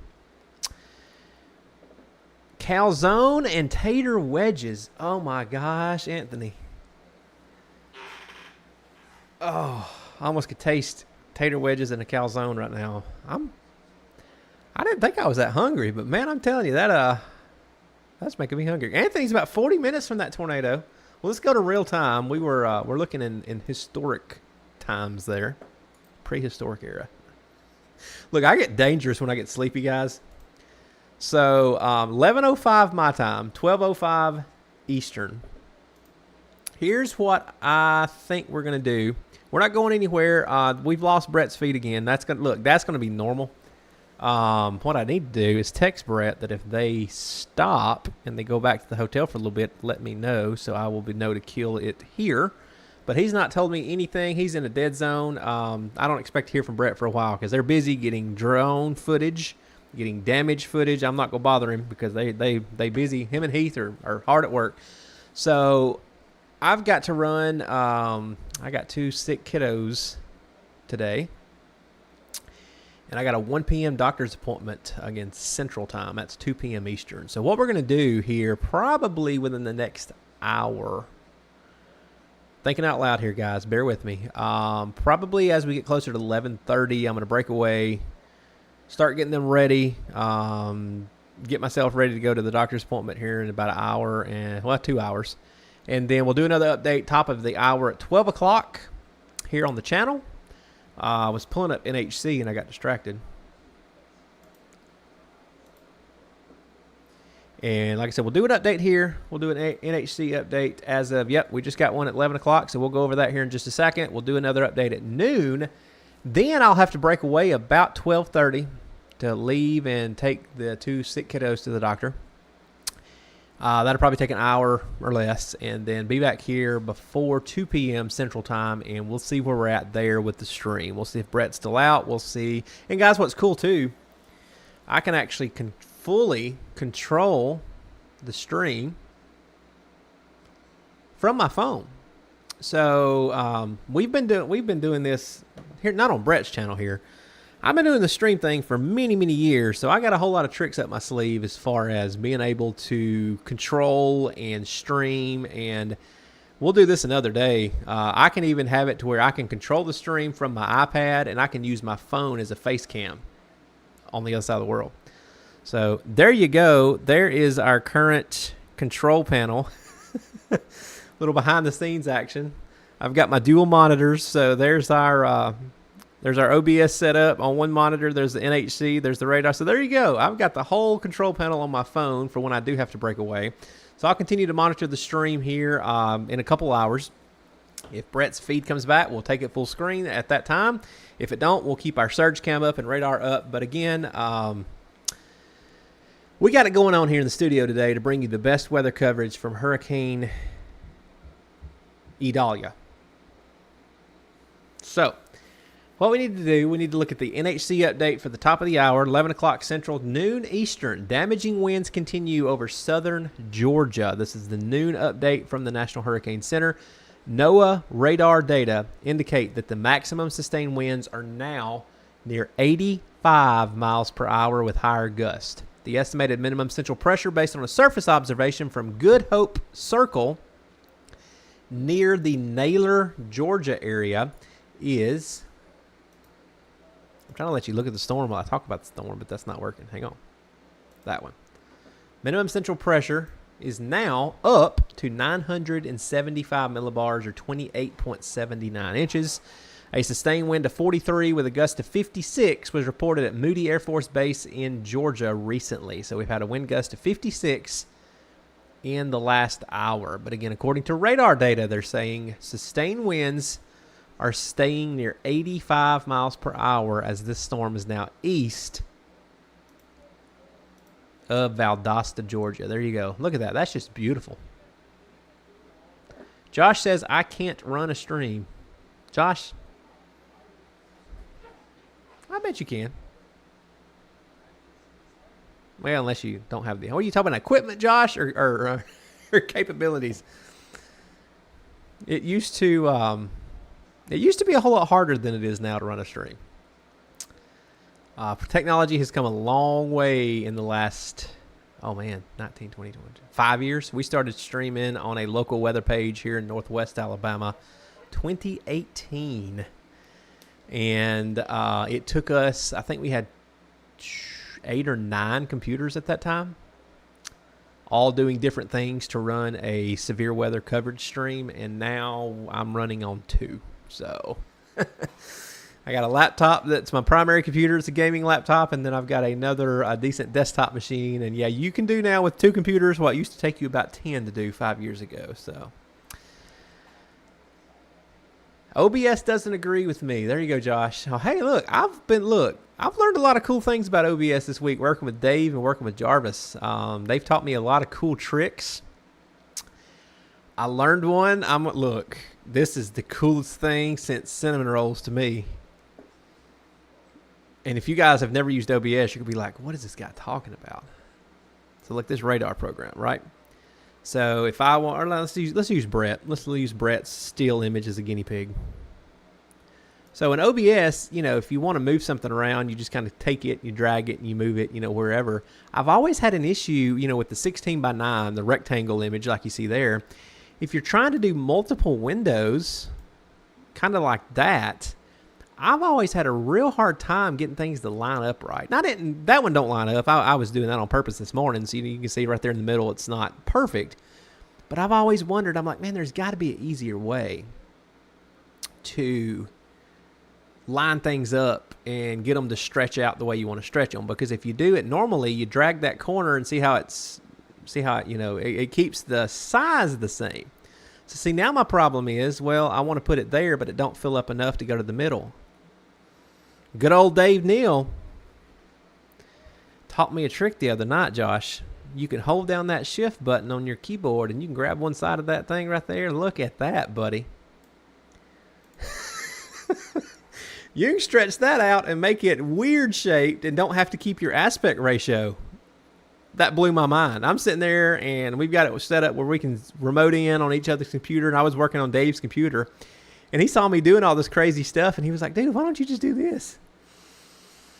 They've taught me a lot of cool tricks this week, and I think I've taught Jarvis a couple cool tricks as well. I hope so, at least. So yeah, OBS it can be challenging from time to time. I will agree with you there, Josh. Sometimes it does things and you're just like, what in the world is it doing? Oh, you got to play with that, Josh? Yeah, Brett just got a new piece of equipment in his chase vehicle that Josh is talking about in chat. It's called a YOLO Live. Thank you, Josh, because I would have never remembered that. YOLO Live is what it's called. It's basically like a video switcher on steroids. So you can do multiple inputs. You can do multiple cameras. He's got it where he can hook his drone up to it and get footage off the drone. Oh, yeah. Heath was sending me videos the other day of it already installed, and that he was sitting in Brett's seat recording. Man, yeah, that thing is sick. Good job. I told Heath, y'all did a clean install on that, and it looked really good, and we are excited to use that here on the stream. If we can ever get Brett back where we have cell phone coverage, right?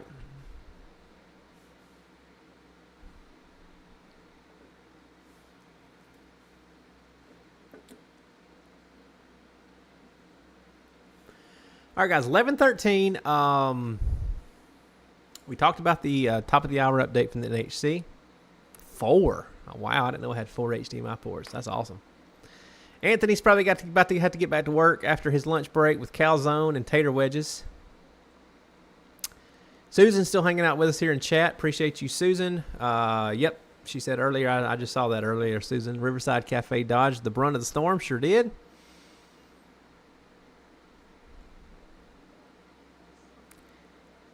All right, and let me see what I want to do this afternoon when I get back from the... Yep, Anthony's still here. He's still on his lunch break. Did you say you're at work, Anthony, or did I make that up? You said you're getting lunch. I guess I just assumed, Anthony, you're at work and you were just leaving work to go get lunch in the truck. I don't know. You never said you were at work, though, so... Oh, look, they're already cleaning up there on cam. We got the leaf blower out at St. Mark's. Oh, good. Okay, well, Josh is at... That's where I got that. All right. Josh is at work eating lunch, and then Anthony is too, so good deal. I didn't make that up. Sorry about that, guys. I told you I get dangerous on no sleep. Chris.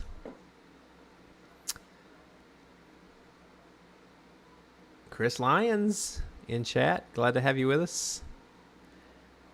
It's nice, Chris says. I don't know if you're talking about the camera or the equipment that Josh is talking about. So let me know, Chris. We've got hurricane warnings plumb up into South Carolina now. Wow.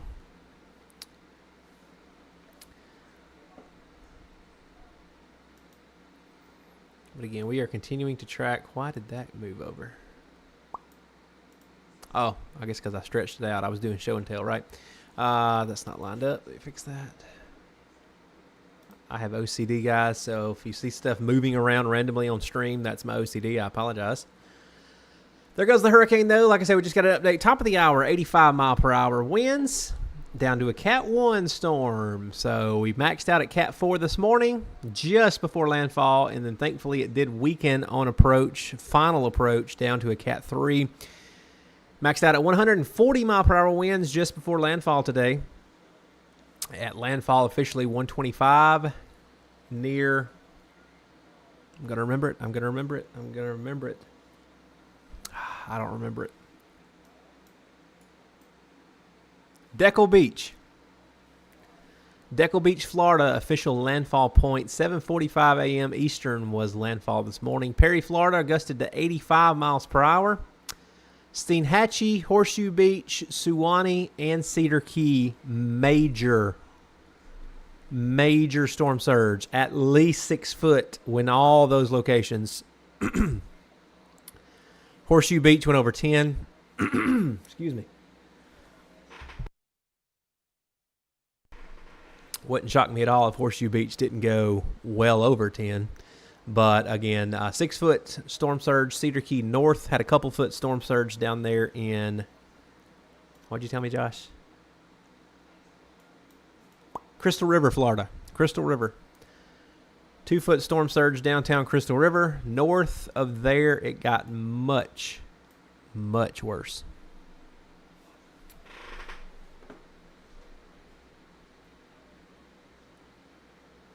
All right, guys, what I'm going to do, this cinnamon roll is over here calling my name. So I'm going to go off camera and I'm going to go on mute and take care of the cinnamon roll here for just a second. And we will be back probably at the bottom of the hour. Do another update and I'll break away, get everything ready to make my little errand we've got to do here in just a little while. And we'll be back for 11:30 Central, 12:30 Eastern. Give me about 10 minutes. We'll be back. We'll do another quick update at the bottom of the hour. And then we'll be back here with a full update after that at 1 p.m. Eastern. So stand by. Be right back, guys.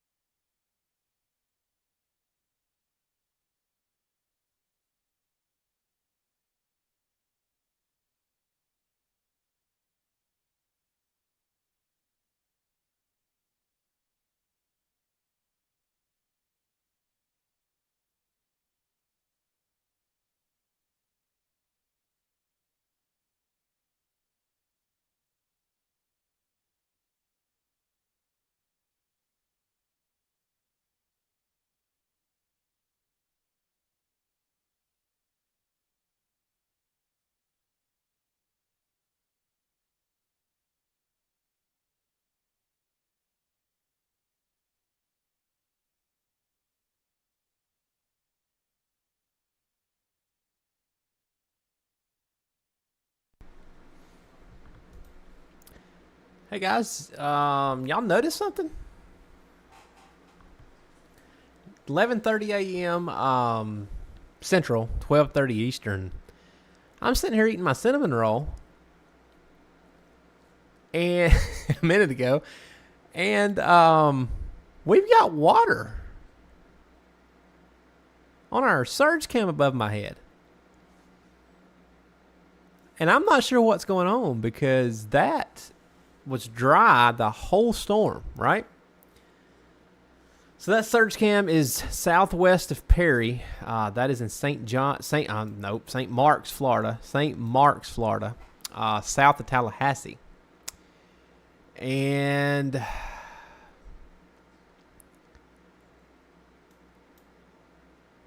there's a river there. But, I mean, they got northwest winds. So, I'm going to be honest with you. Look at that. We've got some kind of storm surge flooding on our St. Mark's camera. And I can't explain to you why. Because the storm is way, way, way, way away from St. Mark's, Florida. So, we're going to keep watching that St. Mark's surge cam full screen. I'm going to take my little radar box away, so that will free up some of the room on the side. We're going to move Brett's camera all the way to the bottom in case it comes back. But, yeah, we've got some flooding there on our St. Mark's surge cam. So, very interesting to me that the storm is gone. And now we've got water rising.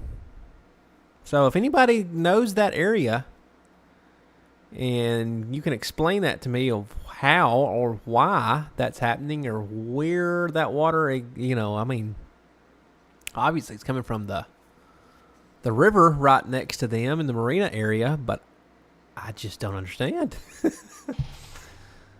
Unless it is part of the northwest winds, pushing some of the water back downstream and it's overflowing its banks. Maybe it's some flooding, maybe it's freshwater flooding there. I don't know what's going on, but again, we're looking at the St. Mark's, Florida surge camera that Brett and the team deployed yesterday, and it's been rather uneventful. Yeah, Anthony, yeah, I mean, maybe so. I mean, I don't know because I'm sitting here looking at it on radar. And let me zoom in and show you what I'm talking about as I flip back to radar here.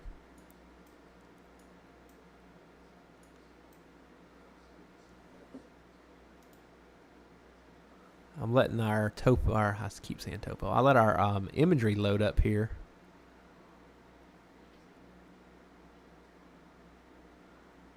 So we were on live last night with Dave and Brett. If y'all watched our live show, zoom out and get your bearings. There's St. Mark's, south of Tallahassee. See it?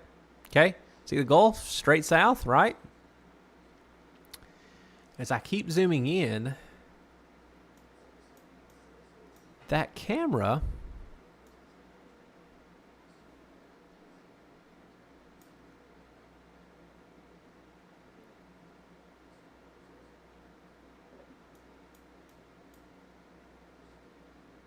right there. That camera is right in here somewhere. Brett showed us last night on stream. It's literally right in here somewhere. I don't know the exact location, but there's the water south of the camera location. And somehow we've got water getting up into the parking lot there. So yeah, I just don't understand what we're seeing there. Why? Because that water, I'm sitting here again. I saw it at first. Look at that. It just updated. Look how high that water's got. I mean, that's going to start going into the businesses there in a minute. That's pretty incredible. So yeah, well, Anthony, that may be the water that was pushed out earlier. That's a very good point. All the water was pushed south into the Gulf of Mexico with the storm winds offshore.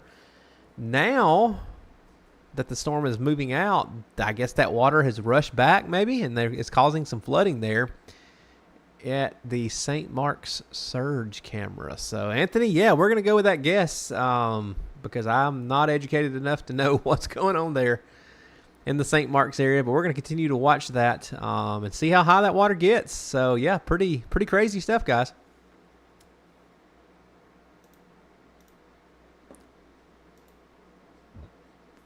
Excuse me. I'm sorry about that. Let's see. Jarvis is still away.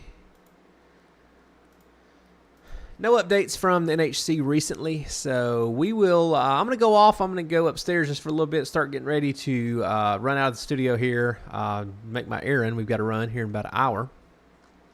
Be back at the top of the hour. Be back at 1 p.m.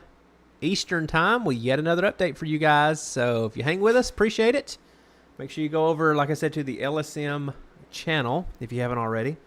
We've got another stream going over there of tornado watches, power outages, cameras, live cameras.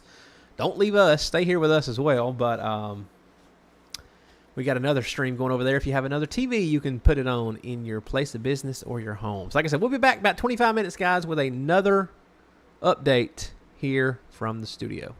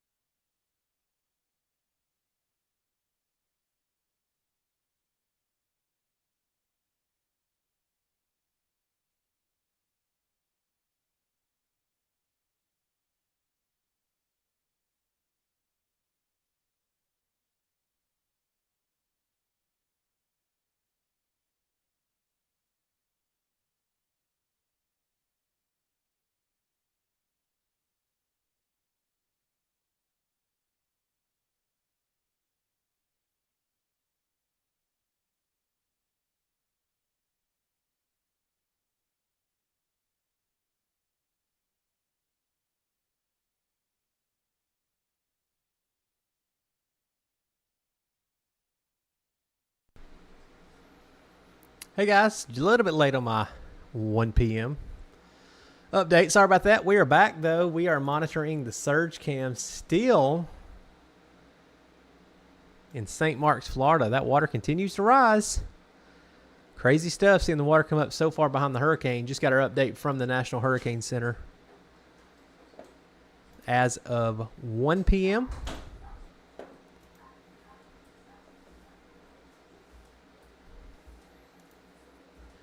As of 1 p.m., heavy rain spreading across southern Georgia, portions of the Carolinas. A NOAA radar data indicate that maximum sustained winds have now decreased even more, as expected. Winds down to 80 with higher gusts. The estimated central pressure is going to be 978 millibars. A weather flow station near Jekyll Island in Georgia recently reported sustained winds of 43, gusting to 55. And they also say this is the last hourly update on Idalia. The next advisory will be issued at 2 p.m. Eastern Time, 1 Central, and then they'll get back on their normal 3 hourly update. So this is our last hourly update again. Winds down to 80. Cat 1 hurricane still as it continues to swirl over southern Georgia.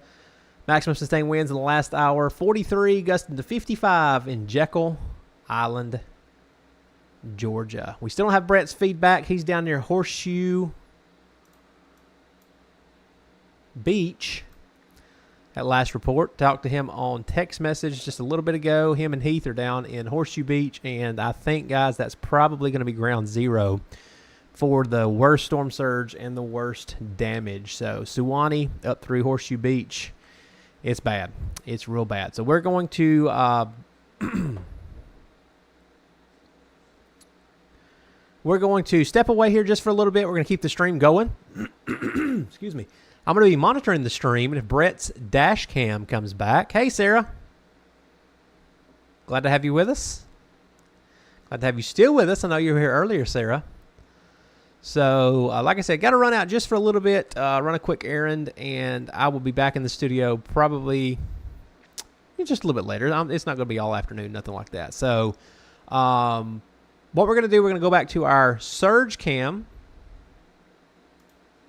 here in St. Marks, and I'm going to continue to monitor the feed even though I'm not in the studio. And like I said earlier, we can remotely control things from my cell phone. So if Brett's camera comes back down there in the corner, I will log in and be able to take him back full screen.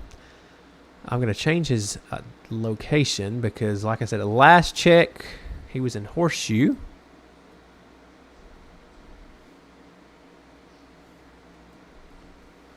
There we go. Got that ready to go if it comes back. Until then, we're going to go full screen on St. Marks and stay with us. We're going to keep this feed going as long as we need to this afternoon. Probably wind things down later this afternoon into the evening hours, get some rest. And Dave's under the weather today. He lost his voice. So I'd like for us all to be able to do a kind of a storm recap show maybe tomorrow night, Thursday night. That's kind of what I'm thinking right now. Give us some time because a lot of things today are going to stay flooded, and it's going to be real hard to get down there and get a lot of good footage of what actually happened in some of these damaged locations. So hopefully Dave gets to feeling better. I would like for us to try. Tentatively, I'll talk with the whole crew and see if they're good with that. I'll talk to Jarvis and Dave and Brett later this afternoon, this evening, see if maybe we can plan a big recap show for you guys tomorrow evening. But until then, I'll be back in the studio in just a little bit, guys. We're going to go back to Surge Cam, go back to Brett Cam, and y'all stay with us.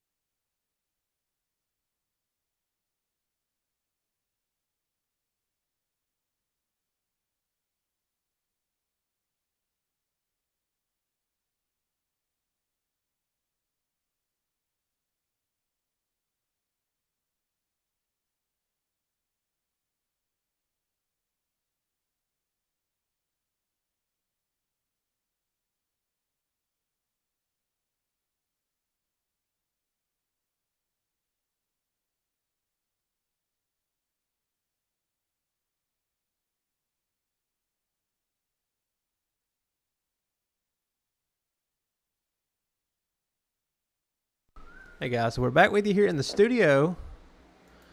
Just saw on my there's the weather sun making a debut in the background. We have got a tornado reported on the ground in Charleston, South Carolina right now, guys. We got to go in and take a look at that. Notice the polygons here, 3 tornado warning polygons. Let's go in, take radar full screen. Brett still, last I heard from him, still in Horseshoe Beach. So we're going to talk about these tornado warnings in Charleston. This one right here is a confirmed tornado for Charleston and Berkeley counties in southeastern South Carolina. Goes until 4 p.m. Am I unmuted? Yeah, I'm not talking to myself. We're good. So again, confirmed tornado warning, Charleston and Berkeley counties in South Carolina till 4 p.m. At 3:34, a confirmed tornado was located over Fort Johnson, moving north at 35 miles per hour. Damaging tornado is, of course, going to be your main threat here. Just a few minutes ago, let me take us back in time and see if we can see this rotational couplet as it come in off the water. And it was this band right here on the southeast side of Charleston, right there near the Sullivan's Island and the Mount Pleasant area. If we flip over to velocity, that's it. Don't look like much, right? But let's go forward in time, one more scan. And there you go. That is a confirmed tornado warning that just popped up near Mount Pleasant. This was valid about 10 minutes ago. And then that area of rotation looks like it went right across Mount Pleasant, coming up into the east side of North Charleston. And as we track that rotation couplet, it's actually stronger now than it has been. So possible tornado right here. On the east side of the North Charleston area, north of Mount Pleasant, south of the Wando area. So again, that is a confirmed tornado warning right here. Don't look like much, but that again is our possible tornado, or well, I won't say possible, our confirmed tornado right here on radar, moving out of the Mount Pleasant area, moving northeast. Looks like we've got some houses in here. Notice the residential areas back here, and then coming out of a residential area. So let's look at CC, see if we've got any debris.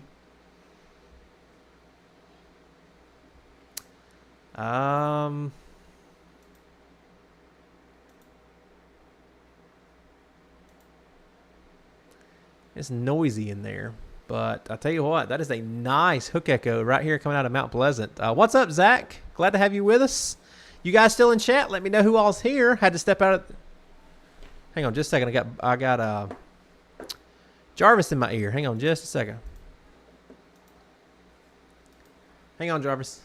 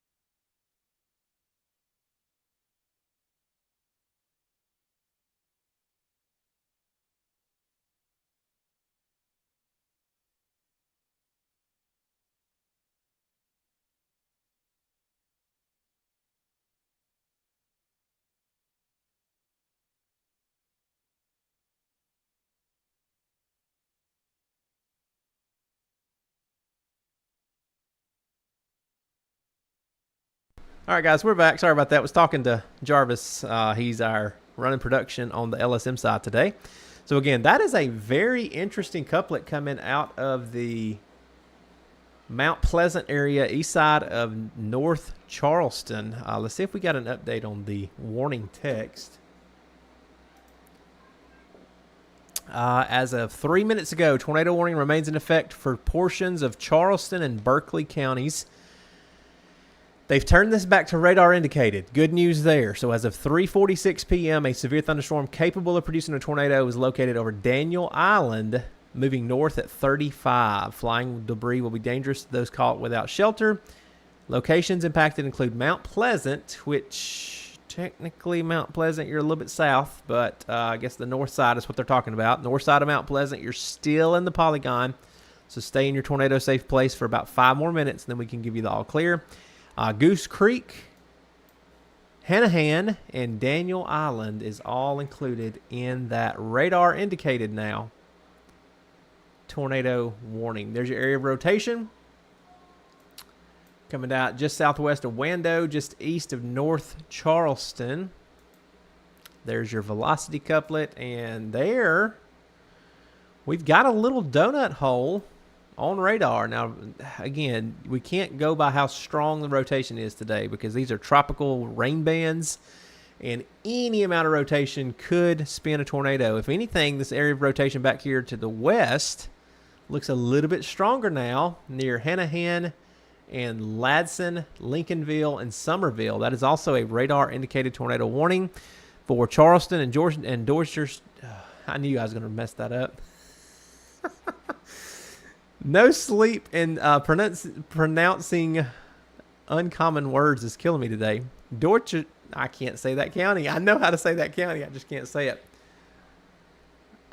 Dorchester counties. There we go. Charleston and Dorchester counties. There you go. Thank you, Jarvis. It wouldn't come out. I don't know why, but Dorchester counties. Maybe I shouldn't have jumped on with this tornado warning, guys.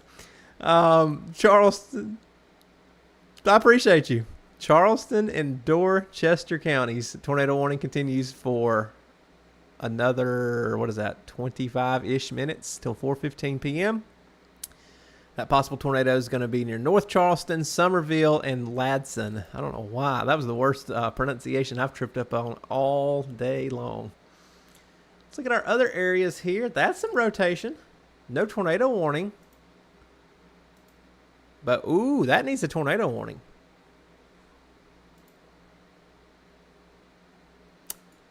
Did we have a tornado warning on that? Nope. I'm shocked, guys, that we don't have a tornado warning on that cell east of Cottageville, west of Charleston, because look at all the rotations we've got. This one is closer to the radar. Yep. And much better view, lower beam angle, and stronger rotation. And yeah, so if you know anybody near Cottageville, South Carolina, do them a favor, call them, text them, send them the link to this stream, because that is a pretty strong area of rotation about to cross over U.S. Highway 17 east of Cottageville, South Carolina. Now, remember, these things are moving backwards. Good deal. Jarvis just said in my ear, it's now got a tornado warning until 4:15. You'll see that pop up here in just a minute, but a brand new tornado warning coming. You saw it here first. That is a very strong area of rotation. East of Cottageville, west of Charleston. We'll get the warning text pop up here in just a second when we get that polygon. But the other two tornado warnings continue. North Charleston, and then back over there near the Ladson and Somerville areas. Both of those radar indicated. I know that's a purple polygon. Don't know why it didn't change color. Purple on my monitor means it's a confirmed tornado. There we go. There's our new polygon. Red, of course, means it's a radar indicated tornado warning is how I've got mine set up. Chloe, thank you for watching, and we are happy to be here covering these tornado warnings now in South Carolina. This is going to be I get to say that word again. I think I'll be able to say it this time. A brand new tornado warning for Colton County and Dorchester County in South Carolina until 4:15. At 3:52, a severe thunderstorm capable of producing a tornado was located near Cottageville, moving north at 30 miles per hour. Impacts locations include the Givens Ferry State Park, Ridgeville, Cottageville, and the Givens area. So, like we've been saying, if you know anybody between Walterboro, Cottageville, and Somerville, 3 separate tornado warnings now with these thunderstorms. Well, they're not thunderstorms. They probably don't have any lightning in them at all because these are tropical downpours with rotation. So don't wait to hear thunder. Don't wait to see lightning and think that, oh, this storm's not close to me because I don't hear popping thunder. It's not how tropical systems work. You usually don't get a whole lot of lightning in these tropical feeder bands. You can get some, and usually if we start seeing lightning, that's a very good indication that we are about to get a tornado to develop and drop in the storm. So right now, again, the strongest of the two. Good news. Good news, good news. We've lost our tornado warning.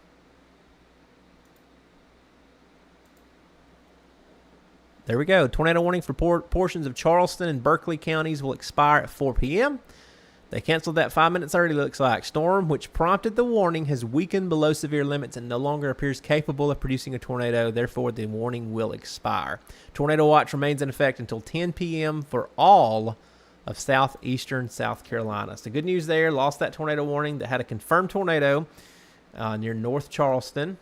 2 tornado warning polygons here in South Carolina. Let me turn on my warnings window. Yep, that's all we've got now in the country. 2 tornado warnings in South Carolina. 2 flash flood warnings in Georgia. One of those is for a lot of counties. Look at those flash flood warnings here. And this is what we call a considerable flash flood warning. Bryan, Bullock, Candler, Evans, Liberty, Long, and Tattnall counties in southeast Georgia. Considerable life-threatening flash flooding is occurring in these areas. I'm seeing in the warning text. 2 to 5 inches of rain has fallen, and more rain falling will continue to make flash flooding worse in these areas. So, again, major flash flooding issues from Valdosta up through the Reedsville, Claxton, Glenville, Pembroke, Georgia areas with the eye, or what's left of the eye.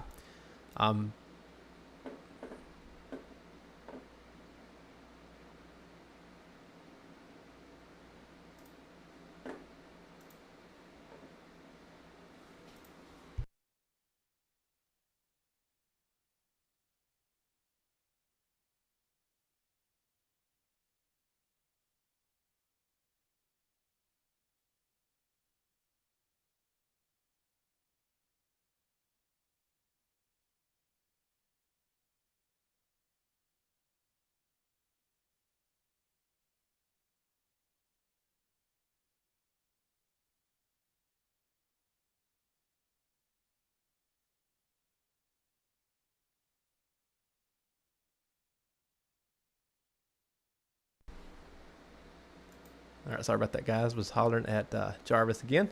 He's about to go live over on the LSM channel for these. We're gonna have to here's kind of what we're up against.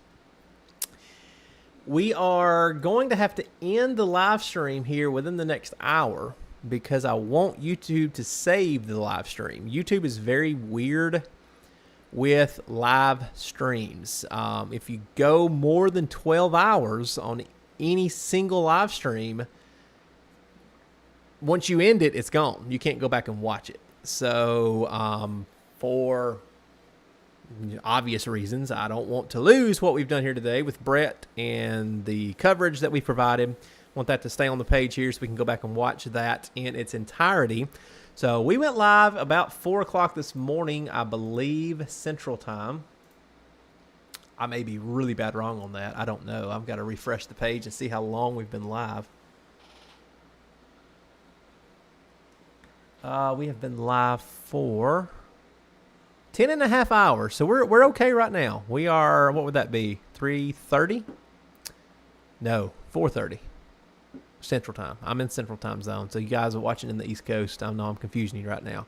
My clock says 3 o'clock, and we've streamed for 10 hours and 30 minutes. Yes. Man, I'm tired. So yeah, probably in the next hour before 5 o'clock Eastern time, we'll go ahead and wind this down. We'll be in and out. Brett's feed, as you see, we've had it down for hours. That was expected. Anytime you get a major hurricane landfalling, you get destruction. You get cell phone towers going down. Power outages widespread. So I kind of figured by this afternoon we wouldn't have a whole lot to show on Brett's camera feed, but we got a whole lot of damage footage coming in. So what I'm going to do when we end this live stream, I'm going to start working on some of the damage videos over on the LSM page, make some short content out of that, push people to watch the main videos. Look, it's crazy, guys. These shorts are blowing me away because some people, you know, they will watch a short for 60 seconds and then you'll click to watch the full video after the short catches your attention.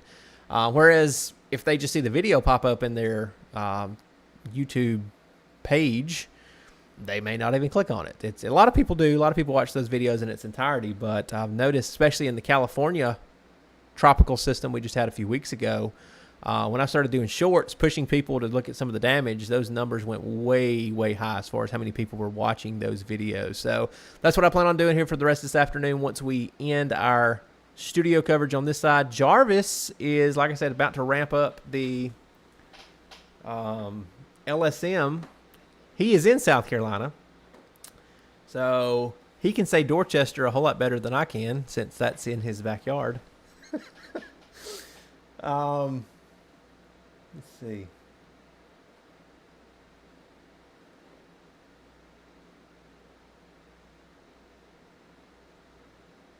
How do I turn volume up over here?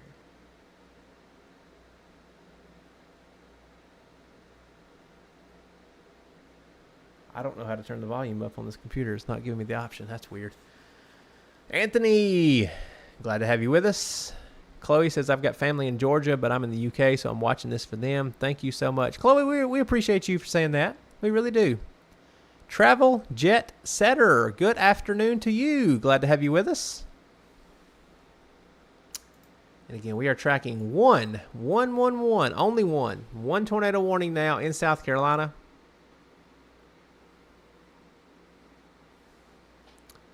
What we're looking at there on the 4 panel, and you can't see my right panel because of the Brett cam there. That's okay. There's nothing really to see there. I'll slide it over like that. There you go. There's your area rotation just west of the Summerville area. And up in the top right, up here, rotation couplet not nearly as strong as it was just a few minutes ago. Good news there. Rotation has weakened. That's what it looked like when we got the warning issued. Going forward, 2 or 3 scans. Look at that. We've almost lost that rotation completely. So good news there.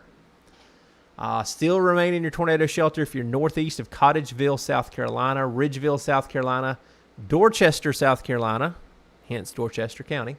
Tornado warning is continuing for you for 13 more minutes. Tornado warning remains in effect until 4:15 for portions of Colton and Dorchester counties. At 4 o'clock, a severe thunderstorm capable of producing a tornado was located near Givens Ferry State Park, moving north at 30 miles per hour. This is a radar-indicated rotation. Locations impacted include Givens Ferry State Park and Givens there in South Carolina. For some reason, neither one of those is popping up on my map.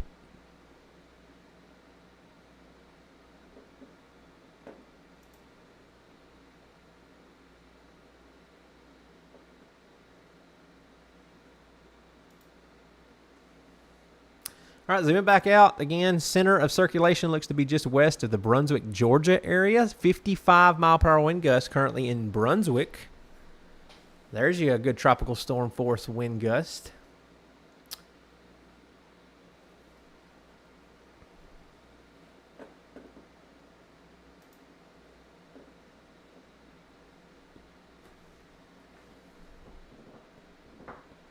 Travel Jet Setter, thank you for that.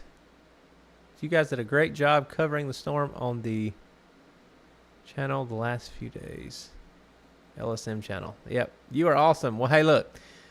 I can't take credit for that. I'm just a face in a box. That was all Jarvis, and that was all David Neal and Brett. I'm sitting here reading chat, answering questions to the guys. I am thrilled to be part of this team. But again, that is a huge shout out. I will pass that on to those guys here in just a little bit because, again, they are the reason that those shows come together, and they were so awesome. Like I said, Dave lined up some amazing guests. I tell you what.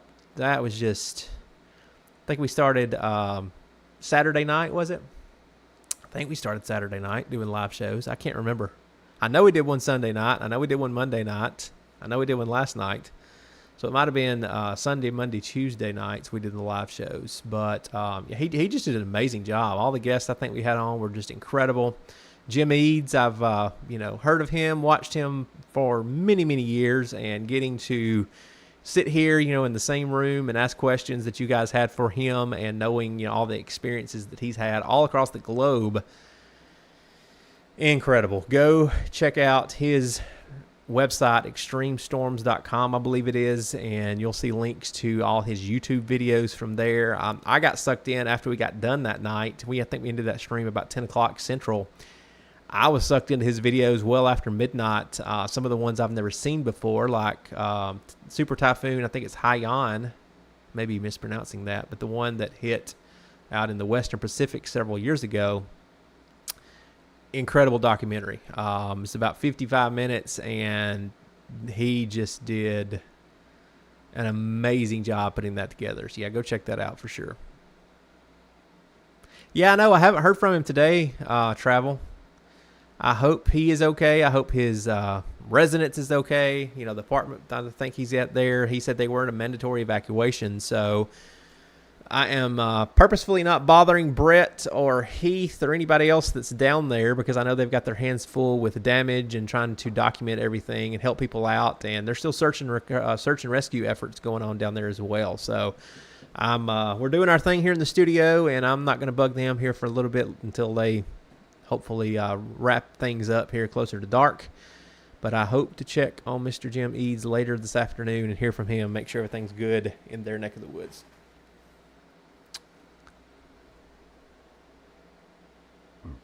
Excuse me. Let's check on our surge cam. I had to step out of the studio for a little bit. I've got 4 sick kids now. Had 2 kids at the doctor Monday. They ended up with strep throat. And now my 2-year-old and my 2-month-old had to go today, and they've got the same thing. So that's why I had to step out a little bit, get them to the doctor, hopefully get some medication for them here in just a little bit today. So apologize about that, guys. But we're back monitoring the tornado warning in South Carolina.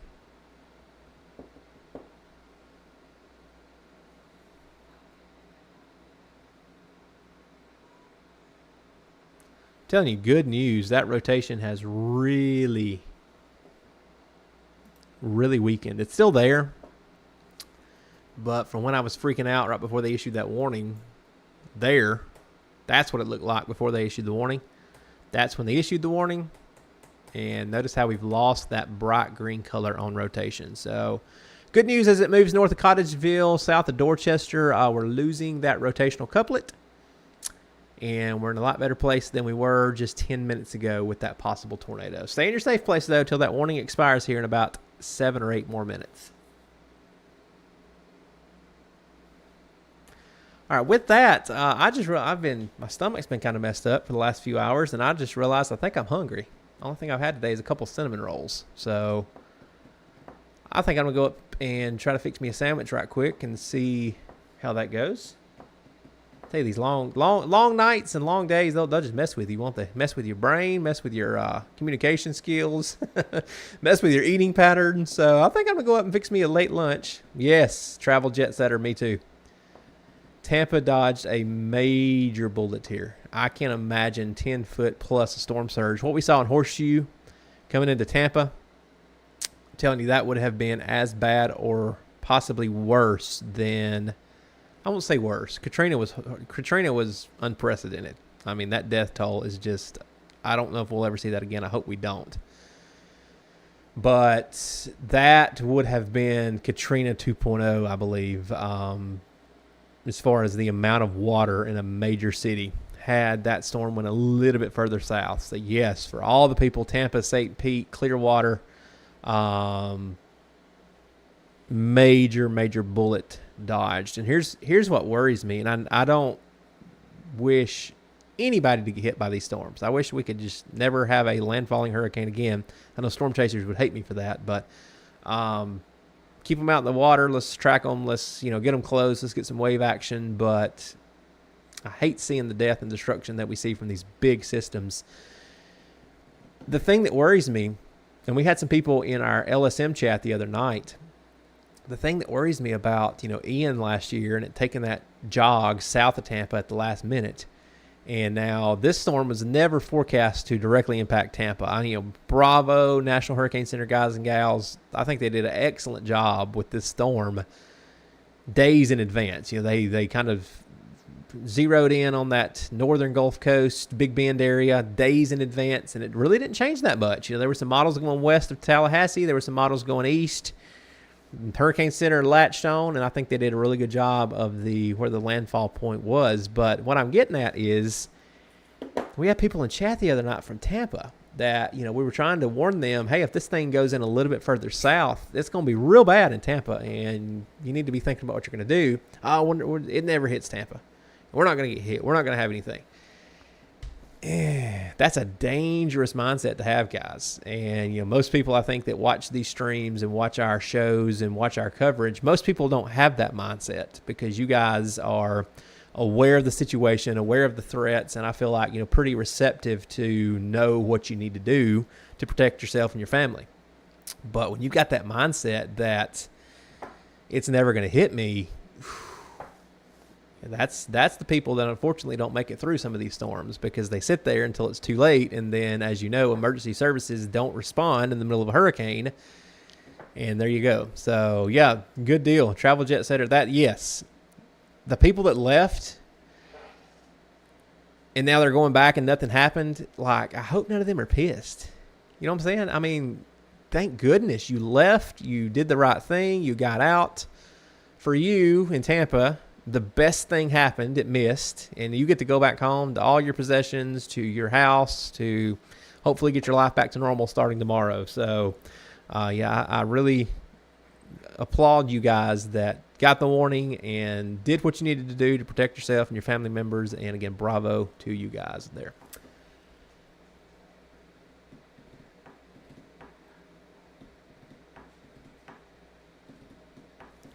All right, guys, I'm going to go upstairs, get me something to eat. Feeling a little lightheaded. And we'll probably do one more update before I end the stream before 4 o'clock. Until then, I think I'm going to leave radar. And do we still have water on that surge cam? Let's see. We do. It's going down. Water's going back down. So since Brett is camera's kind of not there, let's keep our radar looping. And let's see if we get our surge cam back.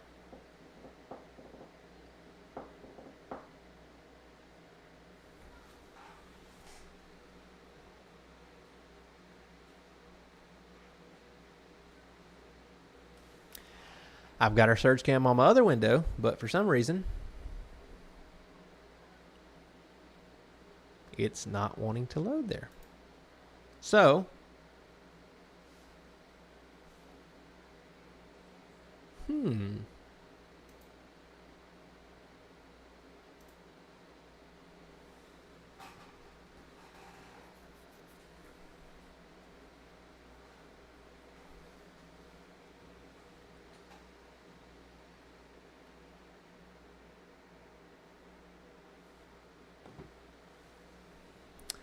all right, well, how about this?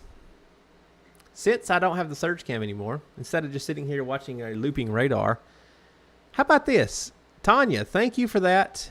Thank you, Tanya. How about we go ahead early and end the stream here. And what I want you guys to do me a favor.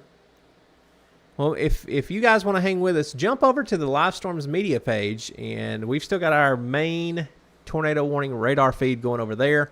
Jarvis was planning. We've lost that tornado warning, thankfully, now. But if we have any more, that's literally in his backyard. I think he was going to break in and do some radar coverage.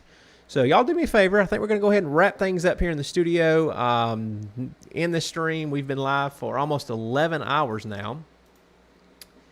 Yep, 10 hours and 47 minutes. And we'll let this process. We'll let it get on the YouTube server. Thank you, Tanya. Thank you, Chloe. Thank you, Travel Jet Setter, Anthony, Rhonda Ann, if you're still here, Jennifer, Sarah, you guys, Josh.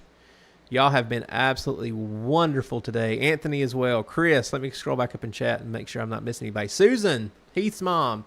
Brett's dad was here earlier in chat. He stayed most of the morning with us. So, again, huge shout out to all you guys. Greg is Brett's dad. Greg, again, thank you for tuning in. Jess, earlier this morning, tuning in as well. And you guys have just been absolutely fantastic to hang out with. Ray, can't forget you, Ray. I see you in chat earlier today as well. So you guys have been great. Like I said, we are just starting up what we're doing here on Brett's page. We're a baby. You know, we're new. We've had this page for several years, but he hasn't really been doing anything with it for the last several years. So we're kind of, YouTube algorithms are kind of working against us because they've seen that, you know, we haven't really been doing a whole lot until the last month or so.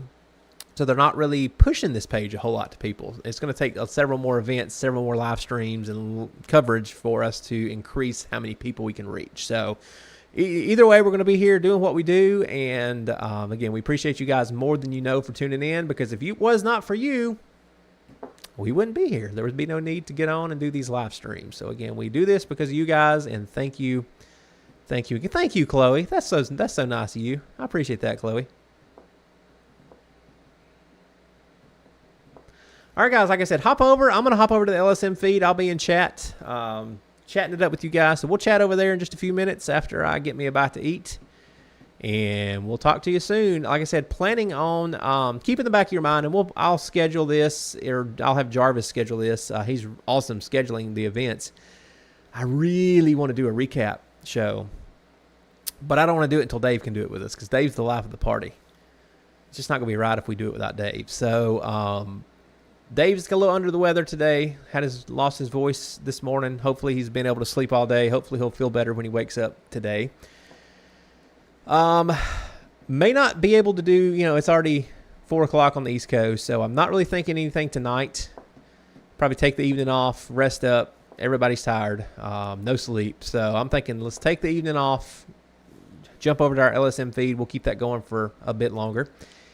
And then if I can get the whole team, you know, all on board and we get some communication, get Brett back into cell phone signal, I'll see about maybe doing a live show tomorrow afternoon or evening, maybe 7 or 8 tomorrow night. I think it'd be really cool to get some of the video footage that we've got, take the best of, you know, what we've got and do some of the damage videos. We'll have to go back. We all, of course, threw out our highest wind speed number. I'm feeling pretty good about my guess. The highest wind speed I saw was 85 on the official station in Perry. I guessed 115, and everybody else guessed higher than me. So we'll see. We'll have to get the report from the Weather Service and see the highest wind gust after they analyze all the data. But we'll have to go over that tomorrow night as well. But again, guys, I'm going to quit rambling. I'm going to go upstairs, get me some food, and I'll see you guys over on the LSM channel here in just a few minutes. Thank y'all again for tuning in, and we'll be back later.